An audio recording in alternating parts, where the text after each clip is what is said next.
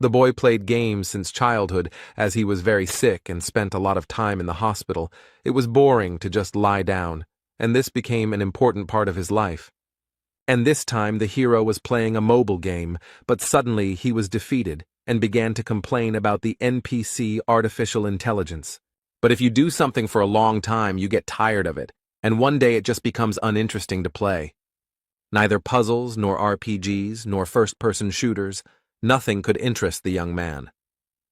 The story and lore were simple and stereotypical, the system had no depth, and there were no unique games. But suddenly he found an RPG indie game with 2D pixel graphics, which had long been unpopular. It was called Dungeon and Stone. The game was only in English, and in general the hero didn't really like such games. But it was free, so despite everything, the guy, out of boredom, decided to download and install it. There were many types and classes here, but the young man didn't have much hope for the game and didn't plan to spend much time in it, so he chose at random. He noticed that he hadn't played a vertical scrolling game in a long time and began to take his first steps in and get used to the mechanics. So, without even noticing it, the hero spent the whole day in the game, and the room began to be illuminated by the setting sun. Only by looking at his watch did the guy realize how late it was. The game seemed incredibly interesting and exciting to him, despite its graphics.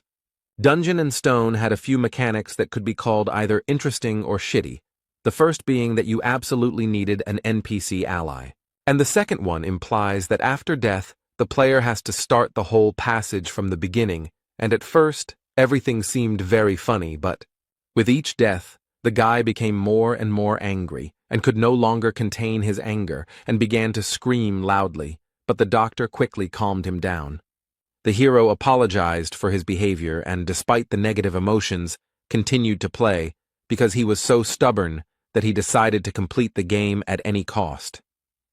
Dungeon and Stone was so unpopular and a failure that there were no tutorials for it in either Korean or English, and so the young man decided that he would complete the game on his own. Time flew by quickly, and the hero continued to play and work in the civil service at the same time, despite the lack of time. He entered university, graduated, got a job, and was already working full-time. Life went on as usual. And all this time the hero continued to play Dungeon and Stone, but he could not complete it, and kept dying and starting over, dying and starting over. But then 9 long years passed, and finally the guy was close to the end he had been striving for so long. He reached the final boss room of the entire Dungeon and Stone game, and was incredibly happy about this event. He was so overwhelmed with emotion from this simple picture of a door on the screen that he couldn't hold back his voice. Filled with joy and pride, he wasn't sure that anyone had made it here. The hero shed tears of joy because he had been working towards this for 9 years, but he gathered his courage and agreed with all the pop-up notifications when entering the room. Among them was a strange window with information that he might never return, and the guy decided that it was just because it was the final boss. While waiting for the loading, the young man thought that he would hardly pass the first time, and now he needed to collect as much information about the enemy as possible. He also assumed about his features, ultimate attacks, and so on. The hero also allowed himself to dream that thanks to all his experience and preparation, he would be able to defeat the main boss the first time. The download was complete and new notifications appeared, among which was one that made the hero surprised and even scared, and it said that the training was complete. But what made him go crazy was the Korean language in the notifications, because he thought that Dungeon and Stone only had English. And he spent almost 10 years racking his brains trying to get through tons of dialogue and descriptions in English, which made him very frustrated. Suddenly, a bright light began to shine from the monitors, which blinded the hero. He did not understand what the hell was going on here. Suddenly, this light burst out from the monitors and swirled around the guy like a beam, causing hellish pain throughout his body. A moment later, the hero's body disappeared without a trace, and the rays rushed back to where they came from, into the monitors. The guy lost consciousness, but through his oblivion, he heard a voice congratulating the young fighters and saying that they would soon become real warriors, and when he opened his eyes, a crowd of savages appeared before his eyes. The hero found himself in an unimaginable situation. The darkness was illuminated everywhere, not by the usual LEDs, but by real, smoking torches. There was a crowd of wild, pumped-up barbarians standing around, wearing a variety of very primitive clothes and covered in tattoos. And some strange and no longer young, judging by his gray hair, man reads out an equally strange speech, and now he called for choosing a suitable weapon for himself. The hero was completely confused. He did not understand what kind of weapon was being talked about. He did not understand where he knew the language that the leader apparently spoke, and why the young man was here at all.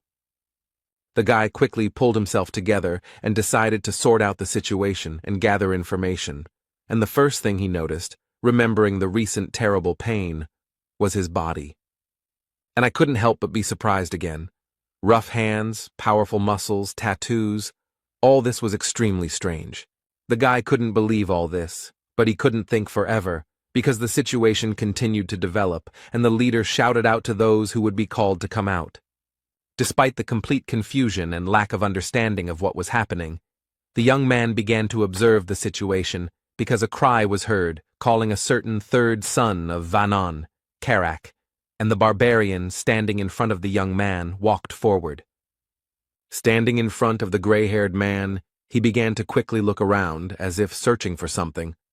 It soon became clear that the young barbarian was choosing a weapon, for he picked up a double axe and raised it upward, to which the chieftain praised his choice.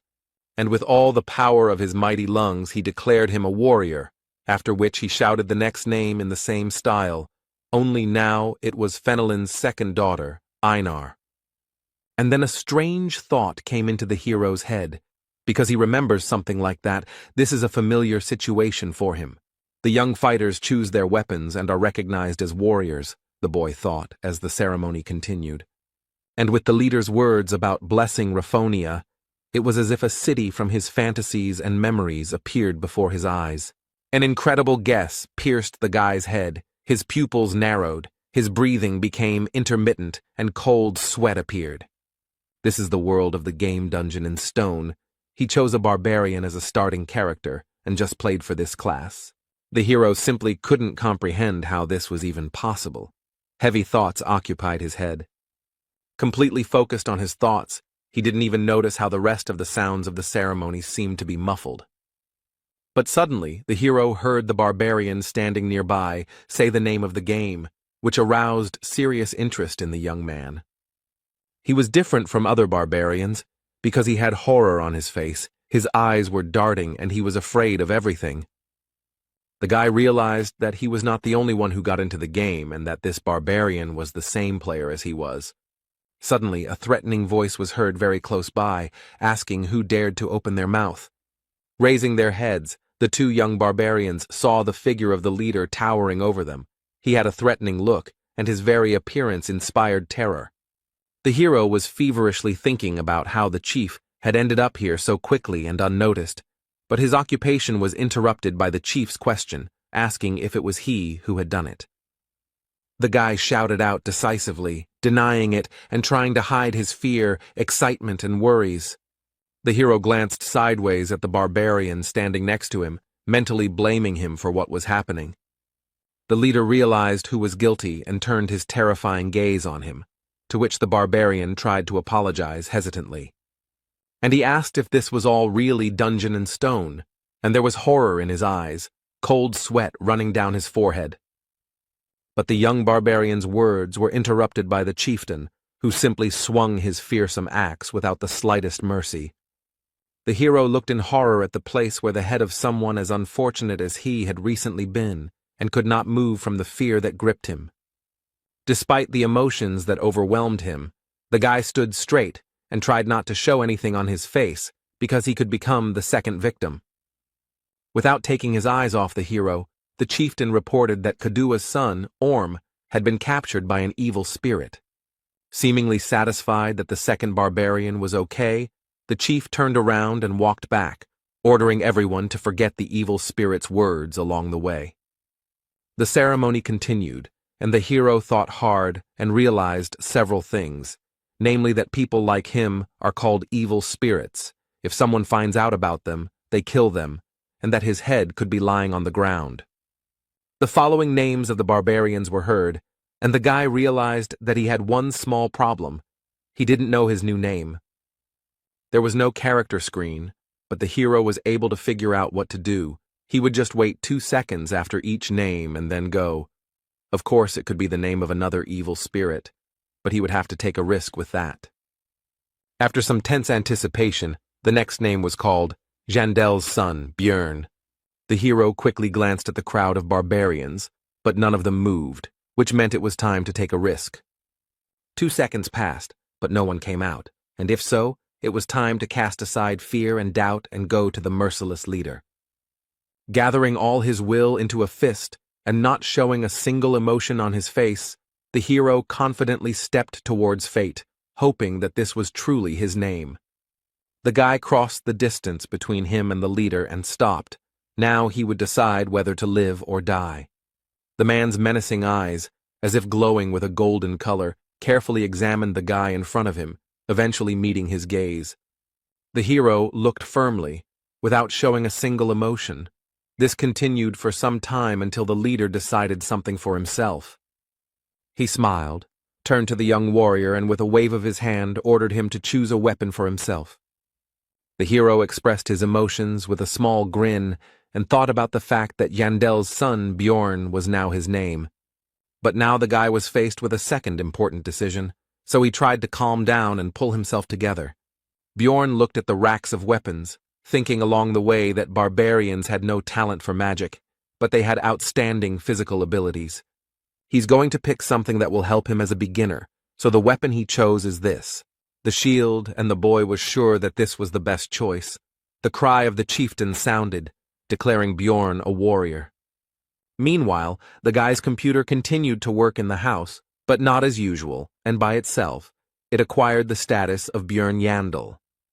The hero went into recollections of how, during his first game as a barbarian, he chose a two-handed sword because it looked cool. But he died too much and too often, and could do almost nothing to the monsters he fought against. He couldn't figure out how to play a barbarian at all and increase his survivability because he died over and over again.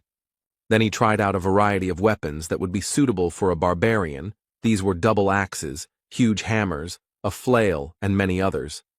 It was a very unstable build, because every fight was like the last, and he barely survived, leaving the fight on his last breath. But one day, while browsing through the wares in a gun shop, he noticed a simple shield and an interesting idea came to his mind.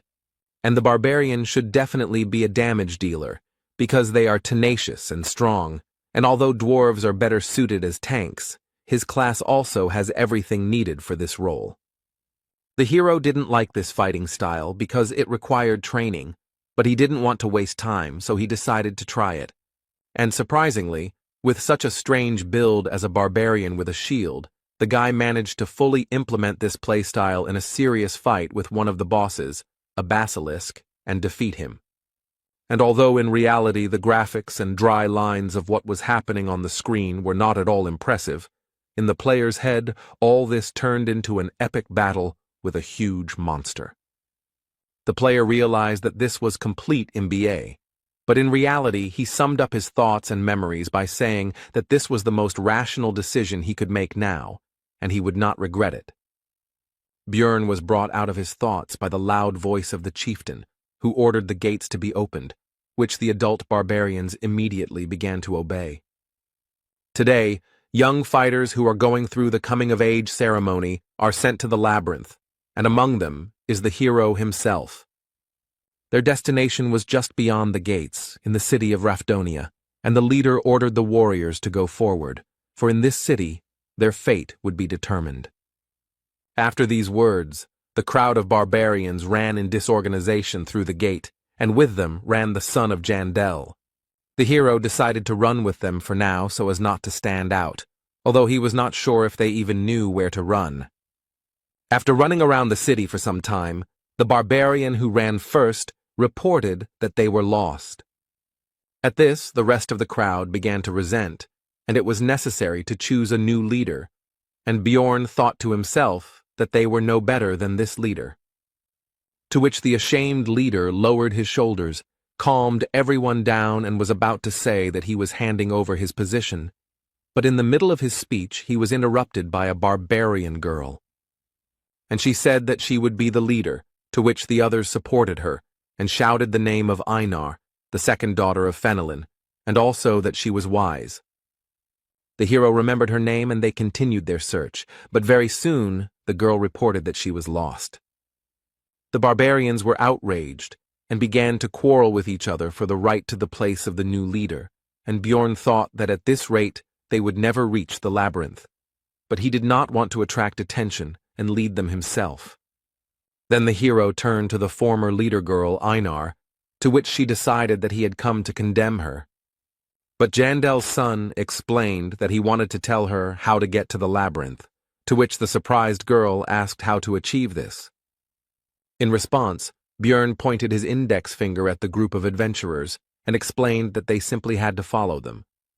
The adventurers looked at the group of barbarians with disdain and mocked them, and they were also sure that they would not find the way. The pair of barbarians paid no attention to this, and Einar exclaimed that she would try to do just that. The girl exclaimed that she had found the way to the labyrinth, to which the naive barbarians immediately believed and returned her role as leader, and also began to praise her wisdom, while the hero wondered if they were really that brainless. Soon, following Bjorn's advice, the group actually reached the entrance to the labyrinth, and a huge crowd of various intelligent beings had already gathered there. The hero was overcome with doubts about the advisability of sending him to the labyrinth, because in this chaos no one would notice his disappearance, and he himself had been an ordinary person all his life. He had never even fought with anyone in his entire life, and would he be able to defeat the monsters? Would he not find another way to pay Rafdonia's taxes? Taxes are one of the strange systems of Dungeon and Stone, the essence of which is that upon reaching 20 years of age, each resident must pay money to the state, but the peculiarity is that if you do not pay, you will be executed. There are several ways to earn money. The first is by fighting various monsters in the labyrinth. The second is to go to work in the most ordinary positions, for example in bars or somewhere else, but the hero will have certain problems with this. He is a barbarian, and in this world, barbarians are not preferred for employment and are generally viewed extremely negatively. Because of this limitation, at the beginning of the game the barbarian, unlike other classes, immediately receives a weapon. If not for this, Bjorn would not have to fight monsters. The entrance to the labyrinth is closing soon, and you need to think faster, because you can only get inside once a month, and if you don't go now, you'll have to survive here for another month, which, given the difficulties with earning money, will be difficult. Even if he survives this month, he will be in terrible condition, so he needs to leave right now, but his legs won't budge because this is not a game, and his life is at stake. Suddenly the same Einar turned to Bjorn. The guy greeted her, but made a mistake in calling her the third daughter. She corrected him, saying that she was the second, and said that the others had already entered, and they needed to hurry. The last adventurers, except for a couple of barbarians, were already running through the portal, and the man next to him said that it would close in 5 minutes, while the guy noticed that the passage was getting smaller. Bjorn told Einar to go ahead, and he followed her, but she stopped to thank him for his help. The girl also wanted to ask what she needed to do to become as wise as he was, because she had never seen such wise barbarians and wanted to become the same. Bjorn thought that she would have to be reborn for this, but decided to give a vague answer and said that before doing something, you need to think first.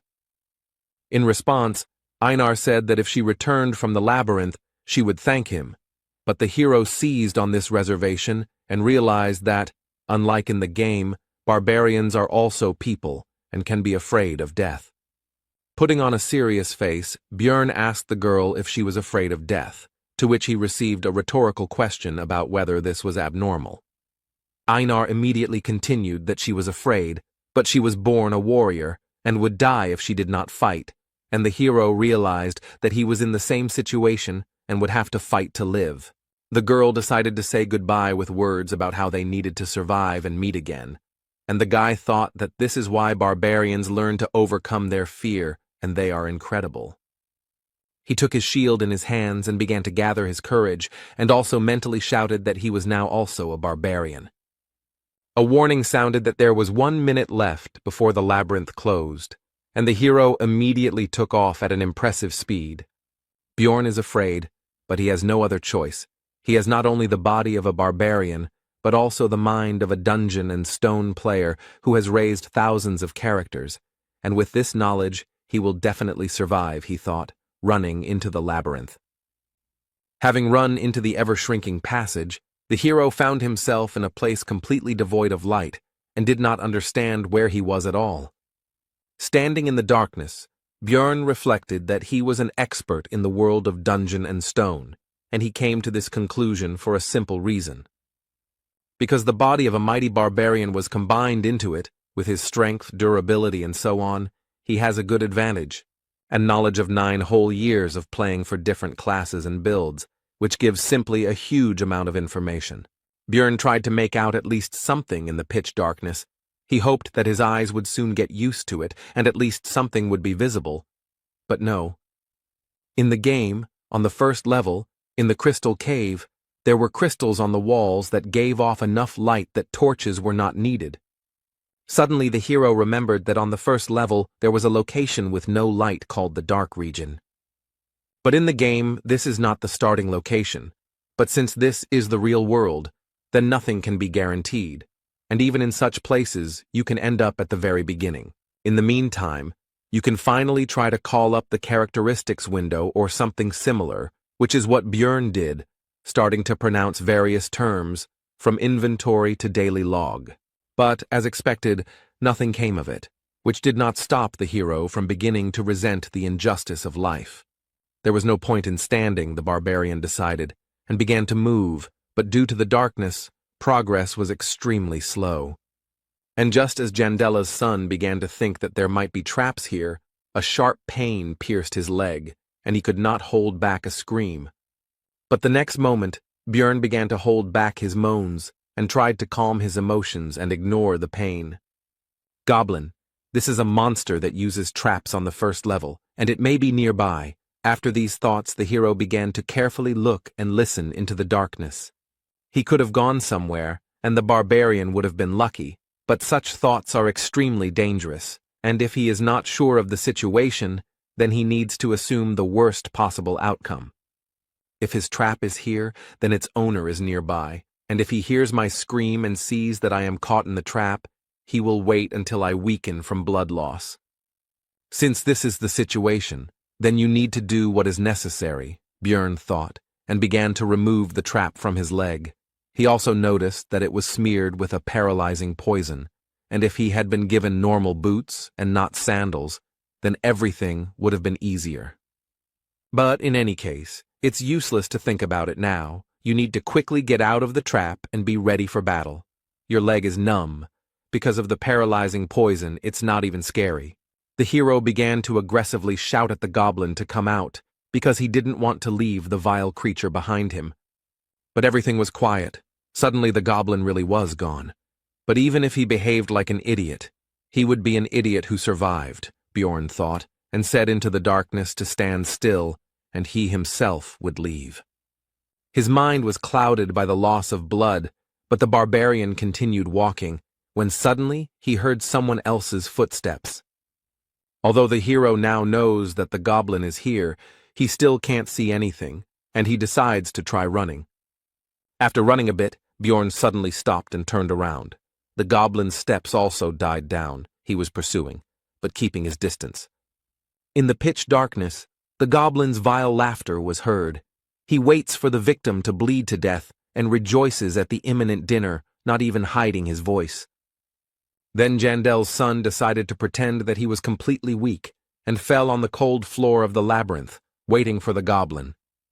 The goblin came a little closer and began to carefully examine his victim and, as he thought, soon food. But the goblin was careful and smart enough to check if the victim was alive by throwing a pebble at the head.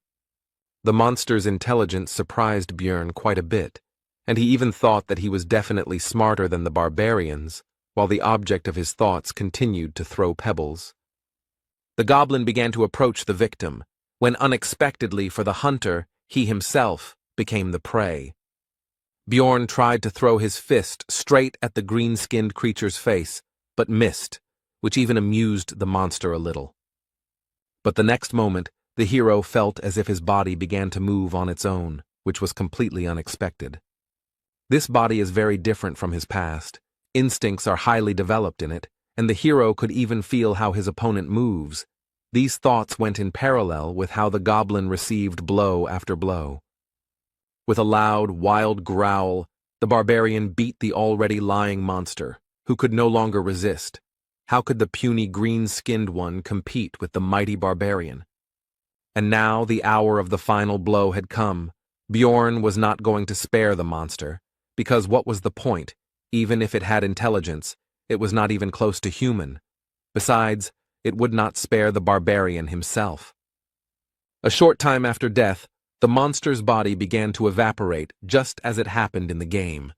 In place of the corpse, there was only a small red object. It was the currency used in the world of Dungeon and Stone. To be more specific, it was a 9th-class magic crystal.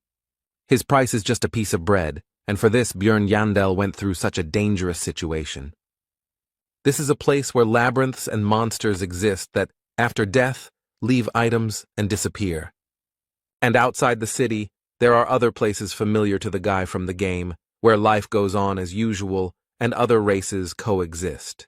This is definitely the game world that the hero knows about, but he can never consider this reality a game, and with these thoughts, the barbarian continued to move through the labyrinth. The barbarian has been crawling in complete darkness for a long time now, but the bleeding still refuses to stop. The rejection of the human method of movement begins to bear fruit, because this way the guy does not use his injured leg, and he moves faster than you might think. And the most important advantage is that it is now impossible to step into a trap, and Bjorn is ready to endure inconvenience for the sake of survival. Continuing to move, the hero thought that bleeding was very dangerous, and he couldn't stop because he needed to find someone who would help him with the wound.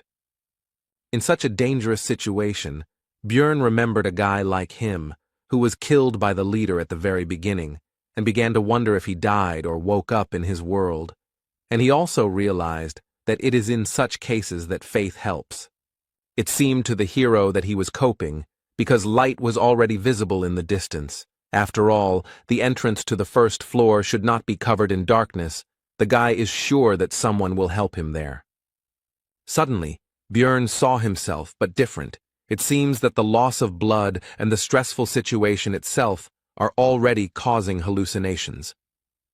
The figment of the imagination began to tell that no one would save the miserable dying barbarian, because he was not a beautiful girl or an intelligent man, but a savage that no one needed. Jandel's son felt his personality splitting and then joining, and then becoming silent again, and he was definitely going crazy. Despite his condition and the constant mockery of his own mind, Bjorn continued to crawl, and soon it brought results. He finally got out of the pitch darkness into the light. Almost immediately, the young warrior noticed a group of adventurers, and one of its members noticed the dying man himself. He turned to what appeared to be the leader of the Otrada, Drouse, and pointed to a wounded barbarian slightly off to the side of their squad's path. The blonde walked up to Bjorn and leaned over him, thinking out loud that he looked like a newbie, to which the guy mentally resented the fact that he was looking at him here instead of helping. Drouse continued his thoughts and said that it was suspicious, because this newcomer had arrived here before them, and Jandel's son could no longer even speak from weakness. The blonde grinned and asked the squad's priestess, Ursina, if she could heal this man, to which the barbarian himself could only be surprised that their squad had such a useful girl. Bjorn had already managed to rejoice at his salvation when the woman destroyed his hopes with her cold refusal. Then he asked the adventurer, Patsran, who had noticed the barbarian, if he could give him his potion, to which he pointed out the value of the potion, and the blonde added that he would pay for it later. Besides, there were quite a few of them. Having received what he wanted, the leader began to uncork the bottle and explain that this was not divine power, so it would hurt a little. After the potion hit the wound, Björn's body was pierced by such intense pain that it felt like his body itself was melting. After some time, the pain went away, and the wound on his leg was gone, the weakness almost receded, and the hero began to rise from the floor. As soon as Björn recovered, Draus began to ask about how the newcomer got here before their group, and also whether there was a secret passage, to which the barbarian explained how everything happened. The blonde began to think out loud about the fact that once every few hundred years, due to spatial instability, there is a chance to end up in the dark region. Bjorn began to rise from the ground as the adventurers passed by, and Draus informed him that he should not worry about the price of the potion. As the barbarian watched the group move away, he reflected that time in the labyrinth was extremely valuable, and it was a miracle that they had spent so much time on it. Bjorn should have been glad that he had survived, but he hated feeling sorry for himself. Meanwhile, the group continued on their way, and its members talked about the unexpected meeting, in particular arguing about his luck or bad luck, because on the one hand he got into an unpleasant situation, and on the other, he met them. The archer noted that his luck was to meet Draus, and not him, Persevered, because he was sorry to even give his potion. To this, the adventurer replied that there were many such worthless ones, and did not the priestess agree with him? To this, the archer said that if it were not for the rules of the temple, the barbarian could have been cured without any problems. Continuing the argument, pointing out the kindness of Draus, because he gave the dying man the opportunity to pay for help with information, and barbarians do not like to accept help from others, they also noticed that the bloody trail had been going on for a long time. The priestess noted that it was convenient to have a guide, who was the blonde man, to which the archer noted that he had memorized the map of the entire first level, which was an extreme rarity. But when the group finally reached their destination, they noticed that they were the first to arrive, and Draus came closer. And he activated the portal that leads to the second level of the labyrinth, and the adventurers began to move to the next location. But the archer made everyone pay attention to the sandals of their recent acquaintance and the trap nearby. The magician illuminated the cave, and everyone saw that the bloody trail stretched all the way from here, which surprised everyone, because they had lost him. The magician asked Draus how long it was to walk from here to the place where they met the barbarian, to which he received the answer that it was about 15 kilometers if you didn't take a shortcut. Persevered, having learned that he had crawled for so long in pitch darkness, wondered whether he could repeat it. He also remembered that the barbarian had then pulled his magic crystal towards them, which he carried with him all the time, no matter what. He simply had nothing more to thank them with, and after these thoughts he informed the group that he took back all his unflattering words about this guy. He realized that people like this barbarian never give in, no matter what, and never escape from problems through death. After his recovery, Bjorn continued to encounter green-skinned goblins in fairly large numbers. The first time, the barbarian was in pitch darkness and was also nervous, but now these monsters pose practically no threat. The traps are set randomly and not even camouflaged in any way, making it almost impossible to get caught. Their attack directions and ambush sites are extremely predictable, and they cannot pose a serious threat. But a new problem has appeared, and it is extremely simple. It is hunger, because enough time has passed, and the energy has gone to recovery and physical activity. Suddenly I remembered that they were given provisions at the very beginning, but while crawling the bag got damaged and a fair amount of food was lost. There was only enough for 2 days left from the 7-day ration, which meant he would have to economize, Bjorn thought, eating the bread, which seemed quite tasty to him. Only the first problem, the need for food, was more or less solved, as I wanted to drink, but this will be more difficult. Dungeon and Stone only had a hunger system, which worked in the labyrinth, and it had no information about water. But this is not a game, but the real world, and since they were not given water to take with them, it means that there must be natural springs somewhere, and the hero went in search of them. After some time, Bjorn heard the sound of water and went there, where he met a lonely adventurer resting. It was the first time he had met anyone outside of that blonde guy's group, but in the labyrinth there was an unspoken rule not to interact with others unless absolutely necessary. Having quenched his thirst, Björn decided to count the crystals he had obtained from the goblins, of which there were 44, which turned out to be quite a good haul for him. And now, the third problem has arrived, also connected with the needs of the body, namely, the need for sleep. And there are two ways to rest in the labyrinth. The first is to simply go to bed and hope for luck. The second is to find people who can protect you in your sleep. In other words, temporarily unite with someone. But here too the hero was in for a failure, because some were openly afraid of the barbarian covered in blood, some did not trust him, and some simply did not like people like him. This whole situation was extremely irritating to Björn, but he couldn't do anything about it, and he just wanted to sleep. But suddenly, some lonely adventurer approached him with an offer to become night companions, which at first angered Björn, but he explained that he had nothing reprehensible in mind. The barbarian agreed with the proposal, and also remembered that a night companion is an in-game term, although in real life it sounds strange. After that they introduced themselves to each other. The new acquaintance was called Hans.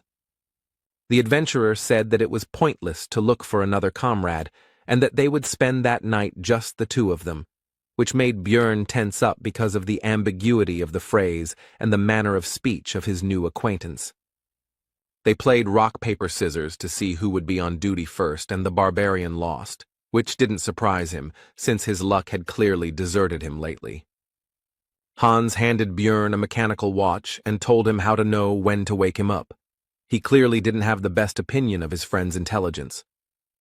Looking at the obviously expensive device, the hero thought that in the future he would certainly have a chance to use the prejudice about the stupidity of barbarians to his advantage. Looking at the sleeping Hans, the warrior wondered if all adventurers behaved so carelessly, and whether he would lend him his sleeping bag. And so when the right time came, Björn woke up his temporary comrade so that he could take up his post. Hans replied that it was now the barbarian's turn to sleep, and then he realized that he wouldn't be able to sleep because he didn't trust his friend at all. The hero decided to just pretend to be asleep, simulating a loud snore, but in reality he listened attentively to the actions of his temporary comrade. But during the entire dream, Hans did nothing, despite all of Björn's expectations and suspicions. Looking at the carefree sleeping man, the barbarian doubted whether it was all justified, or whether he was just winding himself up in vain. So, while thinking, the hero began to feel sleepy, because recently he had had very intense adventures, an injury, and the very fact of getting into this world. Björn was brought out of his sleep by a sharp cry of his name. It was Hans. After all, 2 hours had already passed, and now it was his turn to be on duty again, and he did not argue with his night companion since nothing had happened, and sent him to sleep. And although intuition told me not to trust this man, the facts said otherwise. Because he was the first to turn to him when the barbarian was in a difficult situation, he didn't scold him for his mistake, so he could sleep. But suddenly Björn woke up and saw Hans hanging over him with his huge hammer, who was surprised at his light sleep and said that he should sleep a little longer. The next moment, the adventurer's weapon rushed straight at the barbarian's head with impressive speed. But not enough, because Björn had good enough speed and reaction to dodge and jump away from the opponent. Hans clearly did not expect such agility from the barbarian, and now he was confused and did not know what to do next. Björn was furious about the attempted murder, and Hans began to try to justify himself, which only made the big guy even more angry because he thought his people were so stupid. Quickly closing in on the enemy, the barbarian delivered a blow similar to an uppercut, but with his metal shield right at the man's chin. Hans' jaw was strong enough to continue his excuses. He tried to stop Björn, saying that he had an explanation. The hero didn't even listen to him. He was thinking that, unlike the goblin, he didn't die from the first blow, which meant that he needed to hit again. The barbarian immediately put his thoughts into action, delivering a direct attack with his shield right into Hans's face, likely knocking out a couple of his teeth. He flew away from the force of the blow, but before he could recover, the terrifying figure of Björn appeared in front of him, the mere sight of which made him lose all will to fight. Hans began to beg for mercy, but the hero was not concerned with these screams. He was interested in the reasons for this vile attack in his sleep. The man began to explain that he needed magic crystals, and the hero could not believe that they tried to kill him for this. Seeing the distrust in Björn's eyes, Hans continued that he also wanted to take the shield, since the barbarian's equipment was considered to be of very high quality and was quite expensive. The hero decided that this man was hiding something else, and decided to loosen his tongue by kicking him in the head. Putting his foot on Hans's body, Björn threatened that this was the last chance to tell the truth, but he decided that this was not all, because in the world of Dungeon and Stone, killing an adventurer is a serious crime. Then the would-be assassin confessed that he also needed his heart, the barbarian's heart. They sell for a good price, and he heard that it was an ingredient for some new spell. Then Björn realized that for this man he was like a goblin, just a very difficult but also valuable prey. The barbarian also learned that Hans had not attacked the first time only because he also wanted to sleep, and the former knight companion asked that since he had told everything, would they forgive him. At first there was a few seconds of silence, and then Björn explained that he would probably meet more people like him later, and he was not going to forgive anyone. These were the last words that this man heard. 2 days had passed since entering the game. Despite his first kill, the hero tried to find some positives. Among them was that he received new equipment. These were shoulder pads, a backpack, a hammer, and leather boots. In his backpack he now carried a flask of water, a compass, that same watch, bandages, and potions, and he got all of this by killing a man, which did not improve his mood, but he himself was to blame. With the new weapons, it became much easier to kill goblins, and during the fight, the instincts of the body took over, which on the one hand felt like being in someone else's body. On the other hand, it made it easier to fight. It's already the second day of the labyrinth's life, so the goblins began to appear in pairs, but the hero also became stronger thanks to equipment and some experience. Also, the young warrior's progress became much faster than before, which could not but please. But there was one serious problem among this news, because he had not slept for a long time, and this threatened significant problems, and remembering the previous experience of searching for a comrade, the hero decided to sleep alone. But as soon as Björn began to fall asleep, these green-skinned people appeared, which irritated him greatly, as a result of which they lost their lives. Then the barbarian tried to kill all the goblins in the area, hoping that they would not appear again, and fell asleep. He was awakened by a sharp pain in his chest, and opening his eyes he saw a monster in front of him who plunged a dagger straight into his body. But the green-skinned man did not rejoice for long, because he received a fist in the face and died instantly. His friend, seeing the fate of his comrade, hastened to flee, and the barbarian did not even have the strength to pursue the fugitive. Reflecting on the fact that due to overwork, he did not notice the danger at all, the hero decided to use a healing potion, which brought even more suffering than the injury itself. It's been 14 hours since the meeting with Hans. At this time, the adventurers begin to look for companions for the night, which Björn decided to do, but now he decided to look for a fellow barbarian, because only he can be trusted. This time, other groups of adventurers also invited him to join their company, and at first, the hero, due to exhaustion, did not understand why. He refused everyone and explained that he was looking for a relative, and he also understood the reason for such hospitality, simply and trivially.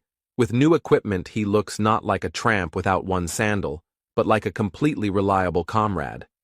One of the people I met explained that it would be difficult to find a barbarian on the first level of the labyrinth, because all of them, 3 to 4 months after the ceremony, go to the second or higher levels, and it is difficult to meet young ones. Then the hero decided that since he couldn't find his relatives, he would look for representatives of other races. For example, elves who kept their promises, or dwarves who were as lively as he was, but not people. They wouldn't attack other adventurers, blinded by the thirst for profit, Björn thought, and after an hour of searching, he was lucky enough to find the elf sitting right on the floor of the cave, with a bow and quiver lying nearby. The barbarian asked the elf if she was alone, to which he received a tense silence. She was clearly afraid of the big guy who had suddenly appeared. Björn also noticed that the girl was wounded in the stomach, and it did not look like the damage was caused by goblins, so he asked if a human did it. The elf suddenly fell to her knees and asked for mercy, which greatly stunned the hero. Her eyes began to water, and she continued to beg for him to let her go, and also said that she had a little brother at home. Björn just stood there the whole time, thinking that in the game all the elves were very cold and very different from this representative. In order to calm the elf down, the hero tried to smile kindly, which clearly didn't work out, and on the contrary, he scared her even more, and even added that he didn't plan to kill her, as if an even worse fate awaited her. The next moment, the girl burst into tears and began to say that she knew that the warrior opposite her was a barbarian, but he did not have to kill her. At this sight, the hero could only marvel at the bad reputation his fellow humans had, and he could only guess how they had earned it. Bjorn decided to throw the elf some bandages and some herbs that he didn't know, but the pointy-eared one recognized them. They were the healing leaves of Liko. When the girl asked why he was giving it to her, he replied that there did not necessarily have to be a reason for helping, although in fact he wanted to make as positive an impression as possible. When the elf finished bandaging the wounds, the couple decided to introduce themselves to each other. The possible friend's name was Erwin. Sitting down opposite, Björn asked the reason for her fear of him, to which she simply replied that it was because she was an elf, and he was a barbarian.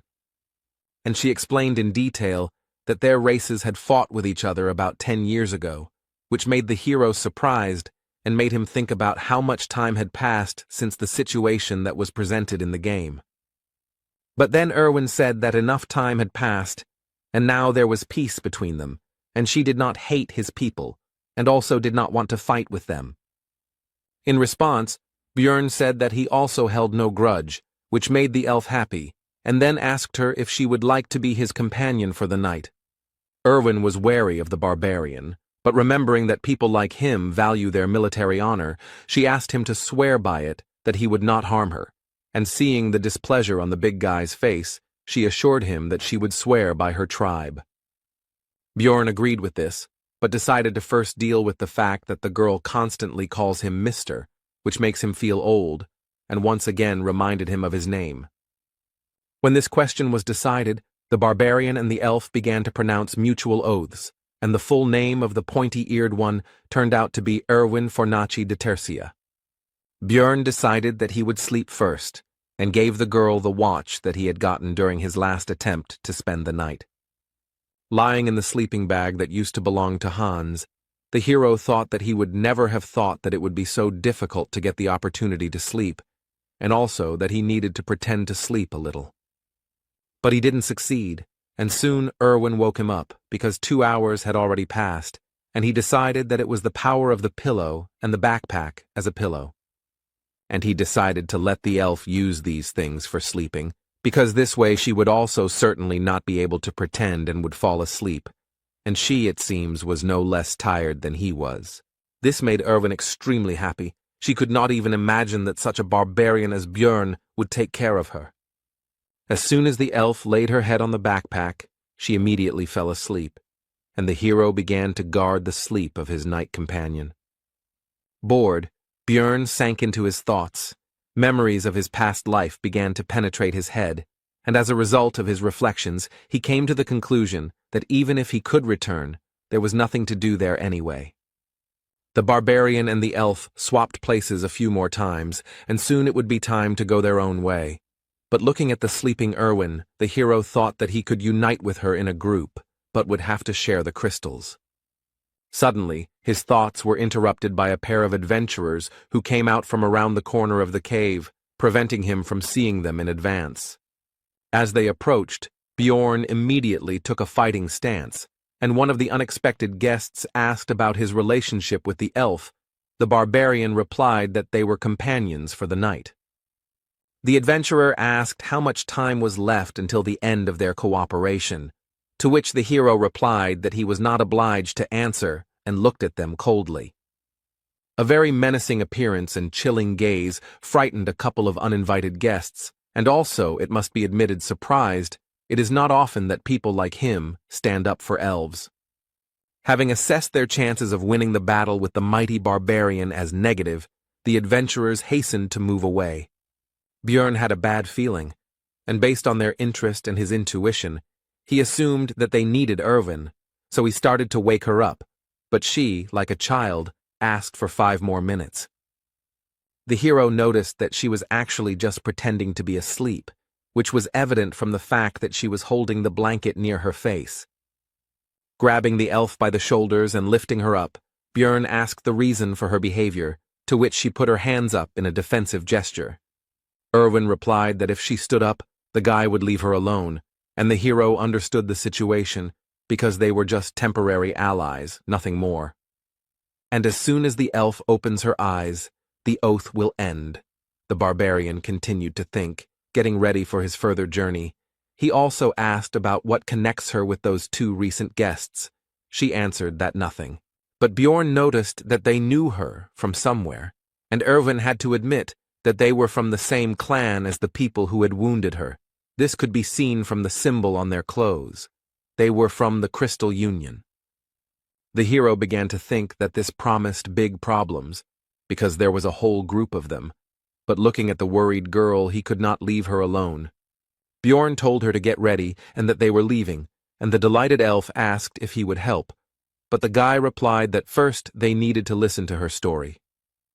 Erwin said that she was with their squad as companions for the night, but at night she felt something and woke up, and upon awakening she saw a man approaching her. Continuing to run away from the place where they spent the night, the girl said that only later she found out that he was the director of their clan, which operates on the first level of the labyrinth, and since then she has been persecuted.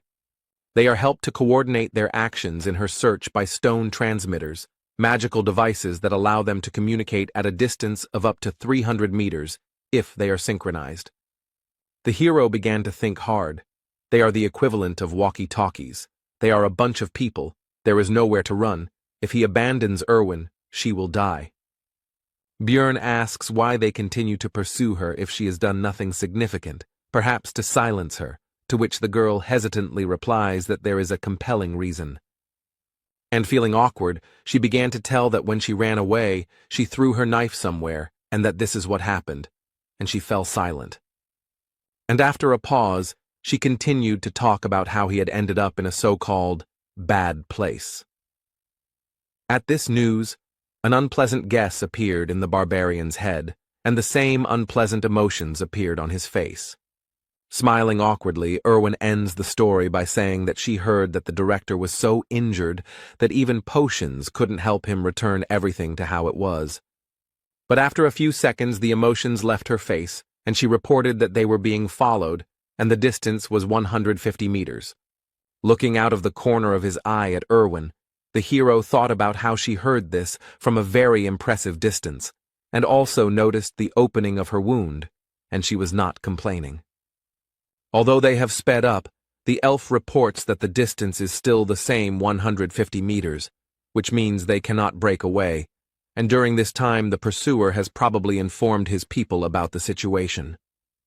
The only way out is to destroy them, but then there will be no way back. Is it worth risking for the sake of a companion, because he is not the target?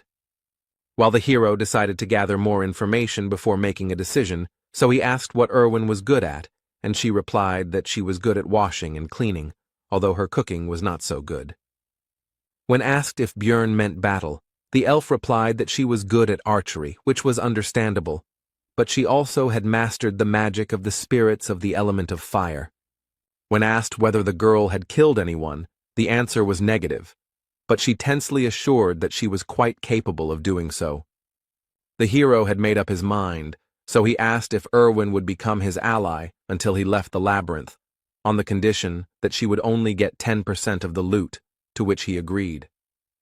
When the distance was clarified, the answer came back, 100 meters, which means that the pursuers are faster, so something needs to be changed, and Björn said that they are changing direction and ordered the girl to call the spirit. The fiery spirit illuminated their path to where the hero did not expect to return so quickly, to the dark region, and as soon as they had gone deep enough there, An order was given to cancel the summoning, after which they were left in the darkness. The pursuer had his own source of light, which left him in plain sight, but he could no longer see those he was pursuing, so Erwin gave a short order to shoot. A moment later, an arrow, torn off the bowstring at great speed, pierced the enemy's head and got stuck in it. No one can live with such injuries. The barbarian tried to cheer up the elf after the first kill. Coming closer, Björn picked up the stone transmitter, after which he began to listen to the negotiations of the opponents, from which he learned that in connection with the loss of the man they had killed, everyone was ordered to gather in the goblin district. The barbarian had hoped for a decent haul, but received only a bag of crystals, 2 knives, and 1 potion from his belt. And also, plus the leather armor that Erwin took for herself, because it's better than what she had before. When Björn asked how to use these stone transmitters, the elf replied that there should be a button on the side. Soon a voice was heard from the magic object, telling that one of them had been killed by a barbarian and a pointy-eared one, and a reward of 1,000 gold had been announced for the latter. This news did not please Erwin at all. Rather, on the contrary, it caused feelings of fear and uncertainty. Björn, however, did not lose his head, ordering the spirit of fire to be summoned, because they would be moving through the darkness to go to the 2nd floor, which surprised his companion. Erwin hastened to clarify that the level they are at now and the next one are fundamentally different. The barbarian explained that they would succeed, because they were a great couple, and continued mentally in game terms, a tank melee and a damage-dealing archer. Besides, in any case, it would not be possible to earn much here. But Erwin doubted it because this was their first trip to the labyrinth, and she made a comparison that they were running from goblins to end up in an orc's lair. But the conversations coming from the stone transmitter about what the clan fighters would do to the elf if she was captured made the girl decide that it would be better to go to the 2nd floor than to stay here. While moving through the dark region, or alternatively known as the goblin lair, the pair talked about how to get to the 2nd level, and Björn told them that on the way north, they would definitely come someday. After all, based on his knowledge, the dungeon is designed in such a way that by continuing to walk into the darkness, you will reach the portal in any case. Soon a goblin trap appeared on the couple's path, which Erwin immediately noticed thanks to her excellent eyesight. Based on the fact that they encountered the trap quite late, Björn decided that he was unlucky to encounter it at the very beginning, and while the hero was lamenting his failure, his companion said that she would disarm the trap. The barbarian called out to her and told her not to use the fire spirit for this purpose, to which the elf agreed with an uncertain look, inwardly surprised at how he knew about her plan. As soon as the girl came closer, those who had set the trap jumped out of ambush. The monsters decided that she would be an easy target. But they were wrong, and a moment later an arrow pierced the head of one of the greenskins, causing him instant death. The 2nd goblin tried to strike with his claws, paying almost no attention to the death of his kinsman. But the attack was unsuccessful. The elf turned out to be too fast and agile, and before the monster had time to understand what was happening, his, as he thought, victim was already behind him, with a drawn bowstring. A moment later, Erwin was already relaxing, and the bodies of the goblins evaporated around her, leaving behind their prey. The elf asked the barbarian if she had done well, to which she received well-deserved praise, which made her seem to glow with joy. Erwin handed over 2 magic crystals to Björn, after which she said with shining eyes that at this rate she too could earn something. From the stone transmitter came information about the update of data regarding the elf. Now the reward had increased to 2,000, and alive or dead, and the barbarian tried to console his companion. Suddenly, Erwin noticed a new danger in the darkness ahead, ghouls, which surprised the hero, because according to his information, such monsters should live in the south, not the north. The meeting made the guy think about the strange experience system in Dungeon and Stone, which consisted in the fact that EXP is given only when a representative of a new species is defeated, and there is no reward for a repeat kill. After closing the distance, the ghouls turned their ugly heads towards the living, and in their eyes one could see only hunger and no glimmer of reason. These monsters are faster and stronger than goblins, but they are still only rank 9 monsters, so they don't pose much of a threat. Plus, he's not fighting alone now, which makes the battle even easier when you have a comrade covering you. The pair walked north until their 3rd day ended, and soon they came across a long trail of blood and a piece of bread. At first, Björn had an unpleasant guess that he did not want to believe, but soon it was confirmed, because they found the very same trap, next to which lay one sandal. And very close by there was an already open portal. Remembering what the hero went through when he could have simply crawled back a dozen meters, he was overwhelmed with emotions. Soon, all other feelings were driven out by the barbarian's rage, and Bjorn gave vent to it by hitting the floor, which frightened his companion. The girl took the guy's anger personally, so she asked what she did wrong, and moisture began to gather in the corners of her eyes. But the hero calmed her down, saying that it was not because of her. Erwin then put all the factors together in her head, including the bloody trail, the pieces of bread, the sandal, and her companion's reaction. And she said in a mournful voice that he had been through so much, which made the barbarian wonder if she had really guessed what had happened. But it soon became clear that Erwin had come to the wrong conclusions. She thought that the hero had lost a precious comrade here, and uttered a phrase about the certainty that he had gone to paradise. Having gathered their courage, the pair of the elf archer and the barbarian tank went through the portal straight to the 2nd level, which is called the Goblin Forest. The next moment they were transported to a new area, but no one could have expected that they would appear not on solid ground, but above it. Upon landing, the hero noticed that he felt as if he had been chewed and spat out by a giant frog. Erwin also said that she was surprised herself, because she had never heard of such a thing before and her friends had not told her about it. While scouting the area, Björn came to the conclusion that the lighting from the stars was so-so, but there was no point in waiting for dawn because they were in the labyrinth, and also decided that in case of a threat, they could return to the 1st floor. Erwin asked if this was really the 2nd floor, since she had never heard of this forest, to which the hero explained that from the 1st level you can go through different portals and end up in other locations.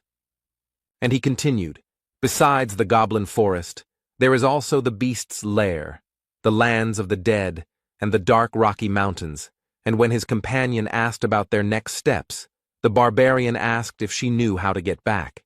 When told that they would simply be thrown out when the labyrinth closed, Björn confirmed, but added that the 1st level would close in 168 hours, and the 2nd in 240.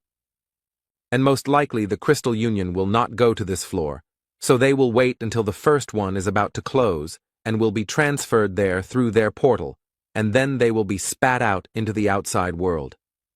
But the hero decided not to sit around doing nothing all this time, and the couple set off to explore the surrounding area. Erwin, walking through the forest, felt nostalgic, and also reported that this place felt just like the abode of fairies, one of the species of which she is in the world of dungeon and stone. While scouting the surroundings, the elf noticed traps everywhere, although the barbarian was unable to notice their presence. So the girl decided to show their location and threw a stone straight into the trap, causing it to go off. Unlike the previous floor, here they were camouflaged. After that, Erwin started begging for praise, but Björn decided not to overdo it and simply said that she was throwing stones well. However, seeing the girl's displeasure, he still added that there was no need to rejoice over such trifles, and that he already considered her to be a fairly experienced adventurer, and she was pleased with this. After walking around a bit more, the girl expressed concern that there were enough traps, but there were no people who set them, and the hero remembered that their presence in this location was more of a feature of the zone. In the game, this place was also called the Goblin Forest, and in addition to the traps, there should also be many times more goblins here, and among them there should now be mutants, archers, and warriors, and the deeper, the more and more dangerous. Björn ordered to first deal with the traps in the area and then explore further, so that in case of danger, it would be possible to run to the portal without fear of getting a leg injury. After that, the couple simply searched for traps and disarmed them to secure their escape route. But they had to stop abruptly, because Erwin noticed traces of a group of goblins nearby, which she did not hesitate to tell Björn about, and also soon clarified that there were more than 10 of them, and they were about 50 meters away. The hero decided that the threat should be eliminated, so he ordered to get as close to them as possible and attack while they were unknown. The girl walked quietly and silently, and the barbarian decided that this was some kind of fairy trait. But be that as it may, a group of monsters was soon discovered. The pair decided to start the fight with Erwin's shot, so soon the sound of a bowstring being pulled was heard, and they prepared for battle. The arrow shot forward, and a moment later, the barbarian shot too, not even sure whether his companion had hit due to the distance. The boy and the goblins ran towards each other. Erwin, as an archer, stayed behind and did not rush forward. Both sides were confident of their victory. The second floor is different from the first. There are 3 times more enemies, and you can also encounter new species, and most likely the hero should have felt fear. But the barbarian did not feel it. On the contrary, the warrior's heart, which he received in his new life, trembled in anticipation of the battle. With a loud battle cry, the hero burst into the crowd of greenskins and began to scatter them in different directions. But there were too many enemies, and one of them almost cut off the barbarian's head with his dagger, but he was fast enough to dodge. And Björn jumped back, thinking about the situation, because if he had been a little less agile, his head would have flown off his shoulders. The enemy has the advantage in numbers, and injuries would be inevitable if he were here alone, but it's good that he has an ally. To prevent the goblins from running to Erwin, the hero began to shout loudly, attracting the attention of the green-skinned shorties. It was time to finish. From defeating the group of goblins, 11 magic crystals were obtained, which was quite good compared to the first floor. After all, Björn earned about 44 in a whole day, and although he wanted to take the armor or weapons, they dissolve along with their bodies. The barbarian decided to give Erwin 2 crystals, because those that fell from the goblin warriors were more valuable, which made the girl happy. After which he ordered them to move on, because he was impatient to see the results of the whole day's monster hunt. As the pair went 3 kilometers into the floor, groups of goblins began to appear every 5 minutes. This time they had a new type of enemy with them, a goblin archer, whose specialty, among other things, was camouflage, with the help of which he could disappear right before your eyes. The barbarian and the greenskins rushed towards each other, because even though the shooter would make things more difficult, he would not lose. While the battle was going on, the archer took an advantageous position in the bushes and began to aim at the hero, and now the right moment for the shot arrived. But thanks to the excellent reaction of the new body, the guy managed to notice the arrow flying straight to the target. At the last moment, Björn was able to dodge the dangerous projectile without receiving any injuries, after which he began to search for the shooter's location. The goblin realized his mistake too late and could no longer hide, so he was killed with one powerful blow of the hammer. After 15 hours of continuous fighting, both were very tired, so they finally decided to rest. This time Björn was the first to take up duty, because despite the fact that they were very well prepared, the elf could not boast of the barbarian's endurance. It seems that it has already become a tradition to reflect on duty, and this time the hero did not break it. They hunted for 15 hours and earned more than they could have dreamed of on the first floor. But the further they went, the more often they encountered other adventurers, who not only often had numerical superiority, but also included different races. Adventurers are much more dangerous than goblins, especially now that the guy has someone to worry about. Björn said out loud his thoughts that the biggest problem was that he was very beautiful, which embarrassed, in fact, only the girl who was falling asleep. In the following days, the couple actively hunted goblins to earn crystals and gain experience. Together they rested from physical activities and protected each other's sleep from monsters and other possible dangers. So the 6th day of their stay in the labyrinth passed, and the 7th came, The couple decided to get out of here because there were only 2.5 hours left before the first floor closed. They were both very tired these days, but it affected Irwin especially strongly. She already dreamed of going to bed immediately after returning. Soon they came across a group of goblins on their way, and despite their fatigue, the adventurers decided to fight their opponents. The mere sight of the stern barbarian already instilled in the green-skinned monsters a feeling of insecurity in their own strength. While scattering the enemies, Björn decided to deal with the warriors first, and Erwin would deal with the archers. After so many battles during these days, the hero became a master of such battles and gained enough experience. And Erwin also didn't stand still and now always knows exactly who and when to shoot so as not to interfere with the guy. Although there were 2 archers among the goblins, not a single arrow flew towards the barbarian, and the enemies were already defeated. The pair had already worked together perfectly. The time it took to kill goblins had been significantly reduced, and looking at Erwin and noticing how much she had grown in recent times, Björn even began to feel proud of her. Suddenly, among the evaporating corpses and magic crystals, the elf noticed something unusual, something they had never seen before. It was an essence, part of the dungeon and stone skill system. It gives passive or active skills. You can only absorb 1 per level. Skills vary greatly depending on who dropped the item. For example, the guy who chased the couple downstairs most likely had the essence of a razor wolf, which enhanced his sense of smell. When asked if the elf wanted to take the essence for herself, she answered positively, since he didn't need it anyway. But then, suddenly, a group of aggressively minded adventurers emerged from behind the trees onto the recent battlefield and began to accuse the couple of something. Erwin tried to justify herself, but Björn took her by the shoulders and told her to stop, because he had already guessed why they were here and what they wanted. After which, he simply threw the girl's light body into the essence that rose into the air, because that was exactly what these people had come for. A bright light flashed and blinded the adventurers, who realized what had happened and were extremely outraged that the valuable prey had slipped out of their hands. Björn Yandel decided to try to intimidate the adventurers by making a brutal face and saying that he was ready to fight right now. After some time, the couple was already running through the forest towards the portal to the first floor. The guy ordered his companion not to slow down until the portal itself. The 4 adventurers still did not risk encountering them, but Erwin asked if they would pursue them, to which she received the answer that they were hanging around near the portal, which meant they were going to leave this place. And also, there are only 4 of them. They have the same tactics as their couple, to which Erwin praised the guy's intelligence. Soon the girl reported that there was a group of goblins ahead, and they were running straight towards them. Björn realized that he would not be able to simply get around them.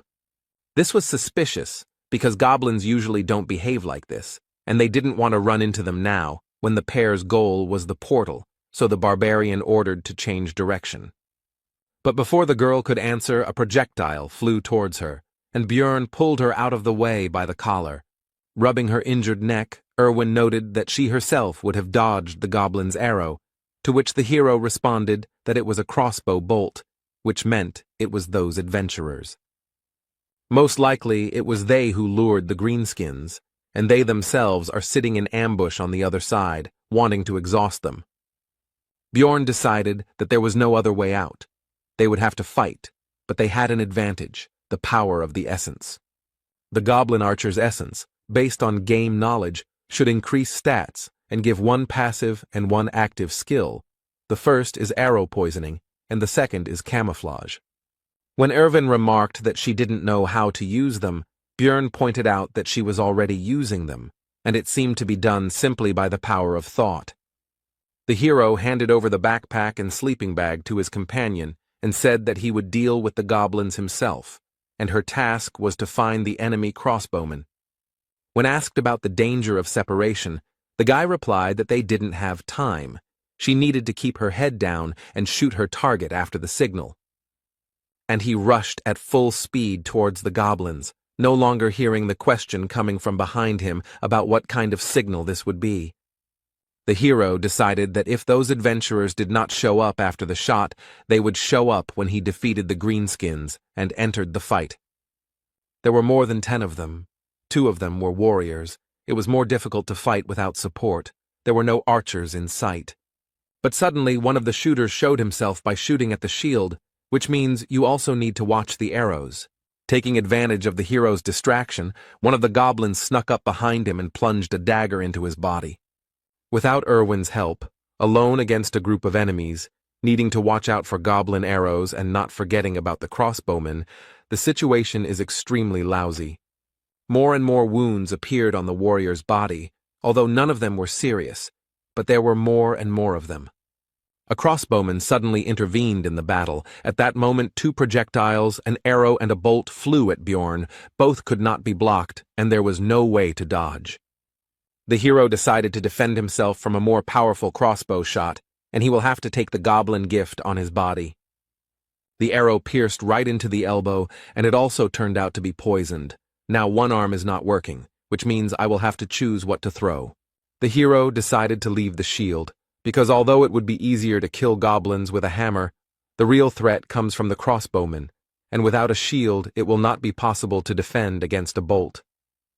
The battle with the greenskins became even more ferocious and difficult, but despite the advantage they had gained, the monsters could not win. Very soon, there were only a few goblins left, and they decided to run away. This man had instilled fear in their little hearts. As soon as the battle was over, how did the adventurers who had been watching the hero's battle all this time show themselves? The crossbowman was not with them, the barbarian noticed, and their leader began to ask about Erwin's whereabouts.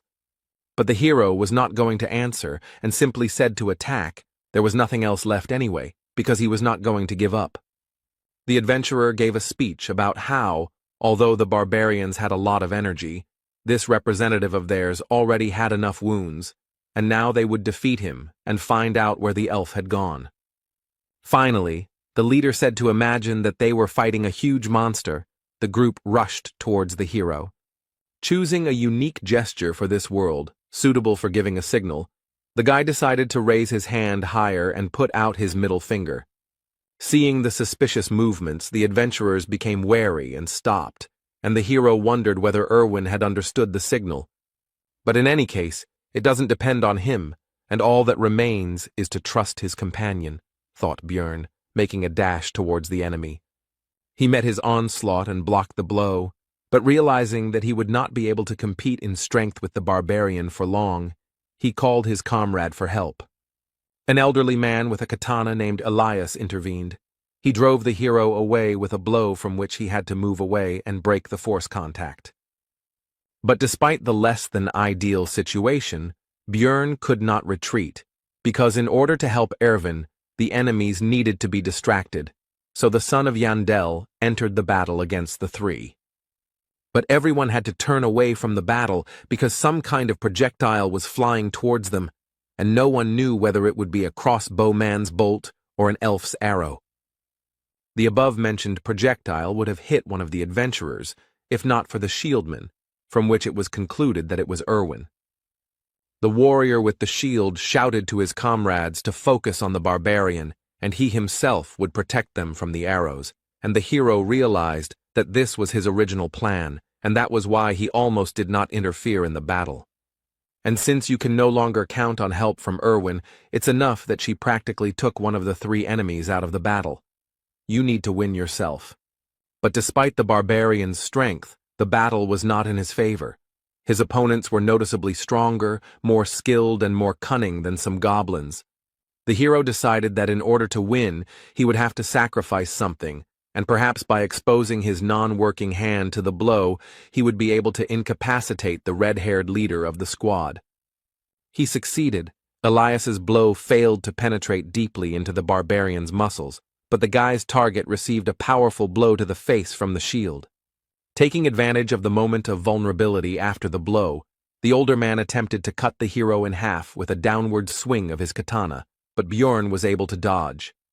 Elias was extremely surprised that such a mass of muscles could move so quickly, although he seemed like a clumsy brute, and froze in surprise.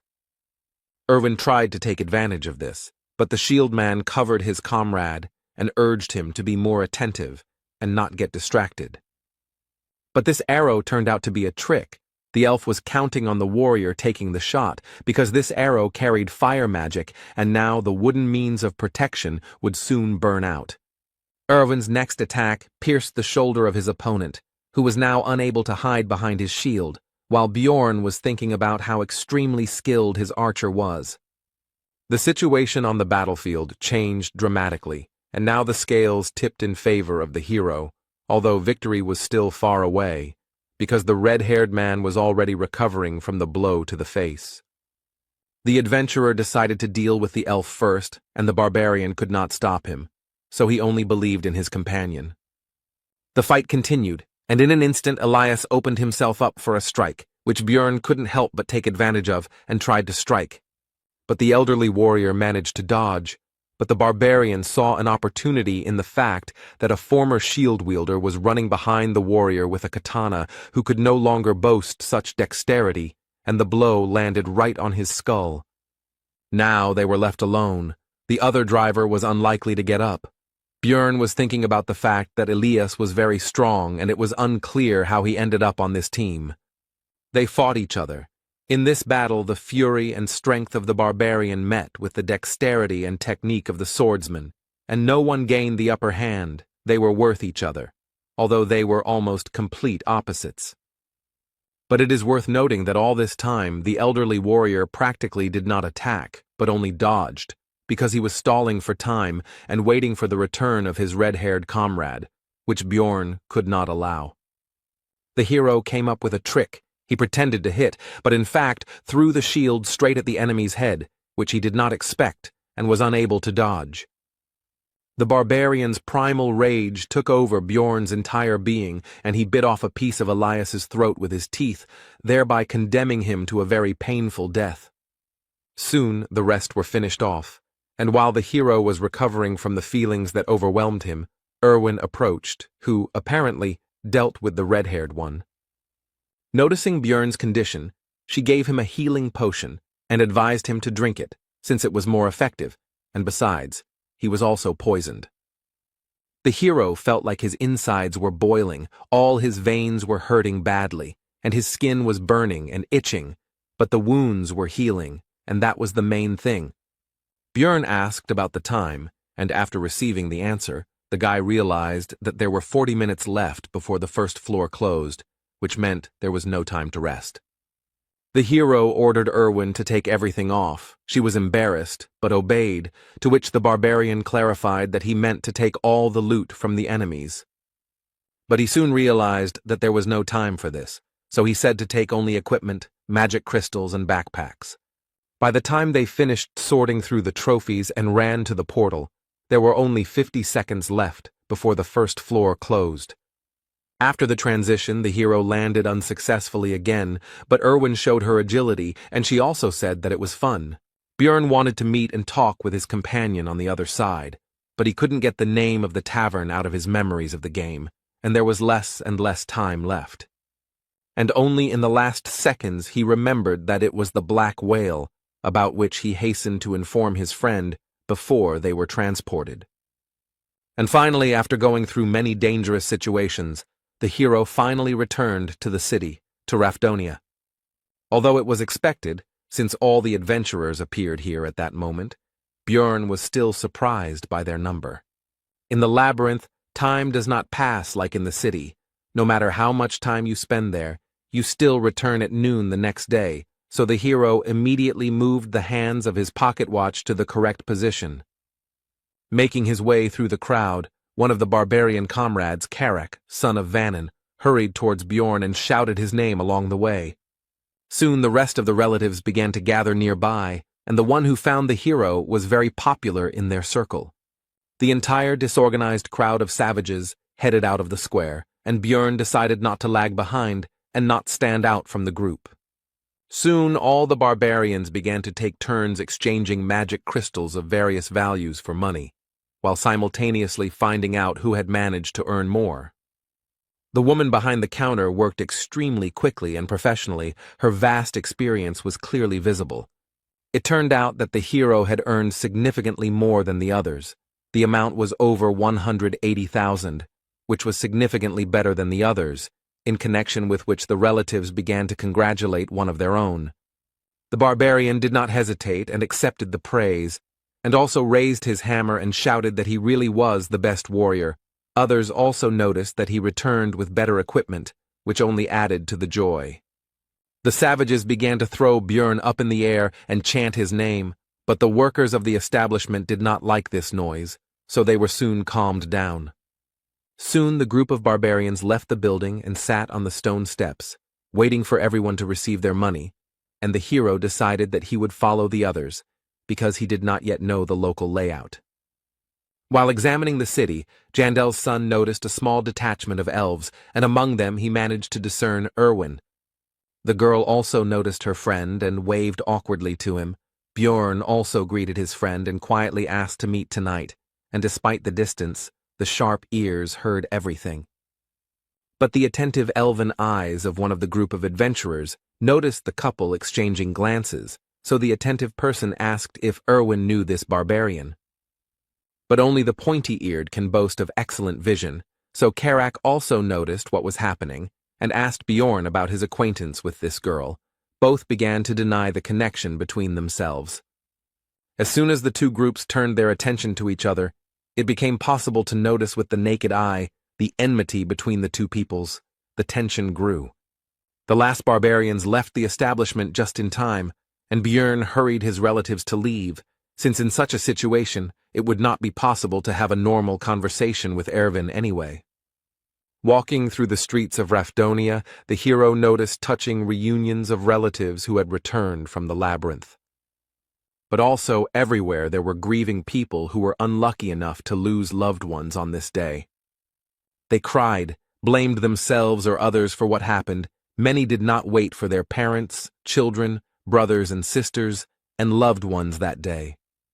The hero had already seen all of this in the game Dungeon and Stone many times, but looking at all of this in reality, and not in a 2D picture, caused completely different emotions. But be that as it may, life went on. So soon the barbarians reached the tavern, where they began to celebrate their successful return with the spoils.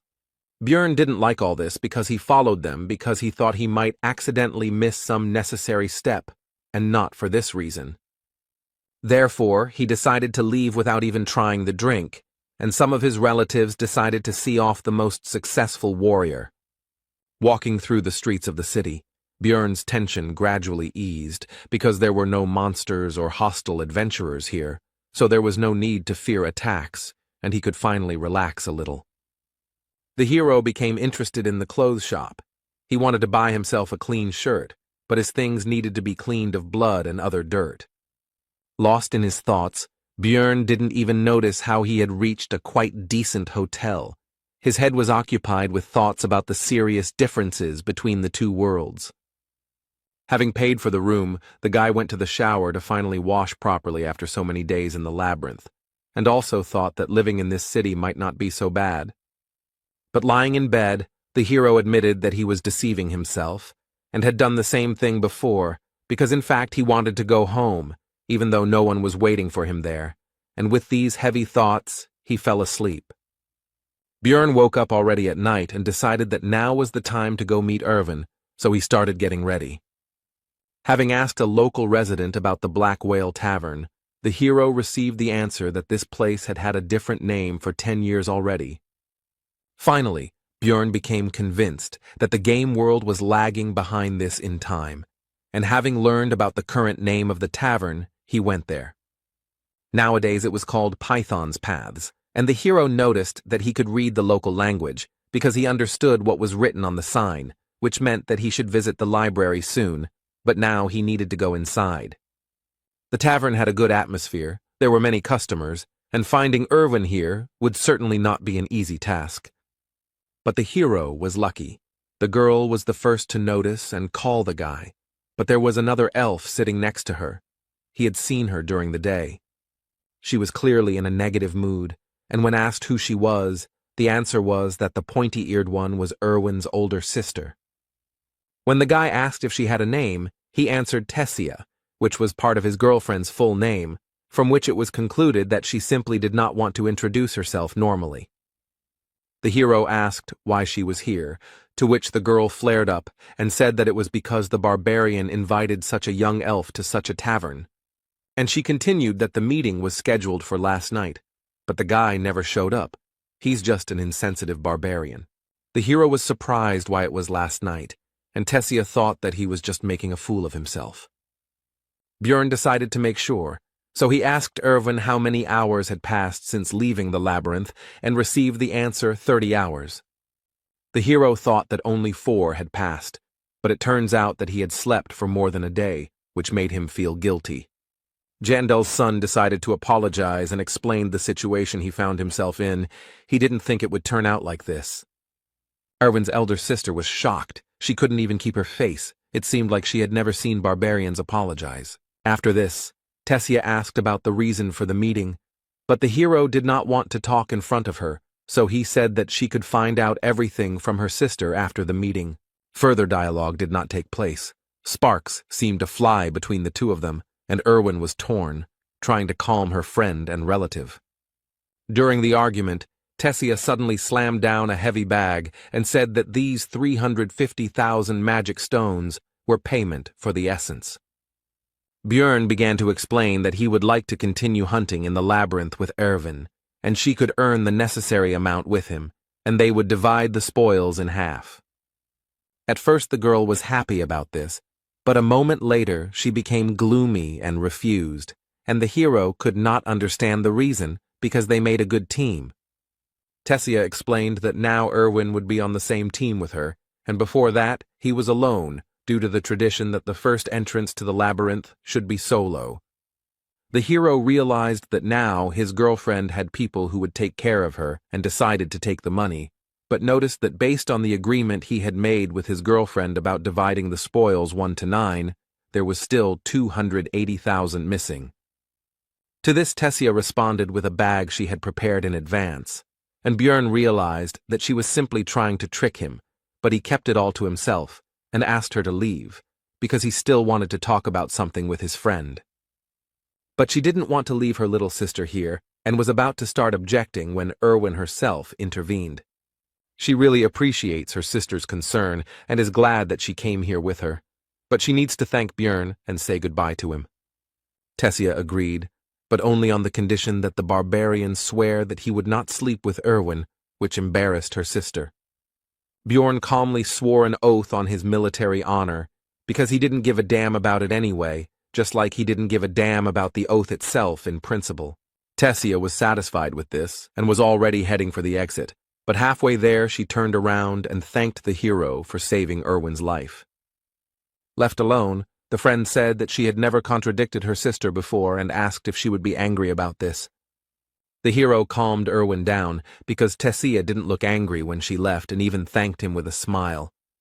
The girl tried to apologize for having already decided to be on a team with her sister, but Björn stopped her, and also thought that he himself would not have refused if a high-level elf had invited him.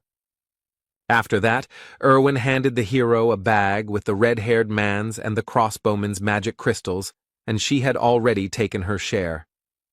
She also left the rest of the equipment in her house, and tomorrow they should sort it out and decide what to do with it. Erwin said that she wanted to somehow thank Björn for saving her, and he realized that this was precisely why Tessia had demanded an oath, but nothing had come to his mind yet, and the guy suggested ordering something. The girl's eyes lit up, and she said that she had deliberately not drunk anything yesterday so that she could share her first return drink with the hero. It is a special drinking tradition that involves having something to drink upon returning from the labyrinth, and for young elves it is quite important. Erwin was a little worried that this wouldn't be Bjorn's first return drink, but the hero said that this would actually be his first as well. The girl was very surprised by this, to which the hero replied that he had already said that he was only 20, and she thought it was a joke. Soon the table was covered with all sorts of dishes, because Björn had slept all day and was terribly hungry. The couple spent their time culturally drinking the first return drink, and it didn't take long before the table was almost down. Björn decided it was time to take a break and announced that he had come up with a way for Erwin to repay him for saving him. The elf decided that she already guessed what the guy would ask for, so she suggested going to his room. But what awaited her was not at all what she thought. The barbarian decided to check how the essence affected the girl's characteristics. And in real life, an increase in the flexibility parameter by +4 is not particularly noticeable, the hero thought, watching the elf check her hand. Erwin asked if he really thought she came to the room to check her stats, to which the guy replied that you can't check your skills in the city, and some people were clearly disappointed with this development. Although the game dungeon in stone had only 3 main characteristics, these are strength, spirit, and abilities, but each of them had hundreds of other parameters. The guy spent thousands of hours studying them, but still couldn't understand the effects of some parameters. Looking closely at Erwin, the hero thought that the goblin essence should have increased her obsession parameter, and he didn't know what it was doing. When asked whether she had felt any obsessive thoughts or lack of restraint, the girl replied that she suddenly really wanted cookies, although she had never liked them before. The hero concluded that this characteristic strengthens desires, and in the future some other unknown effects may appear, but his thoughts were interrupted by Erwin, who said that she wanted to lie down. Soon Björn woke up and thought about the oath he had made to Tessia not to sleep with her sister. And then I decided that it didn't matter, because you meant a completely different dream, and I continued sleeping. The next morning, the pair decided to sort out the equipment of the dead adventurers. Erwin asked if the barbarian was going to sell everything, to which he agreed, but specified that he would leave a couple of things. The elf then asked if she could keep the leather suit and belt, to which she was granted, but it would be deducted from her share. After this, the couple began to go to various shops and stores, and in order to sell all their loot, they had to go around a lot of places.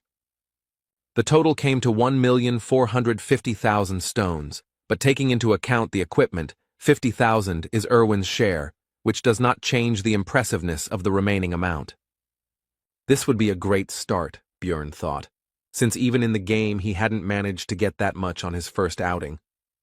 When the girl heard that it was time for them to say goodbye, she was upset, because she wanted to spend more time with the guy, and to console her a little, the barbarian suggested that they go to the central square together, since they were on the same path. Upon arrival, the couple noticed that a crowd of onlookers had gathered in the square, and a guillotine had been erected in the center. When the girl asked what was going on, the guy replied that it looked like the execution was beginning, while looking at the condemned man. There were other unfortunates nearby, whose only guilt was non-payment of taxes. People have no other choice, because the rest of the world was destroyed by the witch's curse, and only here, thanks to the labyrinth, there are resources. But they are limited, and in such a cruel way one has to control the number of hungry mouths, the hero thought, watching the locals dip bread in blood and eat it. When the girl asked about the reason for their actions, the guy explained that there is a belief that the blood of the executed brings financial luck, and then asked about the amount of crystals for the first year's tax. To which I received the answer that the amount is 700,000 for non-humans, but in the second year it is already 800,000, and a commission appears upon exchange, which is slightly different from the game, but close. Taxes are growing every year, which means he can't stop training, otherwise his blood will end up on someone else's bread. You need to save up as much money as possible so you don't have to worry about it, so you need to get to at least the 6th floor in order to avoid execution and survive. After saying goodbye to Erwin, the hero went to the library, where he continued to collect surprised glances from other visitors, since barbarians are rare guests in such a place. Walking through the reading rooms, the hero suddenly noticed a familiar girl. It was Einar, the second or third daughter of someone there, he didn't remember, who seemed to have fallen asleep right on the book. Björn decided to wake up the blonde, because he was curious what she was doing there. She woke up easily. The girl was glad to see her son Jandel, which she announced very loudly to all the visitors of the library. When asked to be quieter, she justified herself by saying that she did not expect to see a fellow barbarian in this place. The hero asked about the reason for her stay here, to which the girl replied that she decided to follow his advice to think before doing something, so she decided to gain new knowledge here. She also said that while in the labyrinth, she realized that it was not only monsters that posed a danger, so Einar decided to study, but she faced a problem, which was her poor reading skills, and now she is going to the Temple of the Barbarians to fix it. As she was about to leave, the girl remembered her promise to repay for the advice, so she said that she should be looked for in the Angry Bull Tavern. The library was simply huge, and the hero couldn't even imagine how to find the books he needed here. Björn decided to approach the female librarian, but noticed that she had fallen asleep at her workplace, so he tried to wake her up with a soft cough. She immediately opened her eyes and began to find out what was required of her, to which she heard about the need to help in the search for books. But before the hero could explain the details, the librarian cast some kind of spell and cast some kind of effect on the barbarian. And yawning, she explained that he would find the book he needed if he simply wandered around.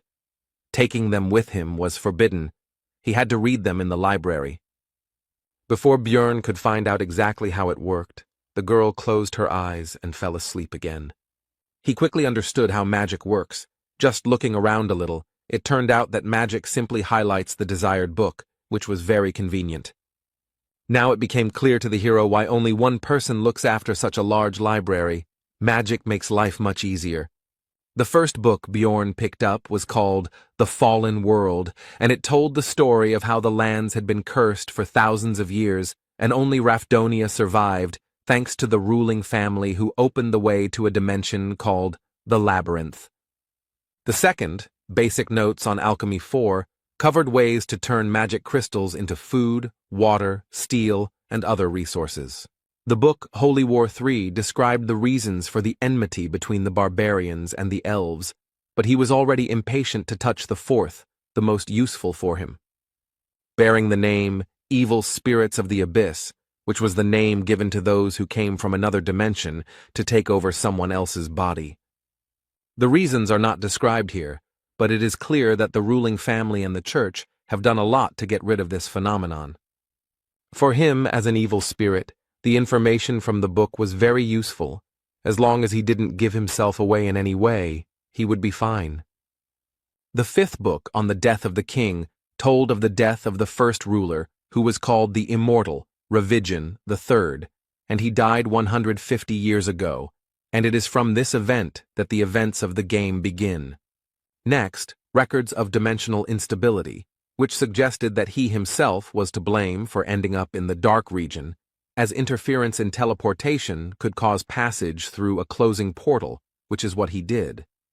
Those events could have been entirely his fault, but even thinking about it was disgusting to the hero, and so, while reading books, night approached. Lying in bed, Björn thought about the fact that 3 days had already passed since returning from the labyrinth, and there were still 27 days left until its next opening. Tomorrow he would look for companions, and with his thoughts, he fell asleep. In the morning, the hero was awakened by a knock on the door and Erwin's voice calling him to wake up. The guy had no choice but to obey and go open the door. Before Björn could say hello, a powerful gust of wind hit him in the face, causing him to lose his train of thought. Erwin began to happily tell that she managed to make a contract with a new spirit. This time it was the wind element, although she spent 10 spirit stones. Showing a creature that looked like a small tornado, she continued to say that she was very lucky because the elements of fire and air go well together. The hero remembered that spirit stones are a rather expensive item, which allows you to make a contract with a spirit, a 10% chance. After finishing his thoughts, Björn asked to call the creature back, as a strong wind was currently causing a disturbance in his room. As an apology, Erwin decided to confirm her words about her good cleaning skills, and the barbarian admitted that she really did it very quickly and efficiently. After this, the hero asked the girl about the reason for the visit, because she has more important things to do, for example, preparing for the trip to the labyrinth. Erwin explained that she wanted him to be the first to know about her successes. Based on these words, Björn decided that he was her first friend, or something like that. The barbarian said that he would live here for a long time, so if the girl had problems, she could come, and he himself thought that they could very well remain friends, despite the fact that they would be on different teams. Erwin, sitting on the bed, beamed at these words, and the hero thought that having many connections is always useful. Having said goodbye to the girl, the hero went to the Angry Bull Tavern, where the barbarians were staying. One of the relatives told them all sorts of things as they walked through the establishment, in particular that they lived 10 people in a room of 5, but paid only 300 crystals. Soon they met the one for whom Jandel's son had come here. It was Einar, Feneline's second daughter. When asked why he needed her, the hero explained that he wanted to fight her for training. In response to this request, Einar explained that there was no point in spending her debt on this. She could just go to the site, and she was not against training in her free time. Björn didn't want to put this matter off for later, so he suggested that the girl fight right now. It didn't take Einar long to defeat the guy. It was just a crushing defeat. She was very good, which meant he would not waste his time in vain, so the hero was not going to limit himself to one duel and demanded another. The fights continued one after another. Einar emerged victorious from each one, but Bjorn was not upset, because she was very strong. The main thing was that he learned.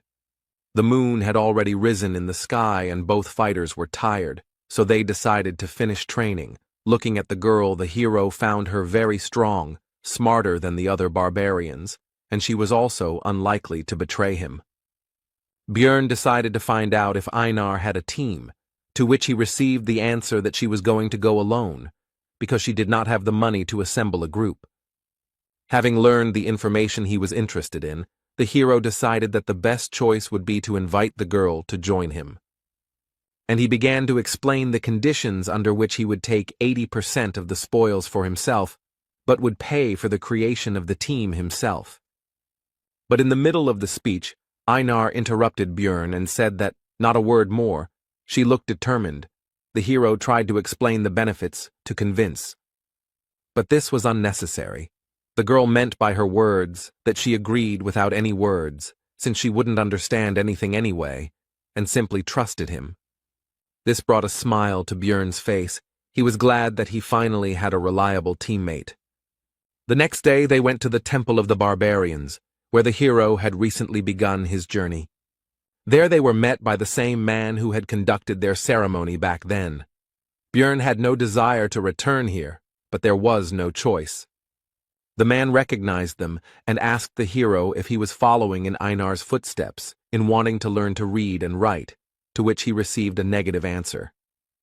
When asked why he was here then, Björn replied that he wanted to obtain a certain spiritual seal, or more precisely, the seal of the immortal. The non-human races have different features. For example, elves can make contracts with spirits to borrow their power. Dwarves can also gain the blessing of armor, which increases the effectiveness of their equipment. Beastmen have the ability to form contracts with ancient beasts, called spirit beasts. And the barbarian race has the ability to apply a spiritual seal in the form of a tattoo on the skin of the back. The man began to question the source of information from which Björn learned about this method of amplification. But the hero had thought this point through. He had checked in advance whether this information was available in the library, so he replied that he had read it in a book. The man laughed at this and patted the boy on the back, and also said that he was proud of him and Einar. The chief noted that he had no reason to refuse, but the cost of this service was 800,000 stones. To the rhetorical question of whether the newcomer could handle such a sum, the hero answered in the affirmative, which surprised both his companion and the man opposite him. The chief became serious and asked where the young warrior got so much money. It was very suspicious. But the hero thought this through too and began to talk about how he was lucky to meet a wounded elf in the labyrinth. He used her as a slave and took away the magic crystals he obtained, and also gave her essence. And upon returning from the labyrinth, the guy forced her sister to pay for the provided item. With his story, the hero greatly pleased both the leader and the barbarians who gathered around to listen to his story. As a gift for his good mood, the man gave Björn 2 coins worth 100,000 stones each. The hero shouted that he would continue to bully these useless elves in order to become a cool warrior, and the more he looked at his new relatives, the more he became imbued with their spirit. Spiritual seal is a kind of strengthening technique, the purpose of which is to fill the body with special ingredients that will give special strength. Barbarians tattoo newly born children when their souls are still pure, so that the paths of the soul are visible even after they grow up. So every one of his kind has tattoos. The shaman gave the young warrior a chance to think better, because he would not be able to choose another spiritual seal, but would remain with this one until the end. The seal of the immortal is the main requirement for a tank barbarian. Other seals are also very useful, but the hero has already made his decision. Getting the tattoo was excruciatingly painful, and Björn was already shuddering at the thought of having to go through that again in the future to level it up. Its effect was a significant increase in natural regeneration and physical characteristics. At parting, the guy thanked the shaman, which surprised the latter because for the first time he saw a warrior who thanks people like him. At this news, Björn hurried away as quickly as possible, hoping that his unusual behavior would not reveal his nature. The next morning, the hero went to the shopping district to buy the necessary equipment, thinking along the way that thanks to training with Einar, it became clear that the sword would not suit him. Björn plans to focus on learning shield techniques, so the weapon should be easy to handle. The hero's choice fell on a medium-sized mace, the cost of which is 220,000 magic stones. The barbarian also took half armor for 360,000 and a custom helmet, since he couldn't fit into the usual ones, for 170,000. After that, time flew by. Although the days were full of worries, they very quickly became routine. At 7 in the morning, he woke up and had breakfast with Erwin. After that, Björn stayed in the library until 4 in the evening, which greatly surprised other visitors, and the librarian slept constantly. After this, the guy goes to different taverns to listen to the conversations of other adventurers. He does this in order to obtain information that cannot be found in books. After this, around 5, Björn goes to the barbarians to fight with various relatives, with whom he began to fight a week later. After regular training, the hero even began to defeat Einar sometimes, and his efforts began to bear fruit. He succeeds in this because the girl, although strong and skilled, has direct and predictable movements. He told her this, but it has long become her habit, which she is unlikely to easily correct. At 9, Björn returns home, washes up and meets Erwin again to have dinner with her. They finish around 11, after which the elf leaves, but this time she reminded them that the labyrinth opens again tomorrow. The month has passed extremely quickly. The next day, Björn and Einar went to the Explorers Guild to establish a magical connection. Its price for rank 9 seekers is 15,000, and it works for 24 hours, but it is necessary so that after teleportation, you end up next to each other, and not in random places. The hero decided to order an expensive dinner, a whole feast for 800 stones before entering the labyrinth, which made his partner happy. Having finished with the last things to do, the couple headed towards the square, where the rest of the researchers were already waiting for the portal to open. Suddenly, a group of barbarians burst in here. They were newcomers who had just come from the coming-of-age ceremony. Their appearance brought a pleasant nostalgia to Einar, even though only a month had passed since she had been in their place, and Björn thought about how they managed to find their way every time in an unfamiliar city. Soon, it was possible to enter the portal, but the hero stopped his companion and said that he wanted to check one of his guesses. The portal became smaller and smaller. Einar began to worry, but Björn was still waiting for the right moment. And so, when the security guard at the entrance shouted that it would soon close, the guy rushed forward and shouted for the girl to do the same. The next moment, the hero's guess was confirmed. They found themselves in the dark region, as he thought. To his companion's concern about what was happening, Björn explained where they were and said that this time he had torches, and the last reservation surprised the girl a little. Right in front of them was a passage to the second floor, and thoughts flashed through the hero's head that every gamer should know how to use bugs to their advantage. Without delay, the portal was opened, and the first person to do so also received some experience as a reward. This time the location was different, the dark ground, The remains of stone structures and heartbreaking screams indicated that this was the land of the dead. But unfamiliar feelings distracted Björn from examining the area. He felt as if something was moving through his veins and filling his body. The barbarian shared this with his companion, to which she replied that according to the description, it looked like an increase in the level of the soul, that is, an increase in the level of the character, as it was in the game. He now has more energy to use skills and can also have 2 essences. Einar congratulated the hero on this, but noticed something strange because he did not kill the monsters, and the hero told about the reward for opening the portal first. In this world, experience can only be gained the first time you kill a certain type or subtype of monster, so the further you go, the harder it is to level up. Opening the portal first is a stable and relatively easy way to earn EXP, so many people try to get to the transition as quickly as possible. Björn told Einar that this would be their secret, and if anyone asked, it took them 2 days to get here. Sooner or later other explorers will get here, so you need to get away, because they will wonder how the newcomers got here faster than them. The hero tied a torch to his helmet, and the steel did not heat up due to its magical nature. Although this method has long been used by adventurers, the guy still felt a little ashamed. The land of the dead contains various types of strong, undead-type monsters, unlike the goblin forest. But there are no traps here, so it's a bit easier, in other words, an ideal place for 2 barbarians. The first enemies the team encountered along the way turned out to be a trio of ghouls, but this is only because it is only the first day. On the third, their number will triple. These enemies did not pose any threat, so they served only as a light warm-up for Einar, and the hunt began. After some time, a terrible scream was heard nearby, and the companion, although a barbarian, was also a lefty, so she pressed herself against the guy in fear and asked what it was.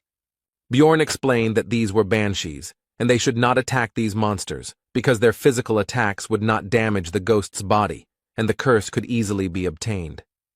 The next monsters that appeared on the barbarian's path were skeletons, on which Einar could just vent her fear.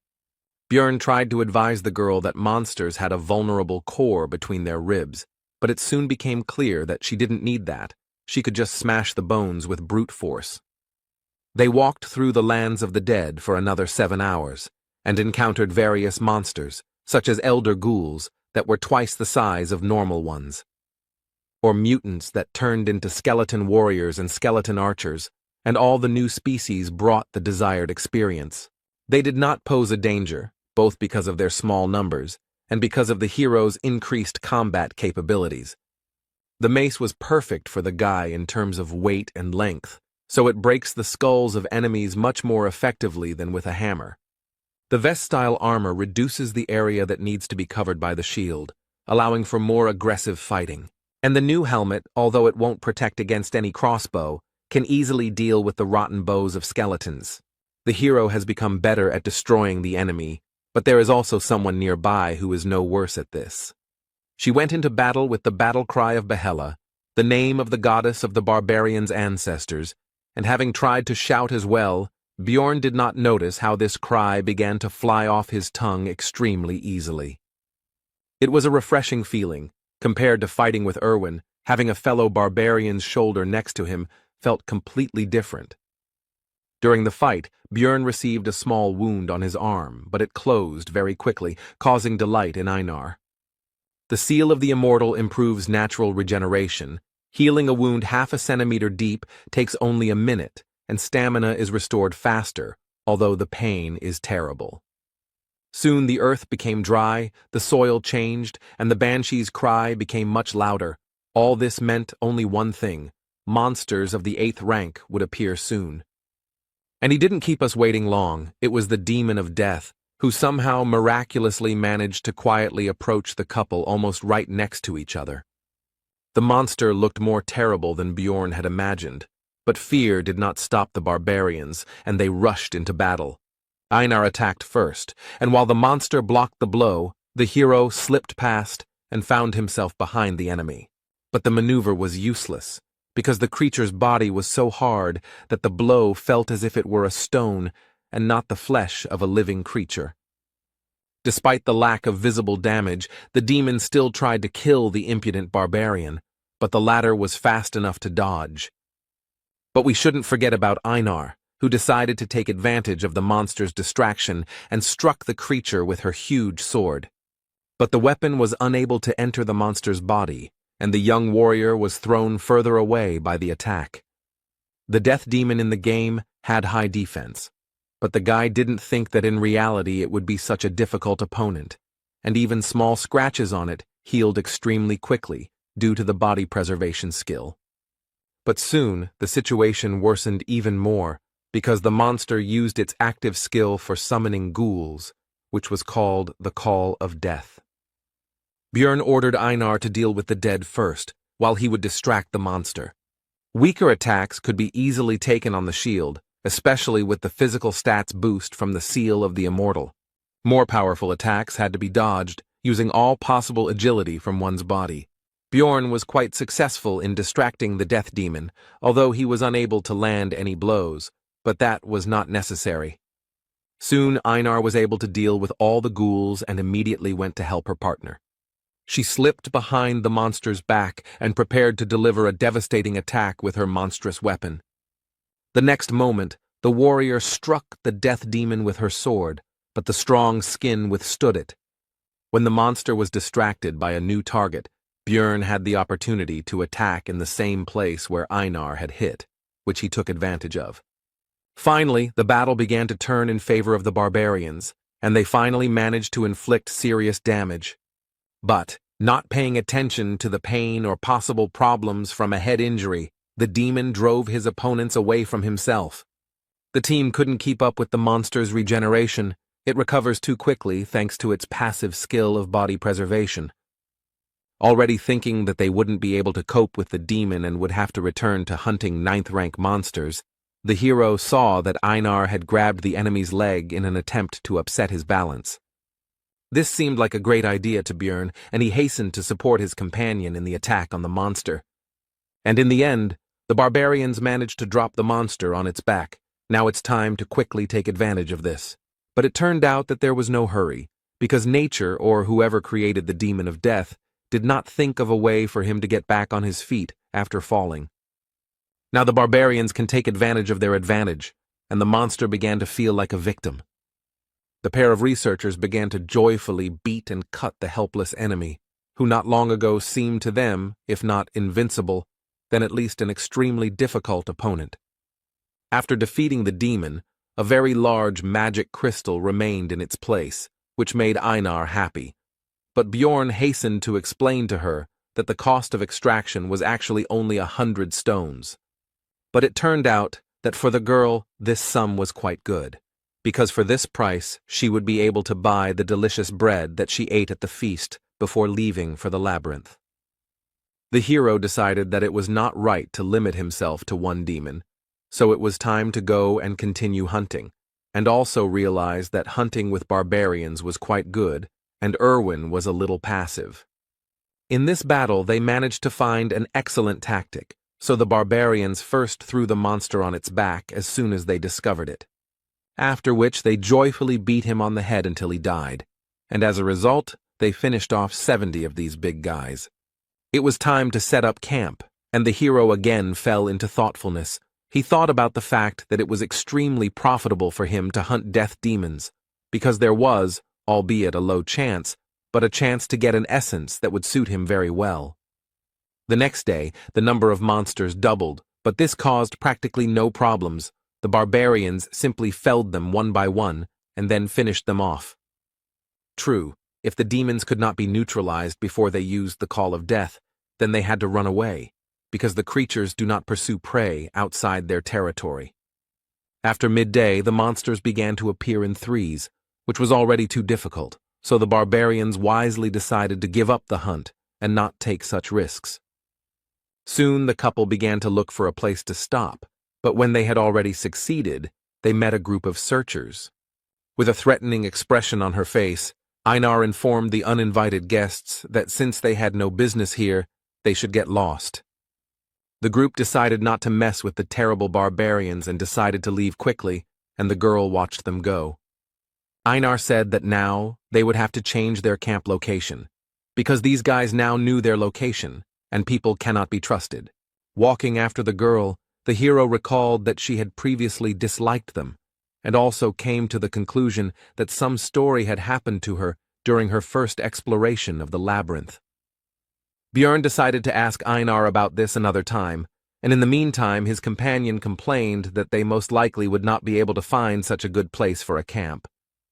But their conversation was suddenly interrupted by desperate cries for help, and such sounds are not made by those who are attacked by monsters, which means that the seekers are cutting each other. The couple was about to get away, but it turned out that someone had heard their conversation and fired an illuminating spell into the sky. Now it was possible to examine the situation, and it was not rosy.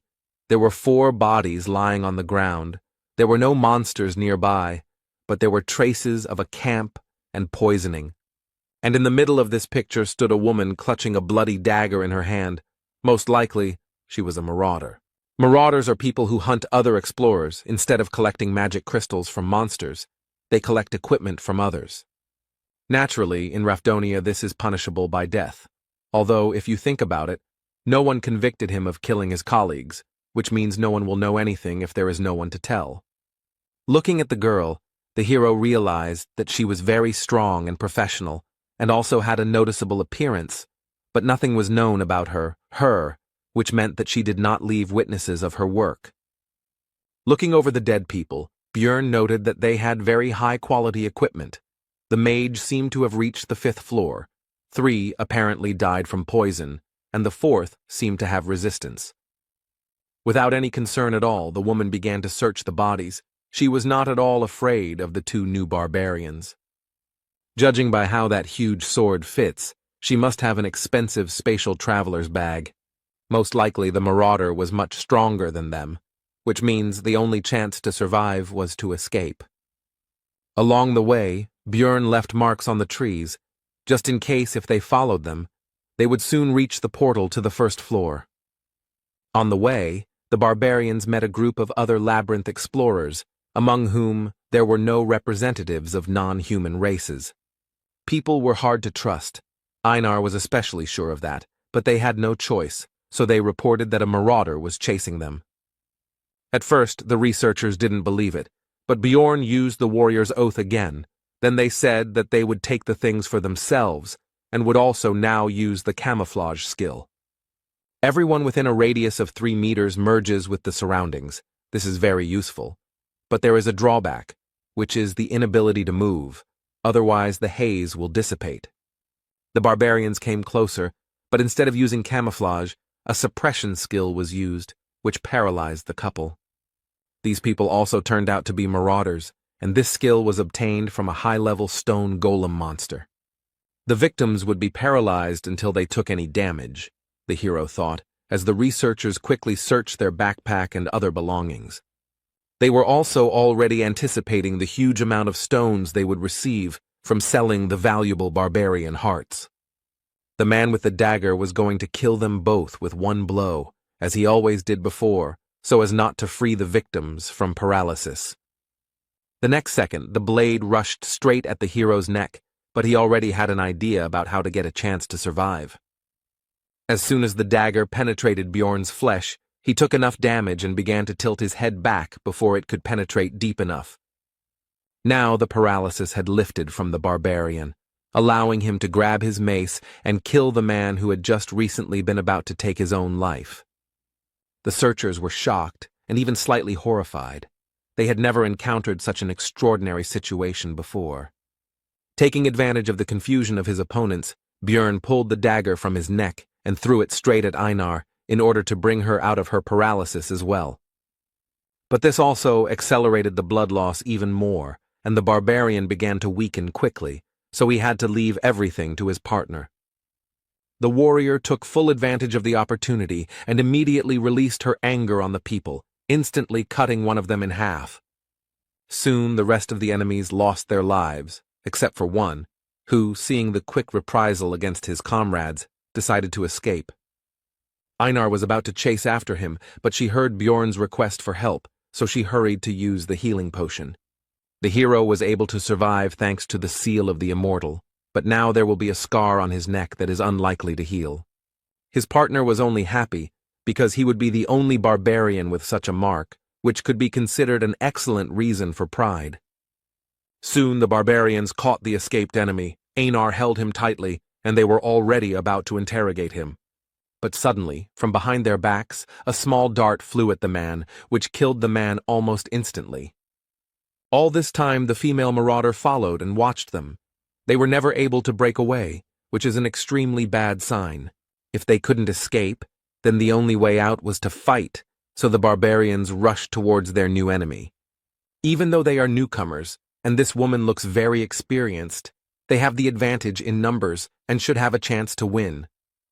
The next moment, the marauder dodged the young warrior's blow without any noticeable difficulty.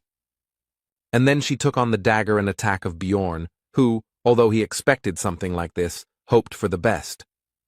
Since she can compete with him in strength, it means she has probably absorbed more than one essence, and this once again confirms how high a level it is. Since the barbarian cannot overcome her in a normal confrontation with force, he will use his superior mass and start pushing. But the marauder did not expect that the enemy would pierce his armor with a simple, albeit poisonous dagger, which indicates that the woman knows how to use aura, which means there was no chance from the very beginning.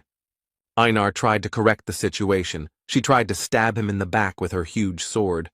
But the enemy flew past at lightning speed, inflicting serious wounds on the warrior, much worse than those received by Bjorn.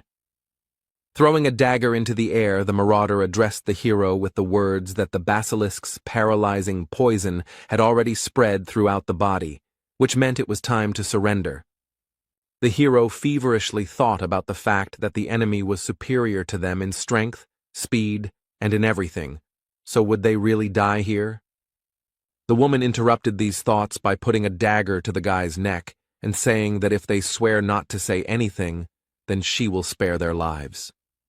The marauder continued by saying that she had intended to suggest this from the very beginning. She didn't want to kill the barbarians, because she was indebted to them.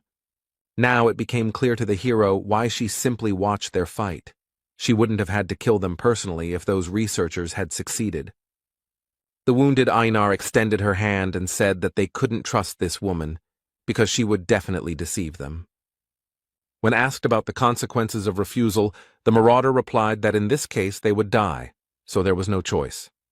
The hero once again took advantage of the oath of military honor, and now it was Einar's turn to have her say. But the girl did not want to do this. It seemed that her dislike for people was extremely strong, as was the pride of wine, and even in such a situation she could not agree with this. Since Einar has spoken her word, it means the woman has no other choice, and today the warrior will leave this world. But Bjorn categorically disagreed with this, so he began to persuade the girl to take the oath anyway. He desperately reminded her that Einar had said earlier that she would follow all his orders. She just needed to trust him. The warrior did not want to swear by her military honor, but still gave in to her partner's persuasion. The marauder was satisfied with this and was about to leave, but the hero finally asked what floor she had reached, to which he received the answer that she had reached the 8th, which meant that there was no hope of victory. Soon the pair of barbarians returned to the first floor, and the guy noticed that Einar took it all much worse than he thought. It seemed that for his kind to beg for mercy, with the honor of warriors, was extremely shameful. Bjorn tried to console the warrior with the words that they survived, and that was the main thing, and in the future they would still have a chance to defeat that woman in the future. Einar responded to this by saying that she would endure the shame and the desire to kill herself in order to become as strong a warrior as the hero. Seeing his partner's attitude towards this situation, the hero understood that he would hardly ever understand her feelings, and the reason for this is simple. He is not a real barbarian. They began to rest, and Bjorn again plunged into thought. After these events he was morally destroyed, although Einar was even worse. The guy felt about the same as he did on his first trip to the labyrinth when he hoped for help from that blonde guy's group. When the priestess refused to heal him, and the swordsman threw the potion as if his life was worth nothing, as if he were a wounded dog, although he was happy to survive, he cannot forget that feeling. Björn believed he was making the best choices in the situations he faced, focusing on survival, and he didn't understand what he could have done wrong. As soon as the hero got into this world, a man was beheaded before his eyes, and then unpleasant things continued to happen, and the barbarian decided that something needed to be changed. He had a new plan. Björn woke up Einar and asked her if she would agree to try to become stronger if it involved great risk. The warrior agreed, because if they didn't achieve this, they would most likely die anyway. This life will always be filled with chaos, no matter which path you choose, so it is better to attack first, Björn thought, and told his companion that they would go into the rift. The team headed to an area that was also shrouded in darkness, but there were 4 types of monsters there. In addition to the goblins and ghouls they had already encountered, there were gnomes and razor-maned wolves. Soon, an ancient monument appeared before them, and when Einar asked what it was, Björn told them about the memorial to the man who first found the labyrinth, dedicated to Deflon Grandel Gabrielius. The hero said that he was going to open the rift and asked to keep it a secret. His partner agreed, but asked to tell what it was. Roughly speaking, it is a labyrinth within a labyrinth. In the game it was called an instanced dungeon, which was cleared by a selected number of characters. To open the rift on the first floor, you need to place the magic crystals of 4 types of monsters on the memorial, and with the stone of the death demon, 1 specific instance for 5 people will be opened. The difficulty depends on the number of participants, and the hero was interested in who else would be included in their temporary cleanup group. The rift is a passage to another reality that appears randomly on each floor, and they also have a recovery time, and the passage on the first floor opens once every 3 months according to city time. On the first level there are 4 rifts. The one they are going to has a red sky, clouds of crows flying across it, and a dark castle rises up ahead. This place is called the Bloody Citadel. Björn knew where they would end up because he used the Death Demon's magic crystal, but in real life it all looks much scarier. The most important thing now is who will appear here next, because the rest of the group members will be chosen randomly. Meanwhile, Erwin and his sister were on the first floor, and the elder was teaching the younger that she needed to be able to defend herself without a bow and spirit, but with just a dagger. To this the girl replied that Björn told her that you need to concentrate on what you are good at and leave the rest to the team.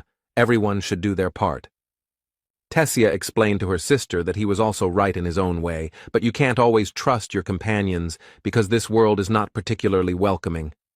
Walking through the labyrinth, the elder elf told them that before heading to the second floor, they should look for a rift, because although it was difficult to find them, 8 months had already passed since the last one, so they had a chance.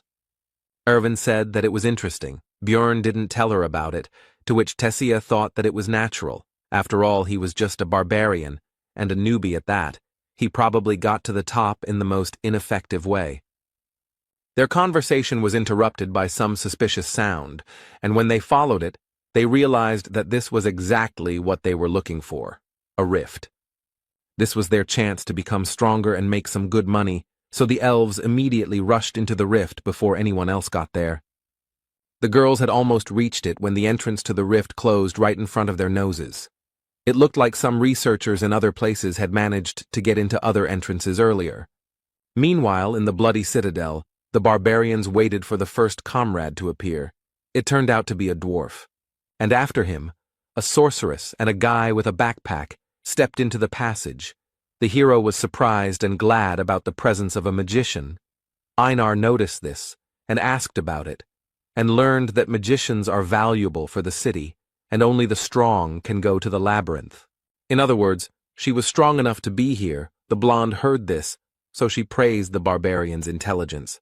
After which, she introduced herself. Her name was Aloa Raven, and she was a 6th-rank mage. The hero noted that she looked a little arrogant, but in the game all the mages were crazy, so the girl looked almost like a saint.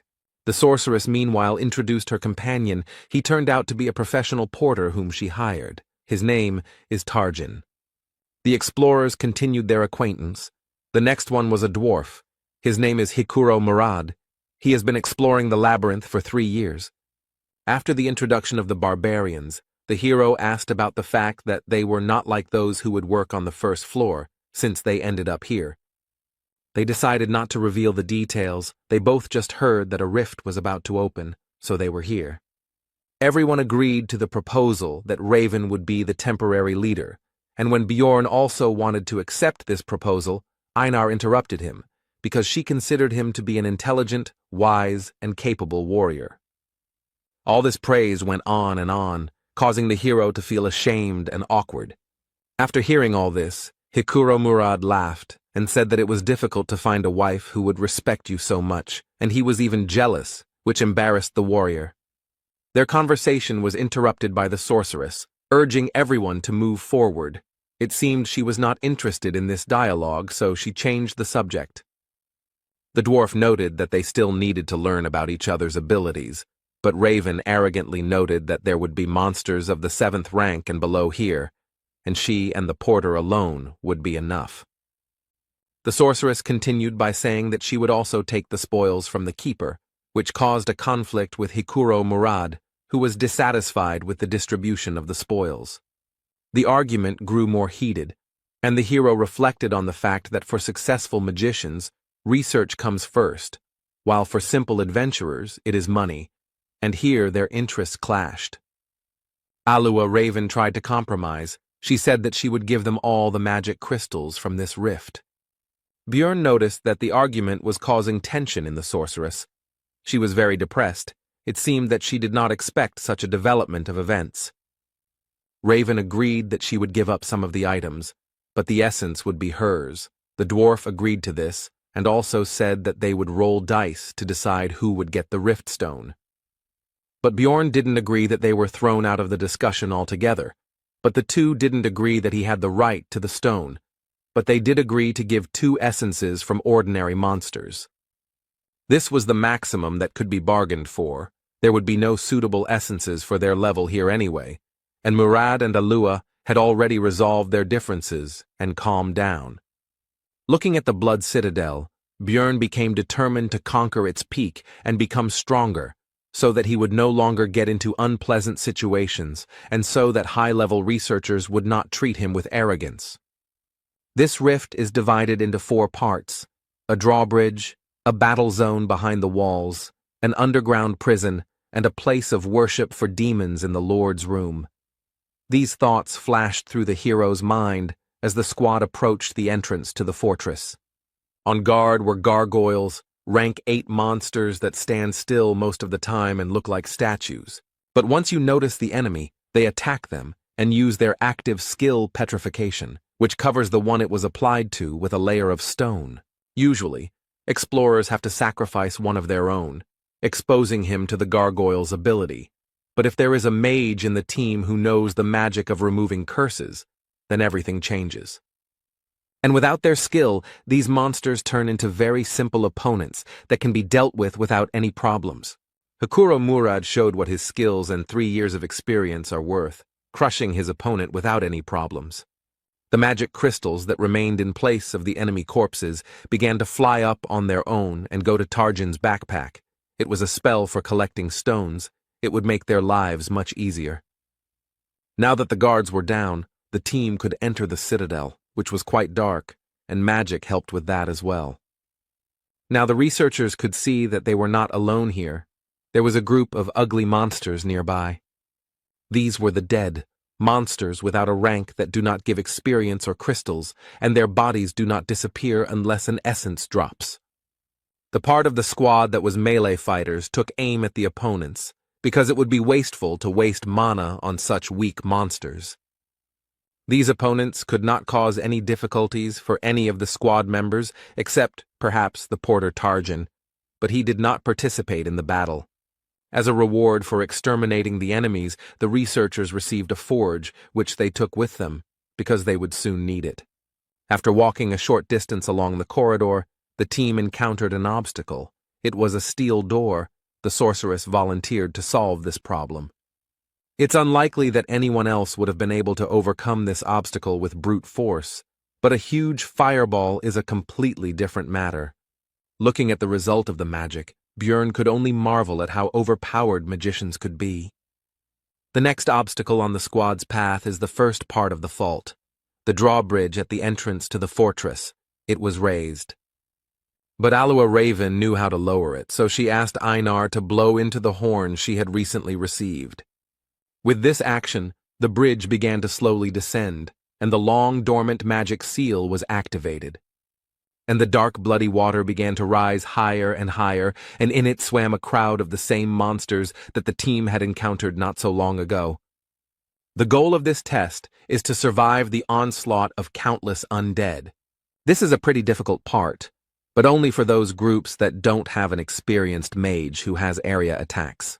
The next moment, Raven destroyed the crowd of enemies with her magic, making it much easier for the group to pass this test. Bjorn guessed that the sorceress was quite powerful, but he didn't think there was such a big gap between them. The first part of the Blood Citadel was completed, the bridge was lowered, and the team was about to move on. But Bjorn was tense, because it had been ridiculously easy to deal with, which, given his luck, was highly suspicious, and there was certainly trouble ahead. The group of explorers easily crossed the drawbridge of the outer wall and headed towards the inner castle. Normally, they would have had to fight their way through a lot of monsters, but they had Raven, which was a big help in conquering this rift.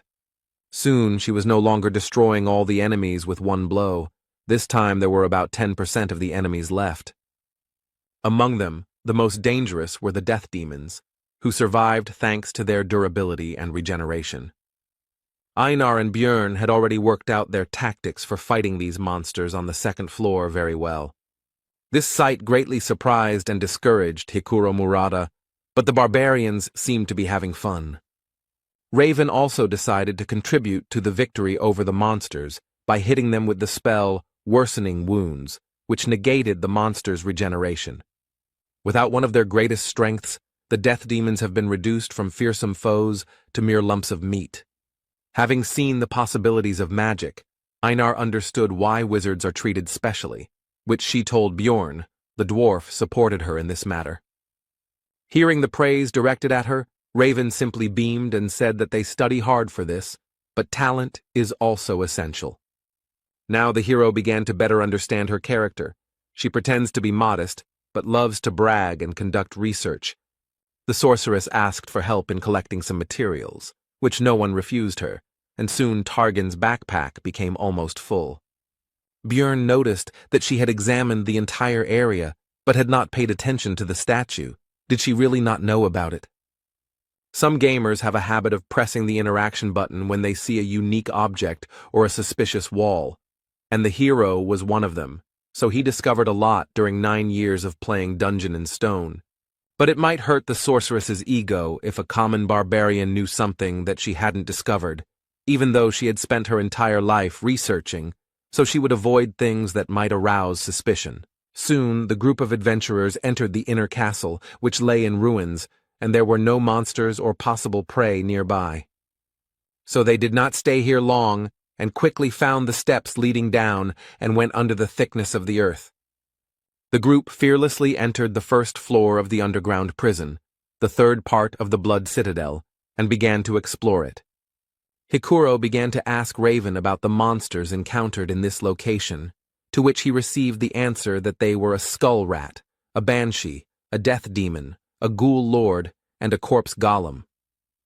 To this, the dwarf noted that he had fought with all of these species except the last one, since it was found only here in the Bloody Citadel, after which the sorceress began to talk about its features. Soon the terrifying cry of a banshee echoed through the dungeon, and Einar again showed that she was not only a barbarian, but also a girl. She was afraid of these ghosts, and pressed herself against Bjorn. Raven couldn't help but scare the warrior, and began to ominously talk about how meeting these monsters would be terrible and indescribable. But Bjorn reassured his friend that magicians actually have ways to fight banshees, so there is nothing to be afraid of. The sorceress was surprised out loud at the barbarian's knowledge, after which she decided to stop joking and lured a group of ghostly monsters with her spell. And as soon as all the banshees gathered next to her, Raven used fire magic and incinerated all the opponents. Even their intangibility did not help them. and standing right in the middle of a branch of the fiery hell, she invited her companions to follow her, as if she did this every day. This display of strength, coupled with her behavior, caused surprise and even fear among the rest of the team, except for Targan, who seemed to have long known what his employer was capable of. Soon, the researchers found themselves on the second floor of the underground prison, where they encountered new monsters, such as a chimera wolf, or the Lord of Ghouls, and the interior of the environment began to resemble the laboratory of an evil scientist. Since there were ugly monsters and objects everywhere, the sorceress did not feel fear, because she herself carried out autopsies. Alua Raven had previously researched the first floor's rift maps, so she knew where to go and had no problem finding the secret door behind which the corpse golem's lair should be. Having prepared themselves, the group opened a passage, behind which they were met by endless piles of corpses, and a terrible smell instantly filled their nostrils. In the past, the hero would have definitely lost consciousness from all this, but the effect on the barbarian's strong body is not so strong. The first to succumb to the nauseating smell of rotting bodies was the porter Tarjin, and he parted with his breakfast. Next was Raven. She was used to looking at something like this during autopsies, but it didn't change the disgusting smell. Björn, Einar, and Hikuro were more resilient, so the squad moved on, with the melee fighters in front and the rest behind them. Soon, they reached the largest pile of corpses, and suddenly began to hear strange voices that became louder and louder with each passing second, and soon it became clear that these were the bodies talking to them. It turned out that this pile was the monster that the group came here for. The first boss, the corpse golem, awakened. The terrifying appearance coupled with the human-like voices caused fear in Hikuro, and he froze in place, as did Raven and Targan.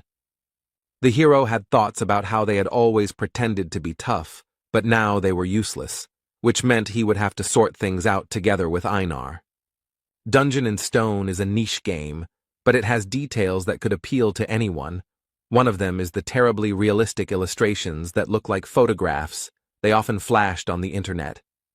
The hero was once again faced with the fact that no matter how plausible the pictures were, reality was on a completely different level.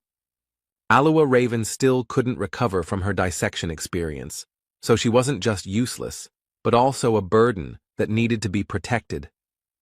Hikuro Murad, a dwarf who had seen many terrible monsters during his 3 years of exploring the labyrinth, was no better. Tarjan, the porter, who looked quite stoic, especially for his role, was also of no help, which was to be expected. They all treated Björn and Einar like trash because they were newbies, and in the end, they, the barbarians, were the only ones left sane. And the corpse golem was not going to wait for the researchers to come to their senses, so it attacked them, releasing acid mixed with corpse poison from its body, from which the warrior protected herself with a broad sword.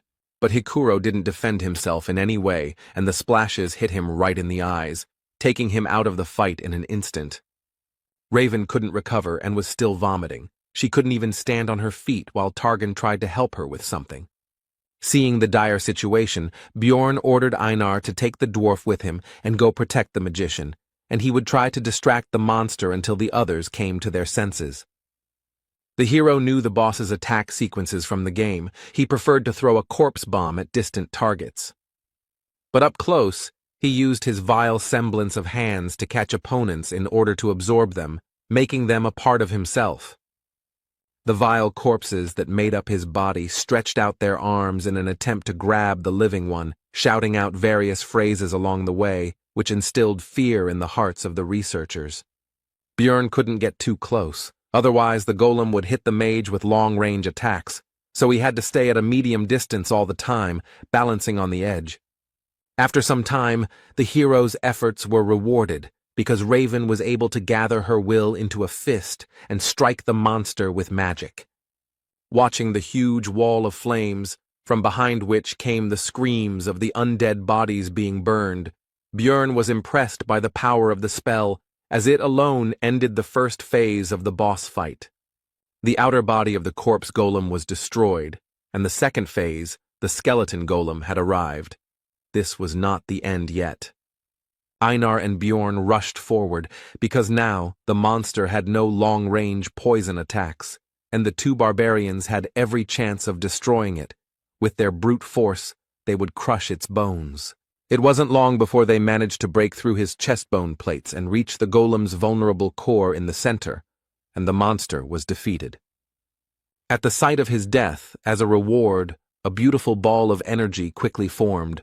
This was his essence. Elite monsters that do not appear in the regular labyrinth are highly valued by explorers, as they can be used to obtain valuable experience, which is very difficult to earn. Various magic rings, amulets, earrings, and other things that can be obtained from the Rift Keepers are also very good loot.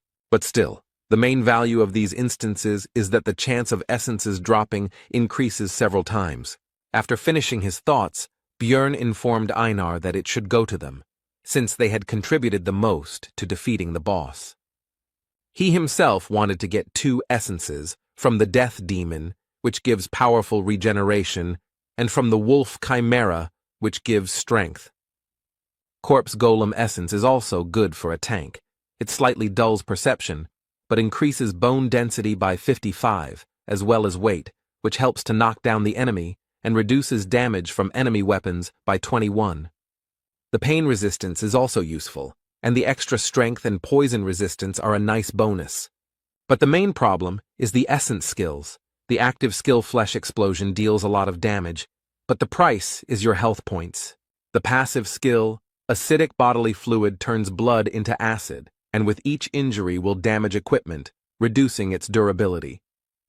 The essence is good, but you'll have to spend a lot on potions and equipment, Bjorn concluded his thoughts, and told his partner that the loot wouldn't dissolve for another 30 minutes, and for now, they needed to help the dwarf with healing.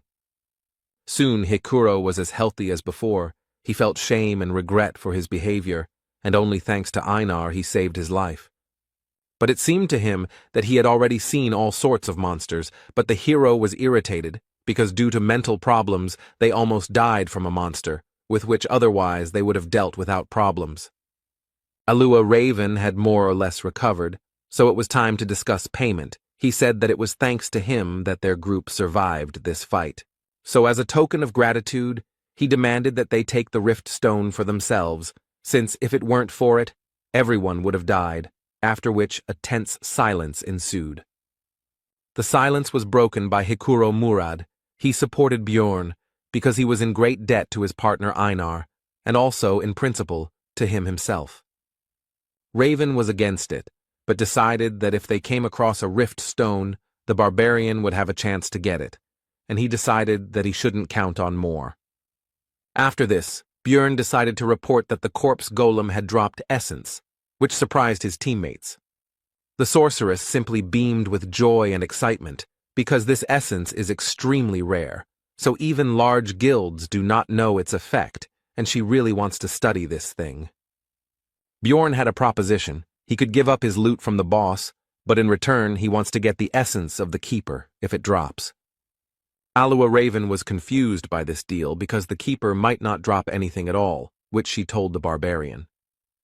Bjorn replied that he was ready to take the risk, which pleased the sorceress, since she was more interested in the rare, unexplored abilities of the corpse golem. When Hikuro asked how she was going to take the essence, she showed him the artifact vial and said that she had everything she needed. It was an extremely expensive magic item that wouldn't pay for itself with essences below rank 6, but she didn't seem to care. Soon all the work was completed, and the team hurried to leave the terrible lair of the corpse golem, moving on.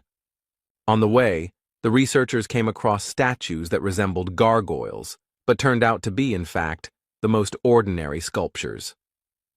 Coming closer to examine them, Raven reported that the Lord's room should be very close now. After touching a certain point on the statue's face, a book fell from somewhere on the ceiling and was deftly caught by the sorceress. It seems she had read about the cache in advance, and the volume itself was called the Necronomicon and contained rich knowledge about black magic. Raven said that she was taking the book for herself. The dwarf agreed with this, because none of them possessed the magic of distortion, which was needed to carry out of the labyrinth what should usually disappear. These are usually the weapons and equipment of monsters. But this book was actually an ordinary item, and the sorceress decided not to report it, and the barbarian was forced to remain silent so as not to reveal his excessive knowledge. After that, they wandered around the rift and destroyed monsters until they finally met the second intermediate boss, the Bone Rider. Raven noticed that luck was clearly on their side, since they had obtained the essence of the corpse golem, and now they had also encountered a successful opponent. She was right, because the monster of the 7th rank, the Bone Rider, is divided into several types. The first one is called Sadness and uses fog, which causes psychosis, annoying the enemy. The second is Hatred. He uses the Soul Kill skill, which lowers the target's level, the hardest enemy. The team encountered a Desire type that could regenerate using the Life Force Absorption ability. Normally this would cause some problems, but the party's mage knew the spell Worsening Wounds, which could negate the effect of his skill. Without his main advantage, the boss was unable to cause any problems and was soon defeated by the researchers. And they were lucky again. The second elite enemy dropped Essence, which happens very rarely. By agreement, this was the spoils of the barbarians, and Björn decided to give it to Einar, since it did not suit him very well. Since the life absorption skill is only fully revealed with swords, and he is not going to change weapons, it is better to try to get another essence with the help of the enhanced warrior. And during the adventures, the hero realized that Einar could be trusted, and the girl herself, meanwhile, beamed with joy and hurried to devour the prey. The only thing the hero forgot to do was to tell about the side effect of the Bone Rider's essence. At first, Einar did not understand what had happened, and why all her companions began to seem larger to her, but Björn explained that it was she who had become smaller. Raven explained in more detail that this is a standard effect for the essence of the Bone Rider. The density of the bones increases, but they shorten, and the hero already knew all this from the game. Einar was very upset about this, because her relatives already looked down on her because she was a woman, and now no one would see her as a warrior at all. The sorceress tried to console her by saying that she had become more beautiful, her facial features were softer, and now her appearance would impress even aristocrats. But this only upset Raven even more, because she no longer looked like a warrior at all. Bjorn told her that everyone already knew about her excellent fighting abilities, and he himself thought that if it weren't for the tattoos, she would look like a very ordinary girl, while the dwarf joked that if he took this essence, then everyone would stop noticing him. Soon a death demon appeared in the corridor, and Bjorn told Einar to stop being sad and try out her new powers. The girl didn't seem to be particularly excited about what had happened and didn't expect much, but she still had a duty, even though she didn't look like a warrior. After which, without burning with enthusiasm, she approached the monster and swung her sword, as a result of which she divided the monster into 2 unequal halves. Björn immediately pointed out her new power, and the girl looked in disbelief at the demon's dissolving body and quickly came to her senses. The hero encouraged the girl by saying that she was now not a simple warrior, but a great warrior, and Einar finally regained her good mood. Soon the team came to the door behind which the Rift Guardian should be. Their adventure was coming to an end. The hero thought that they had been lucky throughout their journey, since Einar had absorbed a good essence, and they had also received a large share for the corpse golem. But there was one thing. Has there ever been a time in his life when everything went easy and simple? What could be the worst-case scenario in this situation? After all, it was always like this for the hero. It just seemed that everything was fine, but then he would receive a new blow from fate, as happened, for example, with his personal life. And his arrival in this world, maybe someone would call it luck, but not him. For the guy it was the same trouble, only even worse. He was brought out of his thoughts by Hikuro, who was about to open the doors, and Björn finally noticed one peculiarity. The handle was red, so he tried to stop his comrade. But the danger was discovered too late. The door itself opened all the way. The master of the bloody citadel woke up from a deep sleep. And it was not the Death Rider that was usually found here, but a vampire, a monster that only appears after the 6th floor, who greeted them with the words that he had not seen living beings for a long time, and also an advanced mutated version, with intelligence and a named monster, the vampire Duke Cambermere. In general, monsters are divided into 4 categories. The first is mutants, which do not change race or characteristics, but receive a new class, such as goblin swordsmen or goblin archers. Advanced monsters, the rank significantly higher than the average for the floor. These include, for example, the Death Demon, a rare category like the Corpse Golem which can only be found in rifts, or the Mimics, which are very difficult to find on normal levels. And the last ones, those with an individual character and name, are advanced mutants, named monsters, which is exactly what their group met. The researchers sensibly assessed their chances now, so they immediately decided to run, and the hero shouted not to be distracted by conversations when Hikuro tried to ask about what happened. While running, the hero thought about the essence of the monster. This is a 5th-rank boss that can act in an unconventional way. He is strong both in close combat and in black magic. The conversation was brought up again by Raven, who was surprised that the Guardian had become an advanced mutant, since this had never happened before, and the hero could understand her surprise. After all, even he, having spent thousands of hours in the game, had never met the Vampire Duke, and only knew about him because he saw him on the stream. Even in such a situation, the sorceress could not suppress her curiosity, so she asked how he guessed about the trouble, because he said to close the door in advance.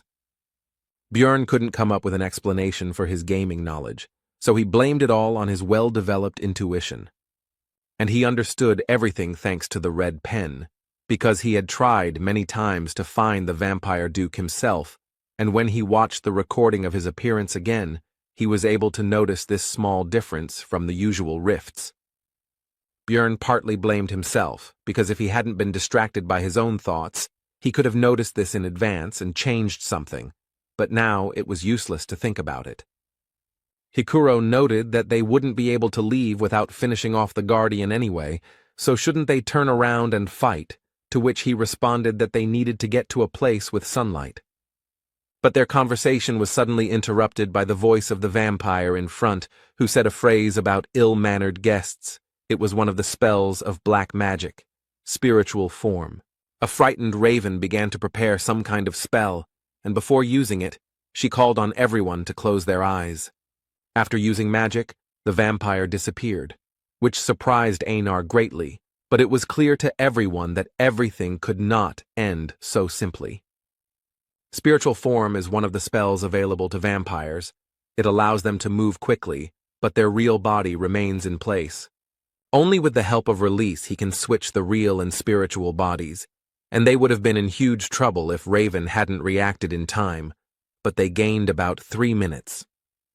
But it seems that the meeting with Cambermere did not pass without a trace for the group. He somehow managed to cause internal bleeding to the sorceress, which surprised the hero because vampires do not have such an ability. This means that the boss has the essence of another monster, which the hero does not know about, because in the video, the player did not have time to not only win, but even do anything, so he could not show his techniques. Bjorn interrupted his thoughts and urged everyone to continue running towards the exit, to which the dwarf noted that only Raven knew where to go, as she was studying the map of the Blood Citadel. The hero shouted that he also knew, which surprised Hikuro, and the latter asked how he knew this, since this was the barbarian's first trip to this rift. Björn replied that he had simply memorized the route, thinking to himself that he did not want to seem like a suspicious barbarian, but right now survival came first. On the way to the exit, the hero thought that technically he had told the truth, but he had only received this knowledge after visiting this dungeon hundreds of times in the game. Soon the exit was already visible ahead, but the Vampire Duke was also already close and, if such words are appropriate to apply to the undead, was practically breathing down their necks. But the researchers still managed to run out into the street, and the boss's spiritual body still caught up with them a little, but quickly dissipated. The weakness of this spell is sunlight. Like vampires, their group was very lucky that the sun had not yet set, and it was also very good that the fake luminary inside the rift has the same properties as the real one. Now that they were temporarily safe, Hikuro noticed that Björn had indeed remembered the entire route the first time, and asked if he had really completed the ceremony just a month ago, causing the barbarian to tense up. The situation was defused by Einar, who began to praise the hero, saying that he was a great warrior who was capable of more, which amused the dwarf, and he said that in the future he would truly become one. Putting aside idle talk, the group began to think about further actions, because the sun would soon set and the monster would emerge from the dungeon in search of prey. Although Raven was wounded and needed rest, Bjorn said that they needed to find at least some cover, so they needed to retreat to the outer wall. Soon a place for a camp was found, and the hero decided to temporarily leave his companions to take something that could help in their situation. He went to the statue that was located near the fountain, where he knew there was a hiding place that Raven had not discovered. Inside was the so-called tear of the goddess, a disposable item that heals well and is also useful in fighting monsters that have the attribute of evil. Upon returning back, Björn found that the sorceress had already woken up, so he decided to find out what happened to her. She replied that the vampire's attack was similar to the skill pain sharing, a low-level skill. The hero asked how much time she needed to heal, and received an answer about 20 minutes, after which she would be able to use a 7th-rank spell 5 times, which was not enough to fight the boss. Then Björn asked about the presence of solar-type magic, and although in this world it was rude to ask a mage about his arsenal of spells, he took advantage of the reputation of barbarians. Raven accepted the uncouth savage's behavior and replied that she knew the Sunspot Sphere spell. This is a 6th-tier magic that is similar to a normal fire sphere, but instead of fire, it has a solar attribute. When asked if she could use the attribute strengthening spell at the same time, the hero received the answer that only if she had enough mana, which needed to be pumped up for 10 minutes. Bjorn interrupted her explanation, telling her to prepare for 30 minutes to increase the power, and he would try to delay the monster for that period, while she should not interfere and save mana. At first, Raven meekly agreed, but then she came to her senses and began to be indignant at the fact that the hero was acting like the boss, even though she was supposedly the leader. Hikuro supported Bjorn's plan because in this adventure he got to know him well enough to trust him, because he has a keen eye for human nature. Soon the sun set behind the horizon and the vampire went out to hunt and slowly approached the group, along the way saying that he could not contain his thirst for blood at the sight of them. The enemy is already here. Raven needs 30 minutes to prepare the spell. The team needs to hold out during this time at any cost. The fight began with the vampire deciding to fly into the sky on his wings, and from there, choose his victim. The next moment, Cambormir made his choice and swiftly dove down on the group of researchers. His attack was taken by Hikuro Murad's shield, and surprisingly, he was able to withstand this powerful attack and not even move from his place. This was possible thanks to his ability with the essence from the 7th-rank Yantro monster.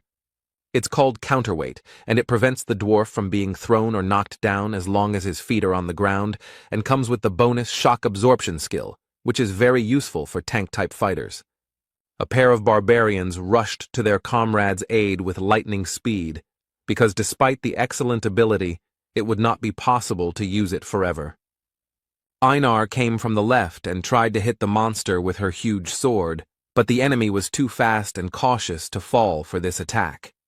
The truth is, what he didn't expect was that Bjorn would already be waiting for him behind him, and the vampire flew his body straight into his shield. The hero struck with his mace and Cambormir no longer had time to dodge, so he took the attack with his crossed arms. The force of the blow dragged the monster along the ground for several meters, but it did not appear that it had sustained any significant damage.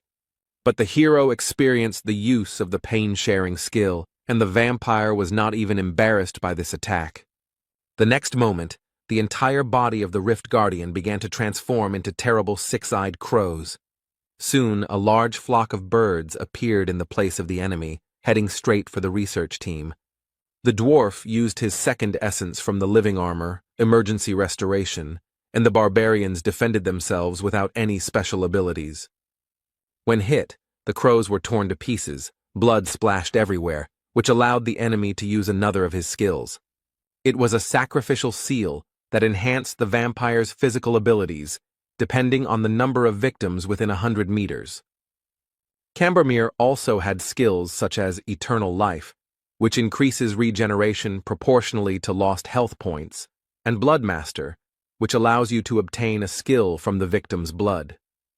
Vampires rely on these three skills to make them very strong, but they also have black magic, which allows them to, for example, turn into mist to avoid physical attacks, transform into crows that cause an explosion upon impact, as well as splatter blood, which helps the monster in applying the seal, as happened recently.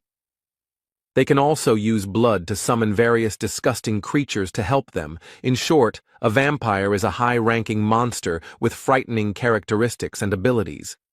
While the hero was thinking, the world did not stop in place. The battle continued all this time, and now Hikuro missed the monster's blow. And he immediately tried to develop his success by attacking Bjorn, but he managed to put his trusty shield under attack, and looking at the enemy's strength, the hero remembered that this was exactly why everyone abandoned the game when they reached the 6th floor. There were still 5 minutes to wait, and the dwarf, who was the main force in the battle, was defeated. Einar and he himself were exhausted. Then a plan appeared in Bjorn's head, and he immediately ordered his partner to take Hikuro and retreat back, and he would hold off the vampire. He wouldn't need the weapon anymore. This wasn't a battle anymore. A feverish thought flashed through his mind, and the hero quietly uttered the cry he'd learned from Einar, Yahello. After this, the vampire duke pierced the barbarian's body with his long claws right through the armor, and the hero began to drink the health potion, healing the wound right in the fight, mentally urging the enemy to continue. Seeing this, Raven was confused. Was the barbarian really going to take potions the entire fight to survive? Her thoughts flashed through her mind. She had never heard of anyone fighting like that, because it made no sense. It was just absurd. After all, the pain from taking potions is already very strong, but it becomes even worse if the wounds are serious. But the hero did not fall from pain shock, and therefore more and more empty flasks fell to the ground at his feet. The potion's effects were already causing smoke to billow above his body, but he didn't stop and continued to fight despite the terrible pain. In such a situation, his heart could stop at any moment, but Bjorn even manages to block some attacks, and even moving in such a state is already a miracle.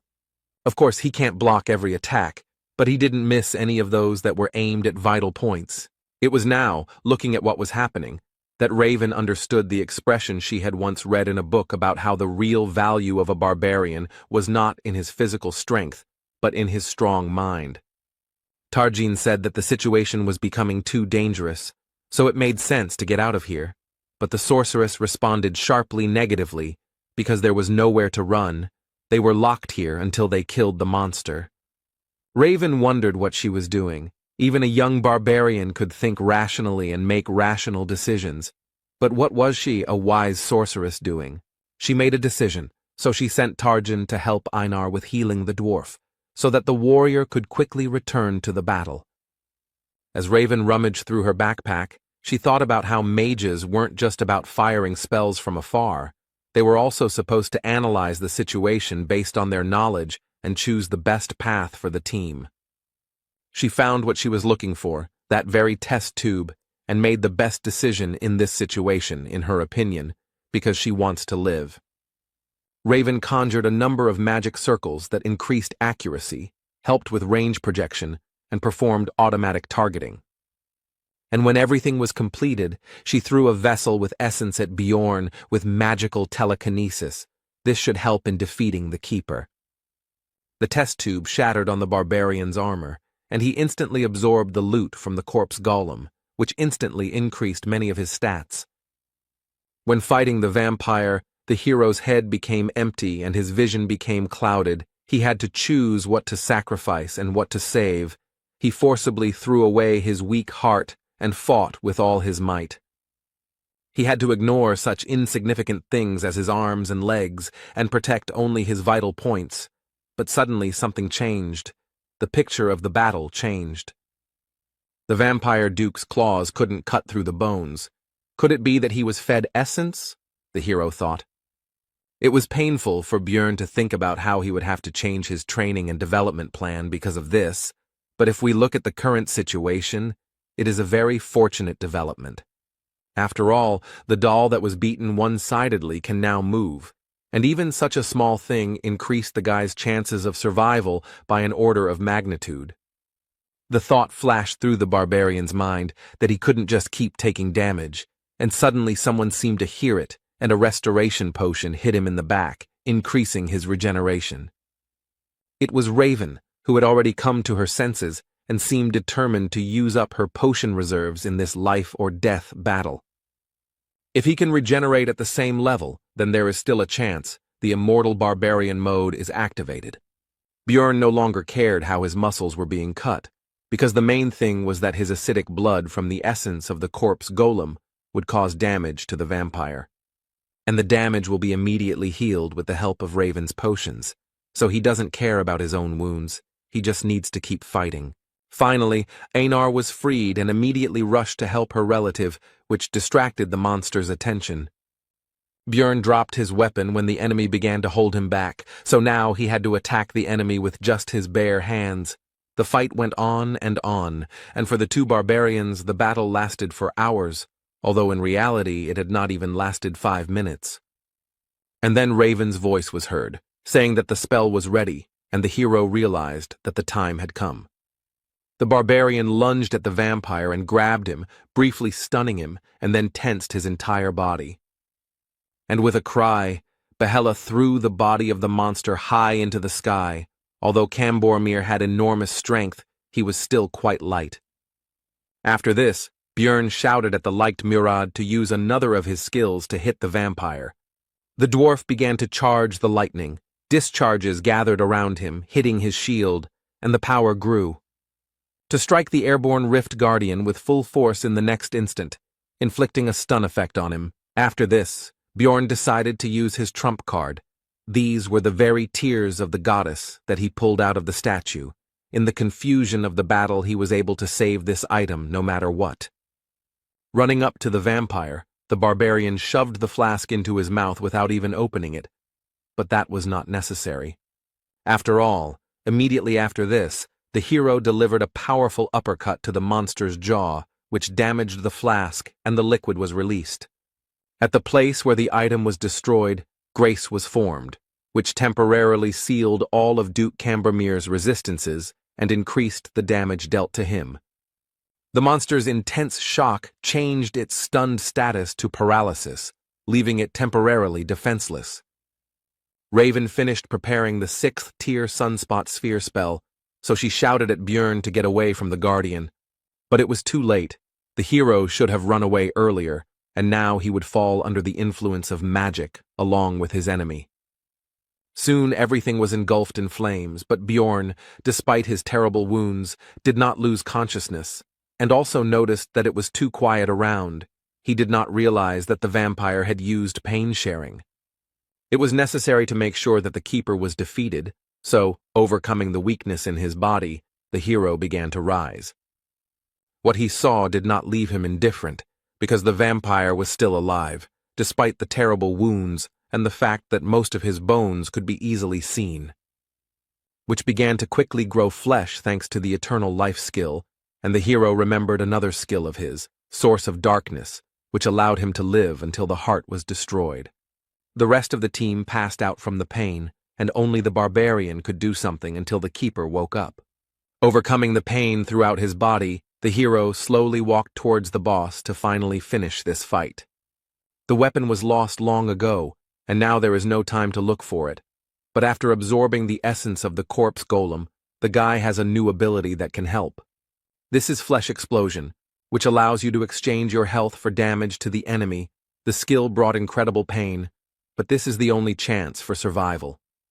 His instincts screamed at him that he was already at his limit, but the hero would still die if he did not continue to fight.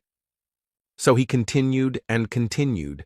It was impossible to stop for a second, because then the monster's regeneration would turn all efforts into dust, and Björn, meanwhile, held on solely by the strength of his spirit.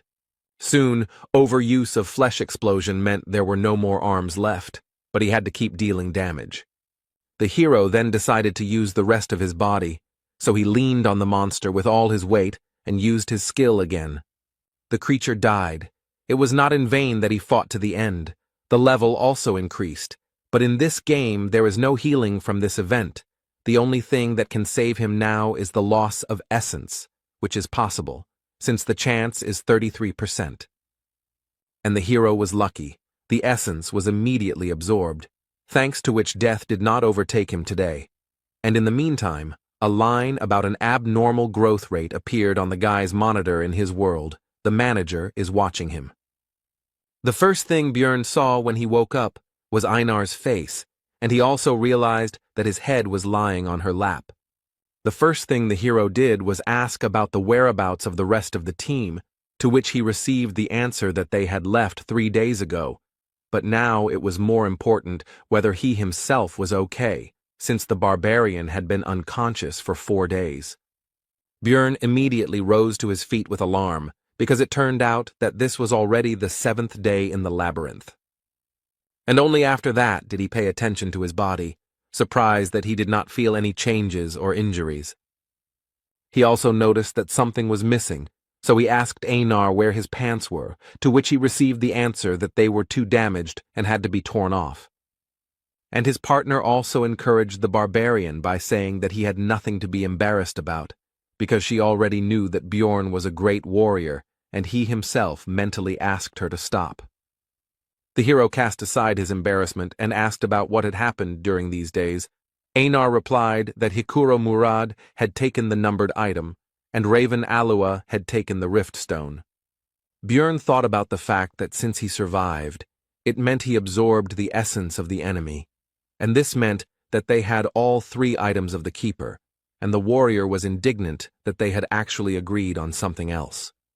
But Raven was very insistent on her right to possess the rift stone because she had huge expenses, and the dwarf withdrew from the discussion, leaving them to sort it out themselves. And then the sorceress said that Björn had already taken the best thing, so he would not complain that this thing did not go to him. The hero realized that it seemed that she was the only one who realized that the guy had absorbed the vampire essence, and also mentally agreed with her sorceress, because Raven had spent her potions, test tube, and golem essence. Einar continued the story by saying that the sorceress then walked along the rift and collected various items, and then simply walked through the portal without even waiting for the barbarian to wake up. After that, Björn thanked the girl, saying that he was glad to rely on her, and she replied that they were partners, so it was natural. The hero decided that even if Raven had gutted the place, some items should still have remained, but before starting the search, he decided to dress up, so he asked the warrior if she had any extra clothes. Soon all the business was completed and the barbarians returned to the city. There were a lot of problems this time, and the guy hoped that at least the profit would balance it out. This time, a little more than 230,000 stones were earned, but the hero did not complain, because he was able to absorb 2 essences. But suddenly, the girl behind the counter said that this was somehow too much for a 9th-rank researcher, and that it was in his backpack. The barbarian asked why he should answer, and suddenly a detachment of guards appeared behind him. Björn did not understand what was happening, and in the meantime he was informed that they would speak in the interrogation room. Meanwhile, Erwin, who went there with her sister, also returned from the labyrinth. She didn't think that it would be so hard on the 3rd floor. The strength of the 7th-rank monsters was astounding, and the senior elf was able to handle the 6th-rank monsters. This time, the trip was more like an adventure, the girl noted.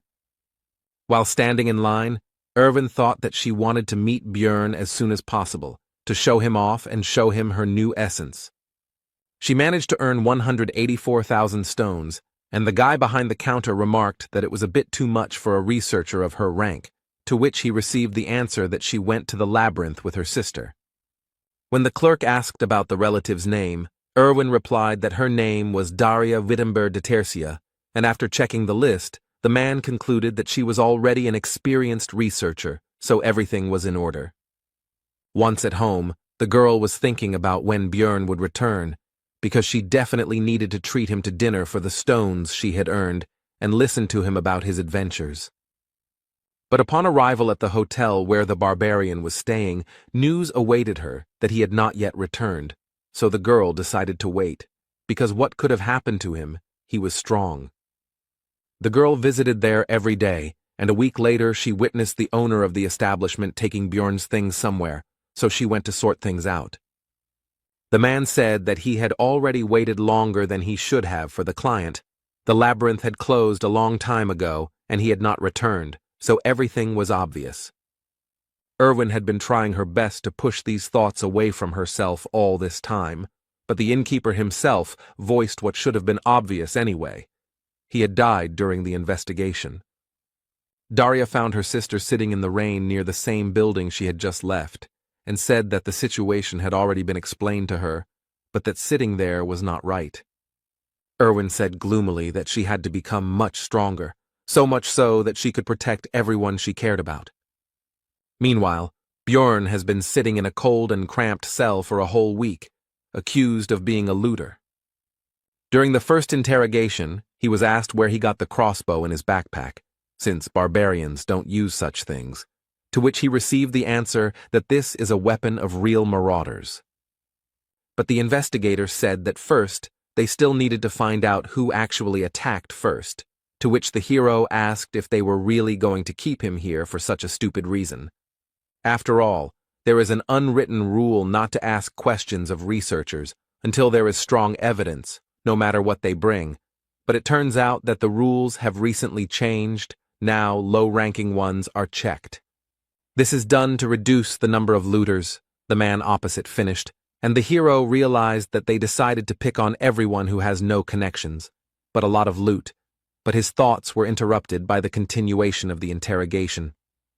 Björn explained where he got the crossbow from. It was loot from the group of marauders that he and Einar met on the second floor.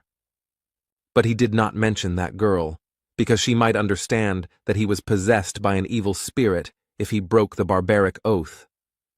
When mentioning his survival after being shot in the neck, the interrogator asked where his scar was, but it turned out that the vampire essence had even healed that, so there was no evidence. The hero tried to talk about the rift to explain that the neck simply regenerated, but he was laughed at, because everyone knows that vampires are never found there. Björn became angry and demanded that in this case, a magician be called to check the veracity of his words using memory magic. The investigator said that only researchers of the 7th rank and above could ask for this, so the barbarian offered to pay such a wizard from his own pockets. The man replied that they would take the money after his death anyway, so spending it on something so useless was pointless, but he still deigned to call a low-ranking mage from the guild. 2 days later, the wizard arrived, but was unable to pass through the hero's powerful mental barrier, so he said that a more powerful colleague from the tower needed to be summoned. The investigator said that he couldn't call such important people for such a trivial matter, and when Björn mentioned Hikuro and Raven, he didn't even listen. The man offered to surrender and then continued to pressure him to confess. The next morning, the 7th interrogation took place, to which the interrogator brought an object that was immediately identified by the hero, and the man reported that they had received significant evidence. It was the same communication stone that the barbarian had taken during his first campaign, when he was with Erwin, and they were being pursued by a certain clan. The investigator said they checked the unique number to determine its ownership and received evidence from the Crystal Union. With this irrefutable evidence, the barbarian's guilt is now proven, so the execution will begin in 3 hours. The point of no return has been passed. Words can no longer solve this matter, but if Björn simply breaks down the bars, he will still be wanted as an escaped bandit. Then there is only one way left to prove his innocence. He will definitely find a way to survive. Everything was decided. The next moment, the hero activated his flesh explosion skill, which destroyed the grid holding him back. The young guard didn't expect this from a 9th-rank researcher, and he himself was only a newbie, so he was at a loss. Bjorn simply knocked the man out with a kick to the head. Now it's time to get out of here. Right on the guard's belt was a bunch of keys to the cells of this prison. These could be used. After all, there are plenty of prisoners here who can create the chaos that is so necessary now, which will be a great help to the hero. Surely a significant portion of them committed some crimes, but the innocent researcher doesn't care about that now. Soon all the prisoners came out of their cells, and then began to shout the word barbarian, and someone soon added freedom, and a chorus of voices began to chant the phrase barbarian freedom. Directly above them, the usual life of the Explorers Guild continued, visitors and employees not yet even suspecting what had happened on the floor below. Their peace was suddenly disturbed by a crowd of prisoners who broke down the doors and began to wreak havoc. One of the guild workers called on the researchers to help subdue the criminals, for which there will also be a reward. The hero understood that the former prisoners would not hold out for long, since they did not even have any weapons, and only some were able to get hold of some improvised means, so he rushed to the second floor. Bjorn had a plan. He didn't just want to escape, so he instantly passed this floor, but at the entrance to the third, a small detachment of guards blocked the way forward. The barbarian extended his hand to the side and used flesh explosion, and then acidic blood mixed with pieces of flesh and bone rushed like rain onto the first floor.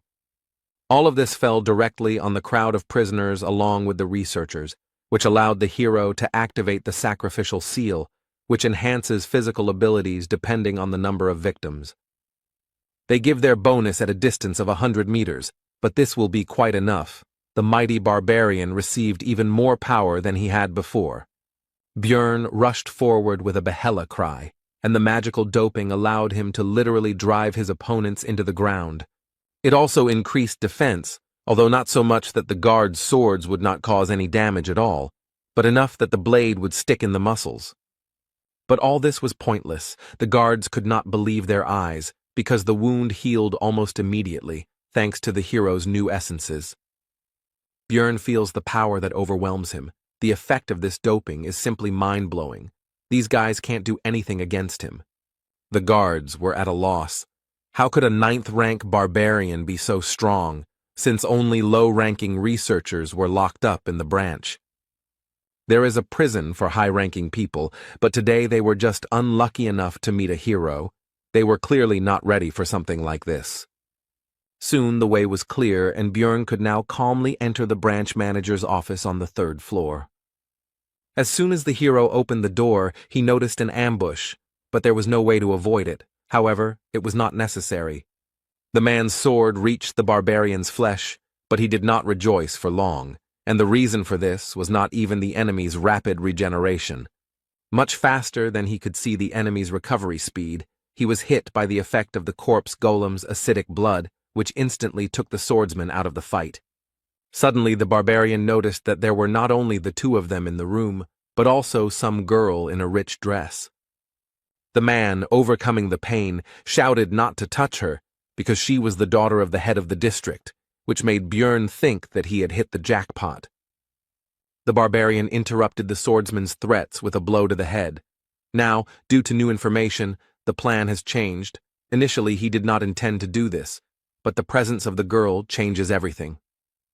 While the hero was thinking, the daughter of the head of the district tried to interrupt his thoughts, outraged by his terrible act and calmness. She accused him of knowing about her presence from the very beginning and setting everything up. Bjorn became irritated by this and shut her mouth. The guards burst in, but did not dare to do anything, because the barbarian had the head of the district's daughter in his hands. Then, the hero demanded that they bring him the investigator who was handling his case, the leader of the Crystal Union, and the magician from the Magic Tower. But that wasn't all. Bjorn went out onto the balcony with the hostage and took a deep breath, because it was time for the next point of the plan. The barbarian shouted his battle cry, attracting the attention of the onlookers so he could deliver another blow to his enemies. There were enough people nearby, and the hero began to loudly talk about how he was a 9th-rank researcher, whom the guild tried to frame and kill, and also swore that he was innocent. The bastards set him up. He didn't do what he's accused of, and now their leadership won't be able to hide such a grand event. Now a lot of people know what's going on. Meanwhile, a respected old man from the Tower of Mages received a message from the branch manager that some psycho was wreaking havoc and they needed a wizard. And the elder decided to send Raven Alua there, and also clarified that the one who arranged this freed the prisoners and took the daughter of the head of the district hostage. The sorceress agreed to go there because she still needed to find someone, and she was also curious to take a look at this crazy man. Upon arrival at the Explorers Guild, Raven fulfilled both of her wishes, although she was not particularly happy about it, and the barbarian simply clarified whether she was the mage they had sent. The sorceress was confused, so she shouted out what Björn Yandel was thinking when he did all this. And she continued to be indignant about whether he really thought he had several lives, and she was also curious who it was, and it was the hero again. But Bjorn interrupted her, asking her to use the memory check magic faster. The sorceress agreed. Only if in the future the barbarian fulfilled one of her requests, he accepted the conditions. But the spell didn't work. Then Raven asked if he had any equipment against psychological spells. The hero answered negatively, and the hostage meanwhile tried to understand what was happening. Their dialogue was interrupted by an investigator who ran into the room and immediately rushed towards the branch manager, apparently not even noticing the others present. He asked what could have happened here, since they had taken care of most of the prisoners on the first floor. And only after that did the investigator notice the others, and immediately pointed at Björn and shouted that it was he who had caused the disturbance, to which the manager replied that he was already aware of this. And he continued his explanation, saying that this barbarian speaks of his innocence, and it was precisely the investigator who was conducting his case, and what evidence there was. The man in glasses began to say that no one had set him up, because it was impossible. Too much evidence proved that the barbarian was a marauder. The first piece of evidence is that he brought too many magic crystals for a 9th-rank researcher. Also in his backpack there were various equipment, such as a crossbow, swords, a shield, which seemed to have been stolen. The investigator also found the owner of the message stone that was found on the barbarian, and received information from the Crystal Union that Bjorn Yandel was killing innocent people and stealing their things. The hero noticed that this testimony was not only from a member of the same clan, but had not yet been verified by magic. This news surprised the branch manager, and he asked if these words were true. The investigator screamed that this was because the barbarian continued to lie about being wounded in the neck and surviving, and also said that there was no scar because he had absorbed the vampire essence. The interrogator continued by saying that this was complete nonsense, and that Bjorn had lied because he knew that memory magic would not work on him, and how, under such circumstances, could he bring the precious magician from the magic tower there? The man was confident that his arguments were irrefutable and was already anticipating the end of the annoying savage. But Raven indifferently reported that the information about absorbing the vampire essence in the first-floor rift was true. This news surprised the head of the branch and the investigator, and the latter, stuttering, asked what she meant. The sorceress explained that she had been there and seen everything with her own eyes, and ironically asked what to do now, since he would not be able to verify the truth of her words with magic. The interrogator did not take this information seriously and told Raven that even if she knew the barbarian, she did not have to protect him with lies. But the blonde sorceress interrupted the man and threateningly asked if he really doubted her words. And, without changing her tone or facial expression, she continued to talk about whether investigating the cases of low-ranking researchers with his pitiful powers had forced the investigator to look down on magicians as well. The interrogator, after Raven finished speaking, immediately fell to the floor and began to make excuses and ask for forgiveness. This was because the wizards of the magic tower were close in status to the aristocrats. There were many different schools of magic, but they united into a group to protect their rights. A simple guild worker dug his own grave. Björn finished his thought, and the branch manager suggested that they stop this argument already. After all, even for her, a sorceress, this might have seemed absurd if she had not been aware of the situation. Raven made an indifferent face and said that there really had never been vampires on the first floor before, to which the man began to thank her for her understanding. As a loud no came out of her mouth, this was not something that the manager of the branch of the Explorers Guild should say, placing special emphasis on the last word. And she continued her explanations by saying that even now, many years after the discovery of the labyrinth, there are still mysteries that have no answers. One can never predict what might happen there. So how can a man be confident in the impossibility of anything, and at the same time head a branch of the Explorers Guild, again emphasizing the last word?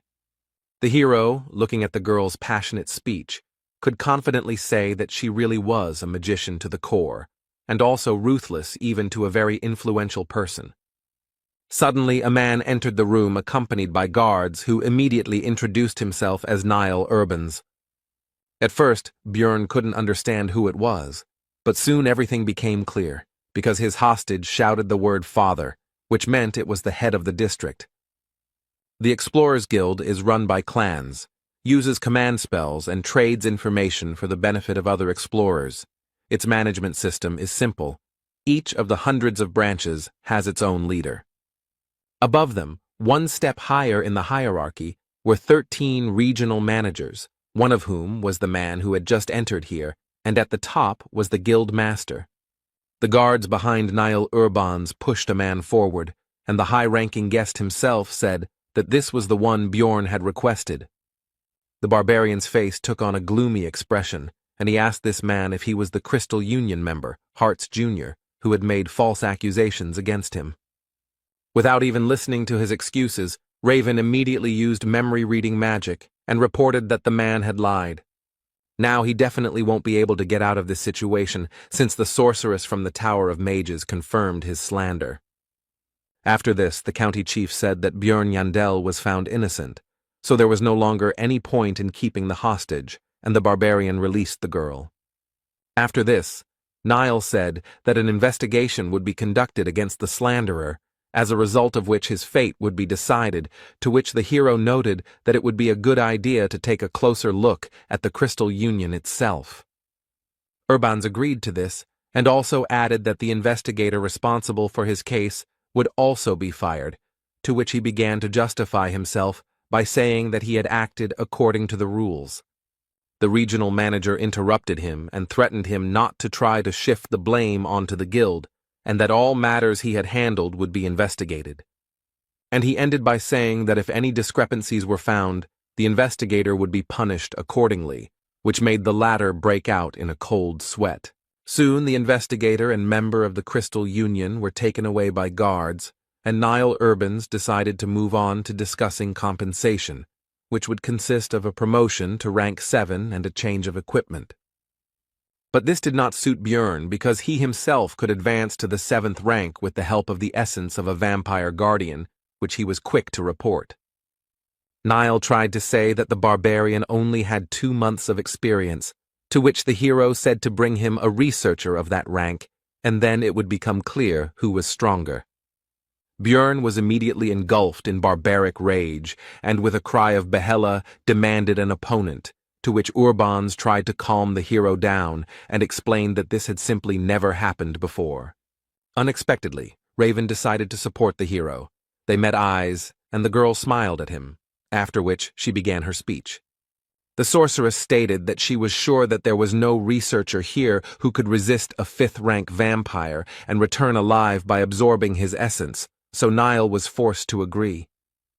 Then Björn demanded money as compensation, or to be more precise, 5 million stones, which may be a bit much, but he, as a stupid barbarian, can afford to start bargaining with this figure.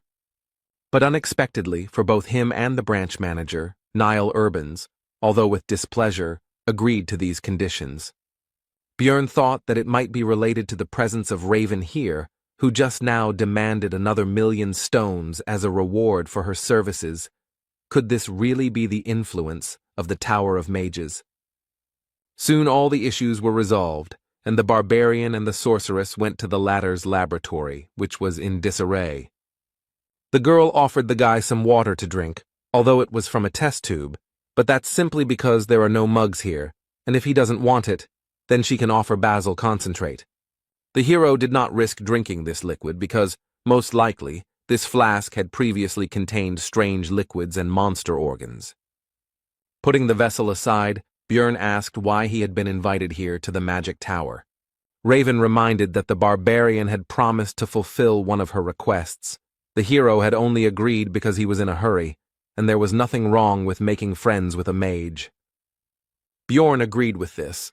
The main thing was that it was within his power. The sorceress was happy with his words, and said what she wanted.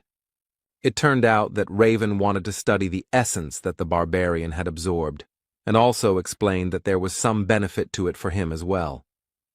Listening to the sorceress's story about how this would help him discover some unknown features, the hero noticed how the expression in her eyes changed. One could see a desire for knowledge in them. The corpse golem she wanted to study was indeed rare, but it was nothing compared to the vampire essence, since it had never appeared before, or there was no one to tell about it. And then the hero guessed something, so he asked if her words when signing the agreement were true, and were precisely because of this. We are talking about the moment when Raven studied the agreement between the Explorers Guild and Bjorn, which contained a clause about the secrecy of everything that happened. The sorceress then demanded that a clause be added about not revealing that the barbarian had absorbed the essence of a fifth-rank vampire, and he was grateful for her attentiveness. The hero was right, and the girl said that in any case, now let him come once a week and help for about 3 hours for 6 months. Bjorn said that he agreed to 3 months and to share the results of Raven's research with him, to which she said that he survived thanks to her, and therefore he should be grateful.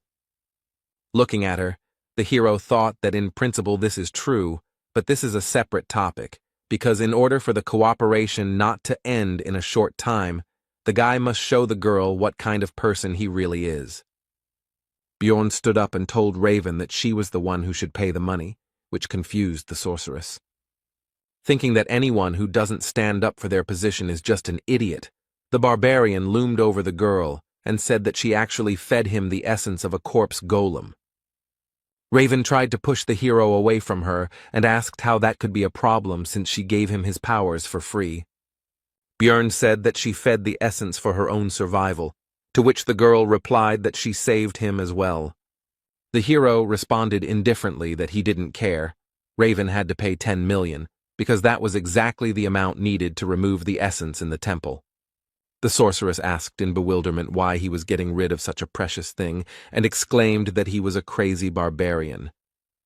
Bjorn explained that it was not the essence he wanted, meaning it had caused him serious damage, to which the girl responded that she had heard about the value of this thing to researchers. The hero said that this is the mage's biased opinion, since they cannot absorb essences. If he does not believe, let him ask other adventurers. Raven said that he was just sure that she didn't know any other explorers besides him, but that wasn't true. He should just wait a little. After this, the sorceress took out a magical communication item from somewhere and called a certain Patsran to resolve their dispute. The girl asked him how he would feel if someone fed him an essence he didn't want, to which he said the answer was obvious. To begin with, Patsran would be very angry, because despite the possible value and uniqueness, the essence, which was not in the plans, would only interfere. It's hard for mages to understand, but researchers can't just absorb everything and hope to move up the floors that way. And when asked about possible compensation, Patsran replied that he would demand 15 million, because the more essences a person has, the more expensive the removal, and if they cannot pay him, he may kill. This news worried Raven, and while she was collecting her thoughts, Bjorn decided to think about this Patsran. This researcher is obviously of a very high rank and experienced nature, since he understands the importance of skill combinations and has connections in the magic tower. If you were to ask the same question to some 9th-rank rookie who was barely surviving, then the answer would be completely different. Interrupting the hero's thoughts, an old magician entered the laboratory and said that he was the teacher of this lady, whom the barbarian had forced to tense up. Bjorn understood that since this was Raven's mentor, it meant that this was the person who controlled the 5 floors of the tower, the master of the great Artemian school. He was even higher in status than the regional leader. The old man said that he had overheard their conversation and drew the sorceress's attention to the fact that her sound insulation magic was working with many holes. And he explained that he did this to satisfy his curiosity, because his youngest student had dragged a man to her for the first time, and even a living barbarian, the hero, paid attention to these last words. And the old man ominously informed that usually Bjorn's relatives are delivered dead, or simply their hearts are brought. After which he changed his behavior, laughed, and said that it was all just a joke, but the hero was a barbarian who understood the mood of others well. Bjorn decided to respond with a barbaric joke, so he pointed his finger at the wizard and said that he really wanted to crack that skull. And after a few seconds he said that it was all a joke, so the old man should relax and laugh. Raven, looking at this disgrace, exclaimed that Bjorn had already gone completely crazy, although this was clear from what he had done in the guild. Having already decided that he had gone too far, the hero began to think about how to resolve the conflict, but the old man laughed and assessed the character of the boy in front of him. He also said that the older generation could easily tell the difference between a joke and a threat, although it was clear that he was actually furious. The hero decided to take advantage of the reputation of his people and praised the magician, saying that since he understood barbarian humor so well, he was not such an old man, and asked if there were any barbarians in his family. Teacher Raven decided to return to what he came for. He had heard about compensation and would like to offer Bjorn something else. He took out a box and presented its contents. It was an artifact. Number 9425, the Ring of the Frost Spirit. Numbered items are rare things. You can only get them from the keepers, and each of them contains a unique skill. Would he really just give away such a valuable thing? Bjorn asked what use he would be. The mage replied that he absorbs one of the skills of the absorbed essence, and this would be useful to him, because having acidic blood is very problematic. The hero agreed, because it seemed that even the head of the school did not know about another function of the ring. He was escorted to the exit by Raven, who reminded him not to forget about helping in research. The sorceress tried to ask her master for forgiveness, but he said that the item was useless anyway. Its market value was 1.5 million stones. Bjorn, meanwhile, was also pleased with the deal, because thanks to his game knowledge he knew about another ability of the artifact. Both parties were pleased with the deal, thinking that they had deceived each other. When Bjorn arrived at the hotel, its owner was surprised that he was still alive, and also said that he had already thrown out his things. The hero got angry because he had paid for another week. He said that he would reimburse everything, but the hero was not free of anger. He did not want to forgive. But the next second he calmed down, because he realized that this behavior was not typical for him, and he tried to remember how long he had been behaving like this. From the moment he came to this world, even when his life was in danger, the boy kept his emotions in check and remained calm. When I first killed, I only thought that it had to be done. The process was simple. Even during the escape from prison, there were no doubts. Remembering the argument with the old man from the tower, Bjorn knew that 29-year-old office worker Lee Han-soo would never do something like that. It seemed to the hero that these were all just changes under the influence of the surrounding reality. But the discomfort continued to grow, and now he is sure that after each battle the body's instincts break out. His mind becomes simple, rough, and aggressive, as a barbarian should be. It seems as if his consciousness is merging with this body. But for survival it would be even better. Bjorn summed up his thoughts, after which he demanded 30,000 stones from the innkeeper as compensation. The man was outraged by such a price, so he could not keep his emotions under control, and shouted that his trinkets were not worth half of it. The barbarian immediately drew attention to this, and pointed out that, according to this man, the things had been thrown away, and the owner of the hotel had no choice but to pay the required amount. Soon Bjorn changed his place of residence. Now the room was more expensive, twice as expensive as the previous one. It had its own bath, good windows, etc., and it was also closer to the square with the portal. The next day, the hero went to Einar, who greeted him with joy, because she was worried about her partner when he disappeared for such a long time. Meanwhile, the rest of the tribe shared the news that the whole city was talking about the so-called barbarian of freedom. Björn realized that this was all about him, so he asked cautiously for details, in particular about the name of this hero. To which he received the answer that no one knew about it, which meant that the guild was somehow able to maintain his anonymity. But the rest of the barbarians were not interested in this. They were simply happy and proud that such a man appeared in their tribe. He fought alone against 100, refuted false accusations. The relatives admired these actions, and the hero did not think that this would become such big news, and also hoped that it would not lead to serious consequences. Afterwards, Björn and Einar went to Carmelby, a middle-class area with many craft shops and merchants. Here, the team sold the loot and equipment of the hero himself, which turned into scrap metal, resulting in 800,000 stones, of which 300 went to the warrior. Einar suddenly became surprised by something and drew Björn's attention to how people had put clouds on a stick and were eating them. Of course, it was just cotton candy. The hero decided that it would be a good idea to treat the girl to both sweets and just lunch, while the warrior could not believe what humanity had come up with. But soon Einar's mood worsened. She thanked her partner for treating her as before, because the other barbarians now avoided her and did not see her as a warrior. And lately, some guys have started to hit on her, trying to get her attention, which had never happened to her before. Einar finished pouring out her experiences by asking Björn for forgiveness and saying that she would not be able to go to the labyrinth with him. As a result, the girl left the group, and although her problems were very important to her, they were not the main reason. The main reason is that the elder of the sacred land, a famous sword master, noticed Einar's talent. Therefore, the warrior decided to study the art of the sword under his command in order to become much stronger than she was now. When asked if the sword master could go to the labyrinth with them, the girl replied that there would be special training, so they couldn't leave the sacred lands for 6 months. The hero understood what kind of training this was, so he decided that Einar really shouldn't miss such a chance, and she herself said that she couldn't ask him to wait for her.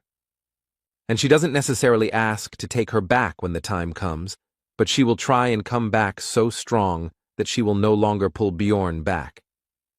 He couldn't hold her back, because during the second exploration, she was defeated by the marauder, and she also had to use the oath. In the rift, Einar could only watch as others took the initiative while she remained at best in the background. It all hit her hard, so she agreed to the training. Björn will have to look for new companions, although there is an option to go on his own, because he has grown a lot in 2 months. Namely, he absorbed 2 essences, thanks to which his characteristics have greatly increased. But from the 3rd floor, it is impossible to travel alone, because as the floors increase, the absence of other roles in the team becomes critical, so finding comrades is a necessity. The hero needs companions of a similar level to climb higher and hunt higher-level monsters, and his first target for recruitment was Raven. After completing the research, Björn spoke about it, but nothing came of it. She didn't even listen and refused. She demanded to invite her only if the group was larger, everyone at least 6th rank, and there must also be a priest. Raven told him to put this nonsense aside and handed the research subject the result of this very research, which he began to study and came to the conclusion that he already knew this from the game. The growth of characteristics, among which the most prominent were regeneration, magic resistance, and soul power, as well as all of his active and passive skills, he studied and tested, except for Bloodmaster. This allows one skill of the one whose blood is absorbed to be temporarily used, Source of Darkness, Sacrificial Seal used when escaping from prison, Eternal Life, increases regeneration depending on damage. Before Björn left, Raven decided to inquire about what that thing was that the hero had shoved into the vampire's mouth during the battle in the rift. The guy decided not to say anything and said that the situation was quite chaotic then. She probably messed something up. The sorceress began to say that she saw everything with her own eyes, but the barbarian interrupted her, saying that he was hungry after which he quickly ran away. Raven was unhappy with this. She realized that Bjorn was hiding something, so the girl intended to find out everything on her own. To this end, the blonde headed to the huge library of the Magic Tower with confidence, to find answers in the books, which she did. She read that it was similar to a goddess tear, a consumable relic of unknown origin that, when destroyed, bestowed a powerful holy blessing on the surrounding area. 150 years ago, during a dimensional collapse, Cardinal Andron used 3 such objects to save the Holy Pope, and it was never mentioned publicly again. Suspicions grew stronger, because how could a barbarian who had recently undergone the ceremony know about the location of the relic, as well as its effect? Upon arriving in his room, the hero began to think about another artifact, the Golden Mask, which drops after defeating the boss of the Bloody Citadel when many conditions are met. It changes the wearer's face for 30 days, the number of uses is 5, the item dropped for him in the game, but there was no point in changing the appearance of a 2D character, so he sold it. But this is reality, which means that in the event of a clash with the forces of law or with someone extremely influential, this may come in handy in the future. Meanwhile, Daria Wittenberg de Tercia, Erwin's sister, sat in the tavern, calmly eating and resting. But she was drawn to the conversation of the other visitors, as they talked about the Crystal Union and its disbandment in just one night. This clan created a huge information network with the help of communication stones and offered various services to newcomers on the first floor. It grew very well. At first, everything went well. Some people found salvation there, but soon the Crystal Union became mired in disgusting deeds, mocking and doing terrible things to newcomers. Take, for example, what almost happened to Erwin. The elf did not want to admit, but if it were not for the barbarian, something terrible could have happened. Daria finished her meal and was about to leave, but decided to listen to the curious information when she heard that they fell apart because of some barbarian of freedom, because it seemed ironic to her. The researchers talked about the recent incident in the Explorers Guild, and one of them said that the rule about increased search for marauders among newcomers will be revised due to the growing problem. They continued their conversation, and when it came to the fact that it was a 9th-rank barbarian, Daria decided that it couldn't be a simple coincidence. If this barbarian of freedom is that same Bjorn, then the situation with his disappearance becomes completely explainable, the elf thought, heading home. But should she in that case tell her sister about her suspicions, who still can't get over the shock? The next day, Bjorn Yandel went to the Explorers Guild to find out about the gathering teams, active above the 3rd floor. Having received the ID card and the hero's badge, the employee could not contain his surprise and exclaimed about some 5 stars. When asked what it meant, the man tried to change the subject, but Bjorn already guessed that it was some kind of internal guild code, and as a result of recent events, he received the status of a VIP client or something like that. Among the list of proposals, the hero noticed a familiar name. It was Hikuro Murad, so he immediately decided to meet him. They greeted each other and sat down at the table, but the dwarf suggested not to talk about anything for now, because another person should arrive soon. It would be a magician. He didn't keep them waiting long. He immediately introduced himself. His name was Lior Wabdvalki, and when Hikuro asked if he was the one they were waiting for, the wizard replied that it would be good luck to meet another sorcerer here and now. Murad didn't seem to be very good at understanding clever words, so Bjorn explained that the magician meant that everything was correct. They introduced themselves again. Hikuro added that he was 6th rank, and Dvalki said that he was an 8th-rank wizard of the ruling family of Rafdonia. The barbarian had to explain again that he simply did not work for the guild. The hero decided to ask directly why a mage of such a low rank would go to the labyrinth, since it was dangerous for such people, and it was more profitable and stable for them in the city, to which he replied that he wanted to glorify the family of Baron Martuan. Hikuro Murad was surprised that he turned out to be a nobleman, to which he received the answer that his mother's sister's husband was the 3rd brother of the Baron's wife, to which Bjorn thought that he was not connected to them at all. Lior Wabdvalki himself continued by asking them not to be nervous, because he was not going to act arrogantly, which made the barbarian think that he looked like a fraud with these stories. From the subsequent conversation, it became clear that the magician knows how to use daily and administrative magic, knows a couple of spells like curses, and is well versed in cold magic, a wizard without experience. There are nuances, but the very presence of a mage in the team will become bait for good fighters, so Hikuro and Bjorn decided to accept Dvalki. As expected after that, requests from various researchers poured in, so they met several times a week to review documents, but it felt like the hero was doing all the work. Be that as it may, but soon the composition of the future team was approved, the group was assembled, and soon there will be their first trip to the labyrinth. On this occasion, Bjorn even decided to update his equipment, as he had some extra money as compensation from the Explorers Guild. With this, he decided to go to the Abode of Knowledge. The librarian asked what this meant, to which the hero replied that he would have to explain, since she asked. And Bjorn began to boast that this was his brand new armor and shield, made of good material, lithium, and behind his back is an extended backpack, which was not too expensive, so it was bought. But the indifferent Miss Librarian took a step back and said that the hero would be complained about by other customers, so he should not come in armor anymore. Bjorn was already returning home when he noticed one of the barbarians who was simply sleeping in the alley, but he would not have paid much attention to this if not for one thing. This kinsman has no weapons, and yet they store their weapons as if their lives depended on it, no matter how hungry, weak, or poor they are. Bjorn approached him and asked where his sword or something was and what he was doing there, to which he received a polite answer that he had no money, so he sold it.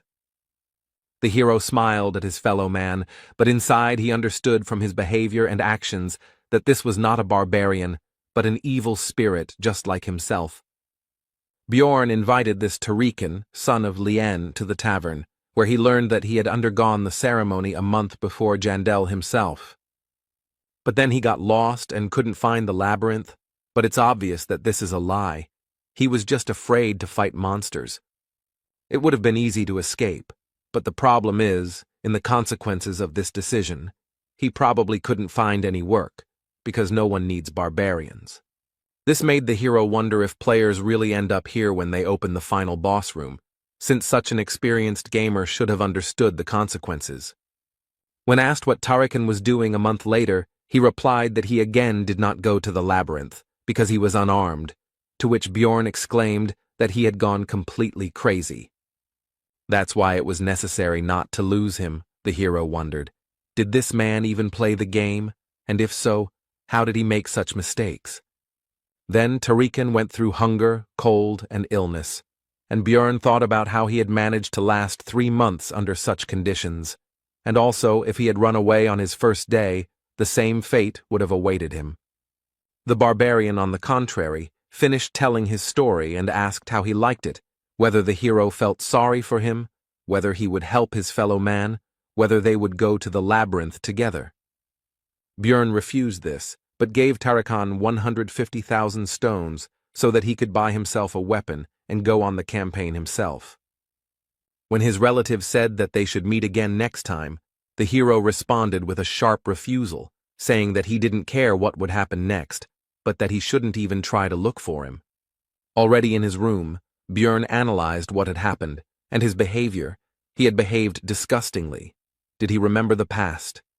A logical person would say that this Tarikan is nobody to him, and the hero is stupid for giving him his money, but an emotional person would be angry at the weak help to that barbarian. Both points of view had a right to exist, but Bjorn believed that he had made the best decision, and now he could only hope for the survival of an evil spirit like himself. Soon, the newly formed team set out on their first expedition into the labyrinth. The squad's wizard, Lior Wab Dvalki, an 8th-rank mage, 25 years old, was inspired and ran around everywhere. Brown Rothmiller, human, rank 7 researcher, 34 years old, 8 years of research experience, seems to be the most normal member of their group. Hikuro Murad, a dwarf, a 6th-rank explorer, a tank and the leader of the group, and right next to him stands the 2nd tank, Bjorn himself, a 7th rank. The last one is Misha Karlstein, a 7th rank beast woman, 25 years old, 5 years of experience exploring the labyrinth, and someone also said that she is the 13th princess of some tribe. She has a strange habit of saying Nya at the end of her lines. She claims that it is an innate trait, but the hero has never encountered this. Thus began their team's first exploration of the labyrinth, and under Rothmiller's leadership, they reached the portal to the 2nd floor in 10 hours. It was a good result. Although someone still came earlier than Brown was unhappy, soon the group entered the portal. Bjorn regretted that he could not use his method, because he does not trust them. This time the team got to the location of the beast's lair, in which, as can be understood from the name, beast-type monsters were found, and there was always a terrible smell here. But almost all members of the group could handle him, except for the newcomer Woba Dvalka. He felt bad. He vomited. This caused an attack of disgust in Misha. Since Rothmiller had an essence that was related to the sense of smell, Bjorn asked him how he was feeling, and he replied that he had gotten used to it during his entire time exploring the labyrinth. The beast's lair is a canyon, so you'll have to find a way through a natural labyrinth. There are no traps here, but a guide is needed even more than in the goblin forest. The local monsters could not become a problem due to the strength of their team, so they became only a source of experience for the hero, because he had not encountered local species before. Thanks to Dvalka's signal magic, 4 people could sleep at once, which meant 6 whole hours of sleep for Bjorn. When the magician asked why he should be on duty at all if he had his magic, he received the answer that the spell only works on monsters. But Dvalki didn't get the hint, so Hikuro said outright that the explorers could be much more dangerous than the monsters, which was clearly not what the naive wizard expected to hear. The 3rd floor is a huge space called the Pilgrim's Path. On the 2nd floor, everyone ends up in different locations depending on the portal they choose, but on the next floor, they end up in the same place again. On the way, the squad started talking about each other's experiences. It turned out that it took Misha a year to get to the 3rd floor, while Bjorn had only been here for 3 months. The girl and the dwarf also had a playful spat about how she was more experienced than Hikuro, but was still at rank 7 while he was at rank 6. Their quarrel was interrupted by Brown Rothmiller. The hero thought that it was because of his habit of working alone that he reacted so sharply to noise behind him. Soon, the team moved to the 3rd floor of the Pilgrim's Path. They came out on a location called the Hill of Steel Rocks, and almost immediately, Bjorn, as the squad's tank, had to block the attack of a massive monster, although usually no monsters live right next to the portal. The enemy was not alone. Hikuro began to hold back the 2nd one. They were strong, and if it were not for the hero's lithium shield, it would have been bad. The dwarf had worse equipment, but he compensated for this with skills. He restored the damage with emergency recovery, and he also had the essence of the same monster, so he used its counterweight skill, which gave resistance to knockback. Thanks to all this, even a small dwarf could resist a huge monster called an iantro, which was not so easily restrained even by the barbarian Bjorn. This power struggle did not last long. The team's mage, Lior Wab-Dvalki, used an 8th rank spell, Corrosion, on Murad's opponent. The effect manifested itself almost instantly. The monster's tusks began to melt. Hikuro instantly saw an opportunity to attack, which he took advantage of. He delivered a crushing blow from above straight down to the Iantro's head, finishing him off. And Misha decided to help Bjorn's opponent. Using her agility, she jumped into the air straight from the barbarian, after which she attacked the monster from above. The fight was over.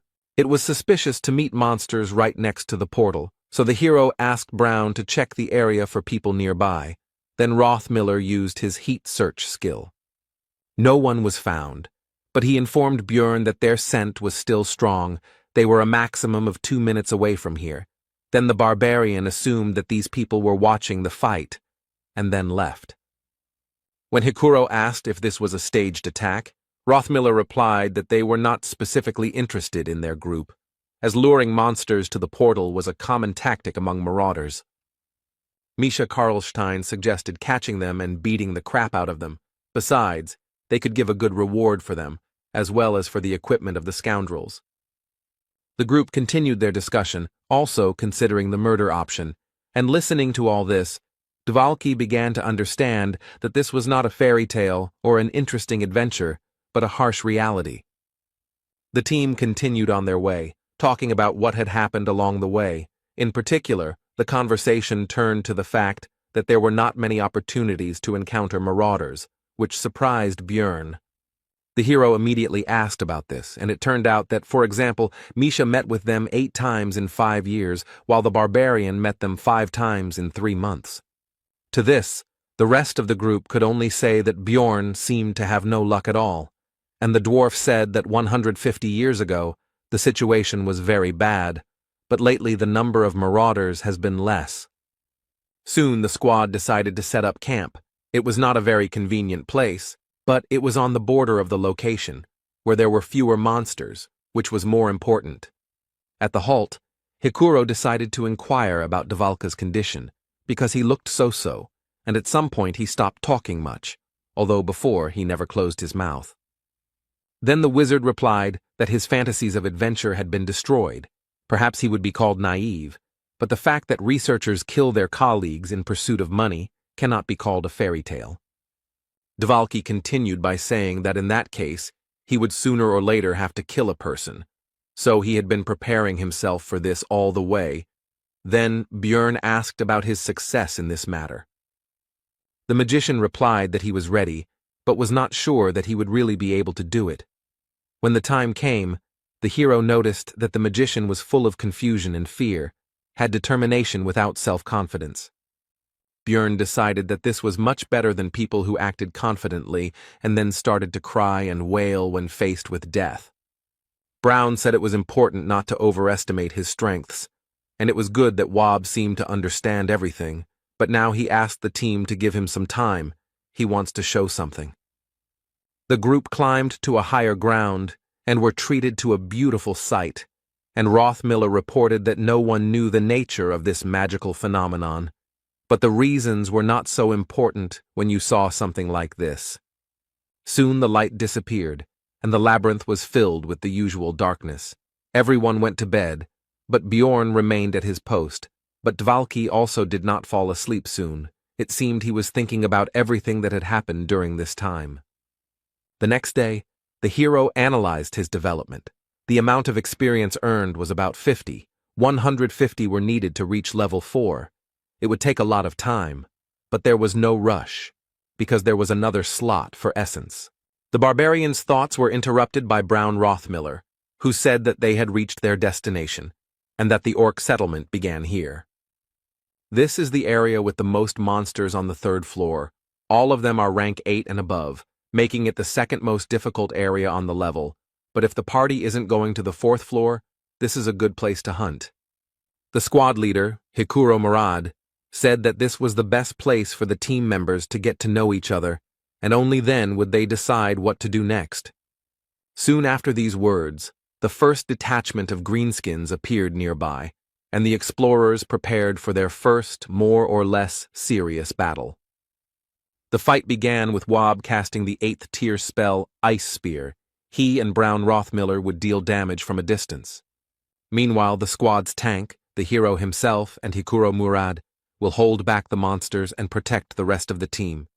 Misha Karlstein will kill those approaching one after another, taking advantage of their stiffness and his agility.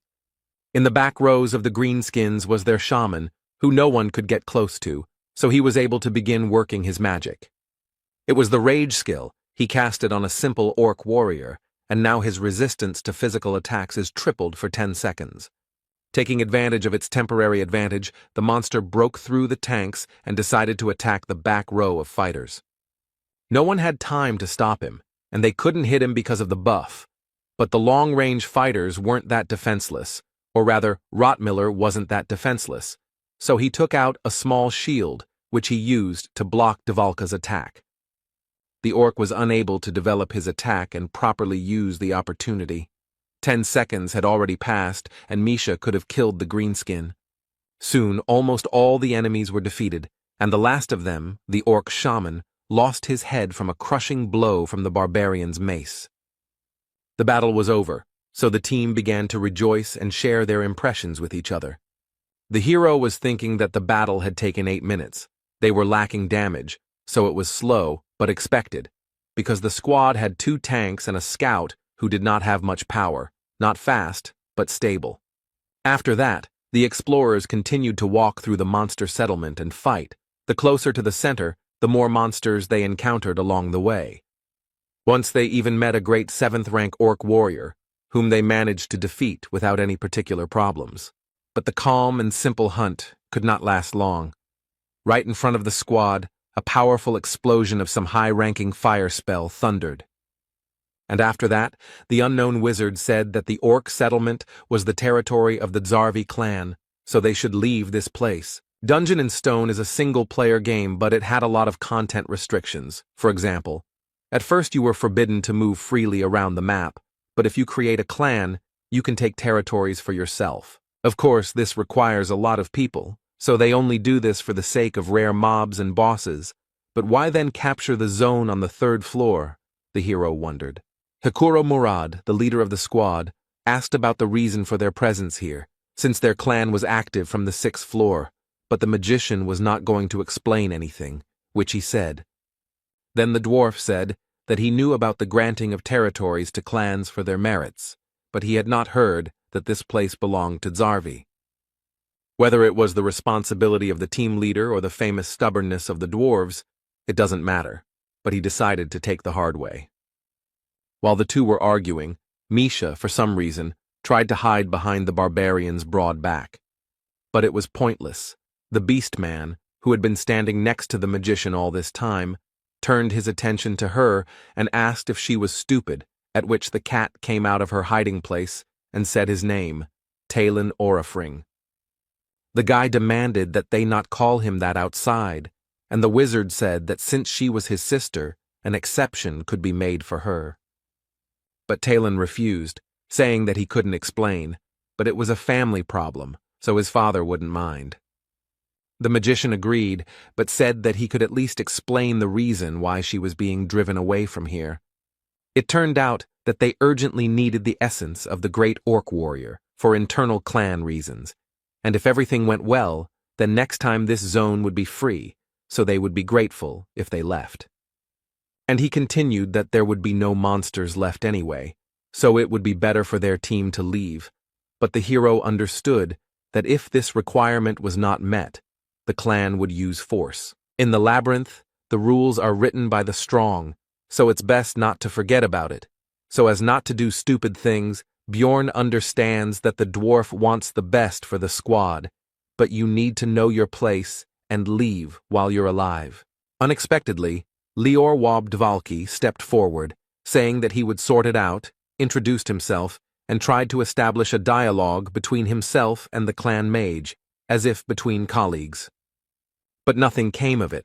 The wizard from Zarvi said not to call him elder, and that he was only a pitiful worm, that he was not worthy of being called by the proud word of a sorcerer. He urged Dvalki to find some shame in himself and not dare call himself a magician when all he could do was perform pathetic street tricks. Lior had completely failed. It was sad to hear such cruel words, but the hero believed that nothing could be done. He had to leave. But Hikuro Murad, as the leader, decided to stand up for his own, and Björn believed that now was not the time or the situation for arguments. The dwarf finally lost his temper and began to charge his discharge skill, and the hero was already doubting his sanity because he was going to fight the clan of the 6th floor. Additional fighters from the Zarvi clan approached the magician. They all just looked at Hikuro and were not going to leave, because what could such a low-ranking researcher do to them? The dwarf lunged towards them with a cry of rage, while the wizard seemed to be only waiting impatiently for this, since in this way he would be able to kill this squad with impunity, citing self-defense. But the hero couldn't let that happen, so he made a lightning-fast dash and knocked the commander of his squad into the ground. He pinned Hikuro's head to the ground, not allowing him to move, and told him to stop. The dwarf himself seemed to also begin to understand what had almost happened just now. The Zarvi clan members just watched the performance with predatory eyes, and their wizard said that they had a good team, and Murad should definitely thank the barbarian later. The squad moved away from the scene, and then Hikuro began to apologize for his actions, saying that he had lost control. Rottmiller began to scold the dwarf, and the hero thought that it was right, because it was better to accuse him now so that he would remember everything. But the next moment, Brown forgave him and even praised him for defending his comrade. Misha Karlstein also began to ask for forgiveness. She said that if it were not for her participation, it would have been much easier to cope with the situation, and Dvalki began to deny her guilt. Hikuro noticed how awkward but sincere this consolation was, and the atmosphere between the squad members somehow changed, and the hero began to feel some kind of shame from this situation, as always in such cases. Misha began to talk about how she doesn't like to talk about her family because she is the only one who couldn't make a contract with the spirit beast. Beastmen are able to make contracts with the spirits of ancient animals. This agreement itself can have different forms. Some of the beasts themselves aid in battle when summoned, others cause obsession, increasing the contractor's physical attributes, and some bestow blessings and abilities. Of course, not everyone can sign a contract, but the problem is that Misha is the direct heir of the Karlstein family. She cannot summon a spirit, and this disgraces her family. Meanwhile, the girl continued her story by saying that as a child, she had good relationships with her brothers and sisters. But when she became an adult and was not chosen by the spiritual beast, then everyone began to ignore her, and also called her a half-breed. They say that she has dirty blood. Misha's mother died immediately after giving birth, so there was no one to tell the truth to. The girl could not tolerate such an attitude, so she left home and learned to fight, and that's how she became a researcher. The dwarf and the beast woman had a touching scene, with the former feeling sorry for her, and the latter saying that he reacted to the recent event in this way because he considered them true partners. The hero felt worse from the sweetness of this moment. He mentally asked to stop this conversation, but this was not destined to happen. Hikuro decided to tell his story too. Murad dreamed of becoming a blacksmith, but he lacked talent and was unable to complete his preparatory training for 10 years. That's one of the reasons why he became an explorer after he was 30. He needed money for taxes, so he had to run away. Lior Wabdvalki was completely moved by all this. He shouted out that he considered himself the most untalented and also decided to talk about his failures, about how he was able to become a magician thanks to his family status. But he didn't have the talent to enter the magic tower. If he was a real magician, then that person from the clan would have shown at least a little respect. Hikuro began to console the boy, telling him that the old man was just a bad guy, and that Wab was a great sorcerer. Rottmiller, who was standing next to Björn, said that he had been in many teams, but had never encountered something like this, to which the barbarian mentally agreed that it was strange. But the next moment, Brown also became a part of all this, and the hero thought that at least someone from this squad understood him, but it turned out not to be so. He said that when Murad and Misha talked about the experience, he was very upset because of envy, because they were not born human, so they do not know what he had to go through. They were surprised by this, and they asked the question, don't human researchers have advantages because they can become magicians, priests, elementalists, and open the aura?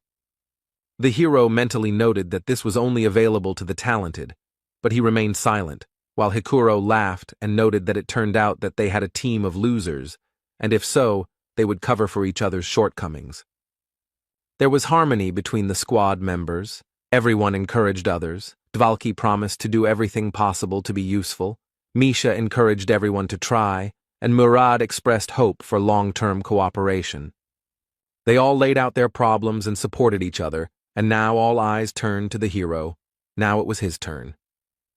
This made Björn tense up. They were all looking at him so strangely, waiting for something. Would they throw him out if he didn't say anything? And what should he say at all? These thoughts were rushing around in his head. In the end, the barbarian could not think of anything better than to shout loudly that he was left without a mother, after which there was silence. His comrades looked at him strangely. The hero was still tense and decided that this, apparently, was not enough. Then Björn started screaming again, but this time about how his mother died when he was born, and his father went into the labyrinth and never came back when he was little, and now he is an adult, but he cannot see them, even if he wants to. The hero fell silent and began to wait for the other's reaction to the speech. Also, technically, it was all true. Einar told him about it. Rottmiller noted that it was hard for him at such an age, and Misha decided to apologize because she complained about the difficulties in her family, and for him, everything was even worse. Dvalki decided that the hero was just pretending that everything was fine, and Hikuro offered to replace his parents if he wanted. Björn shouted that everything was okay, but inside he was screaming for them to leave him alone. The shame inside him was beyond all bounds. Somehow the hero became the most pathetic member of the group, but he didn't care, and it wasn't like he actually had a mother. In fact, he is a barbarian who uses his knowledge from the game as an advantage over other researchers and has already reached rank 7 in a measly 3 months. Although, if you think about it, he is a loser who somehow ended up in another reality, where he is considered an evil spirit, who are killed as soon as they find out about them, and he has already been on the verge of death. While Björn was thinking about how shitty his life was and was being consoled by Misha and Dvalki, Hikuro and Rothmiller discussed the group's next steps, eventually deciding to go to a location called the Witch's Forest. When asked why not move to the 4th floor, Murad replied that he had seen too many teams underestimating the difficulty and dying there, so they needed to work on their teamwork first. The hero remembered that the Witch Forest was a zone that was only visited in extreme necessity, a bad place for hunting, and not very suitable for warriors. But the 4th floor is no better, because in addition to monsters of the 7th and 6th rank, there are also occasionally 6th rank ones, which can be quite problematic. The hero died there many times because he went there unprepared, so the dwarf's fears are understandable.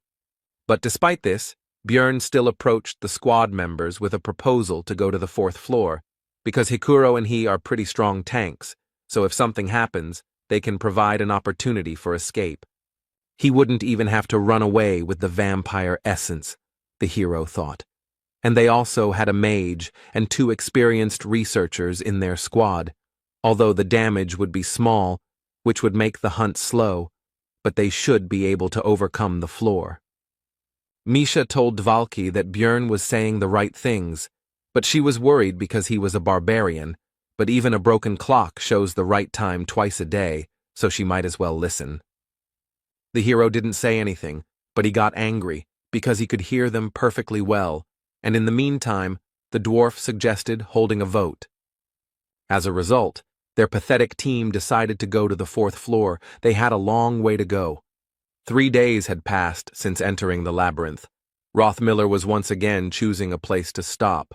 Hikuro suggested walking for some more time, but Brown said that it would take a long time to find another suitable place. Björn noticed that they set up camp at 9 in the evening, just like the last 2 days, which was quite curious. It seems to choose its future resting place based on the remaining distance and speed, which doesn't sound very complicated, but is impressive, especially in the labyrinth, where the concept of day and night does not work. The hero asked Brown about his plan for tomorrow, to which he received the answer that they would be at the Witch's Forest before lunch, and he also advised everyone to have a good rest, because moving through the forest would require a lot of strength.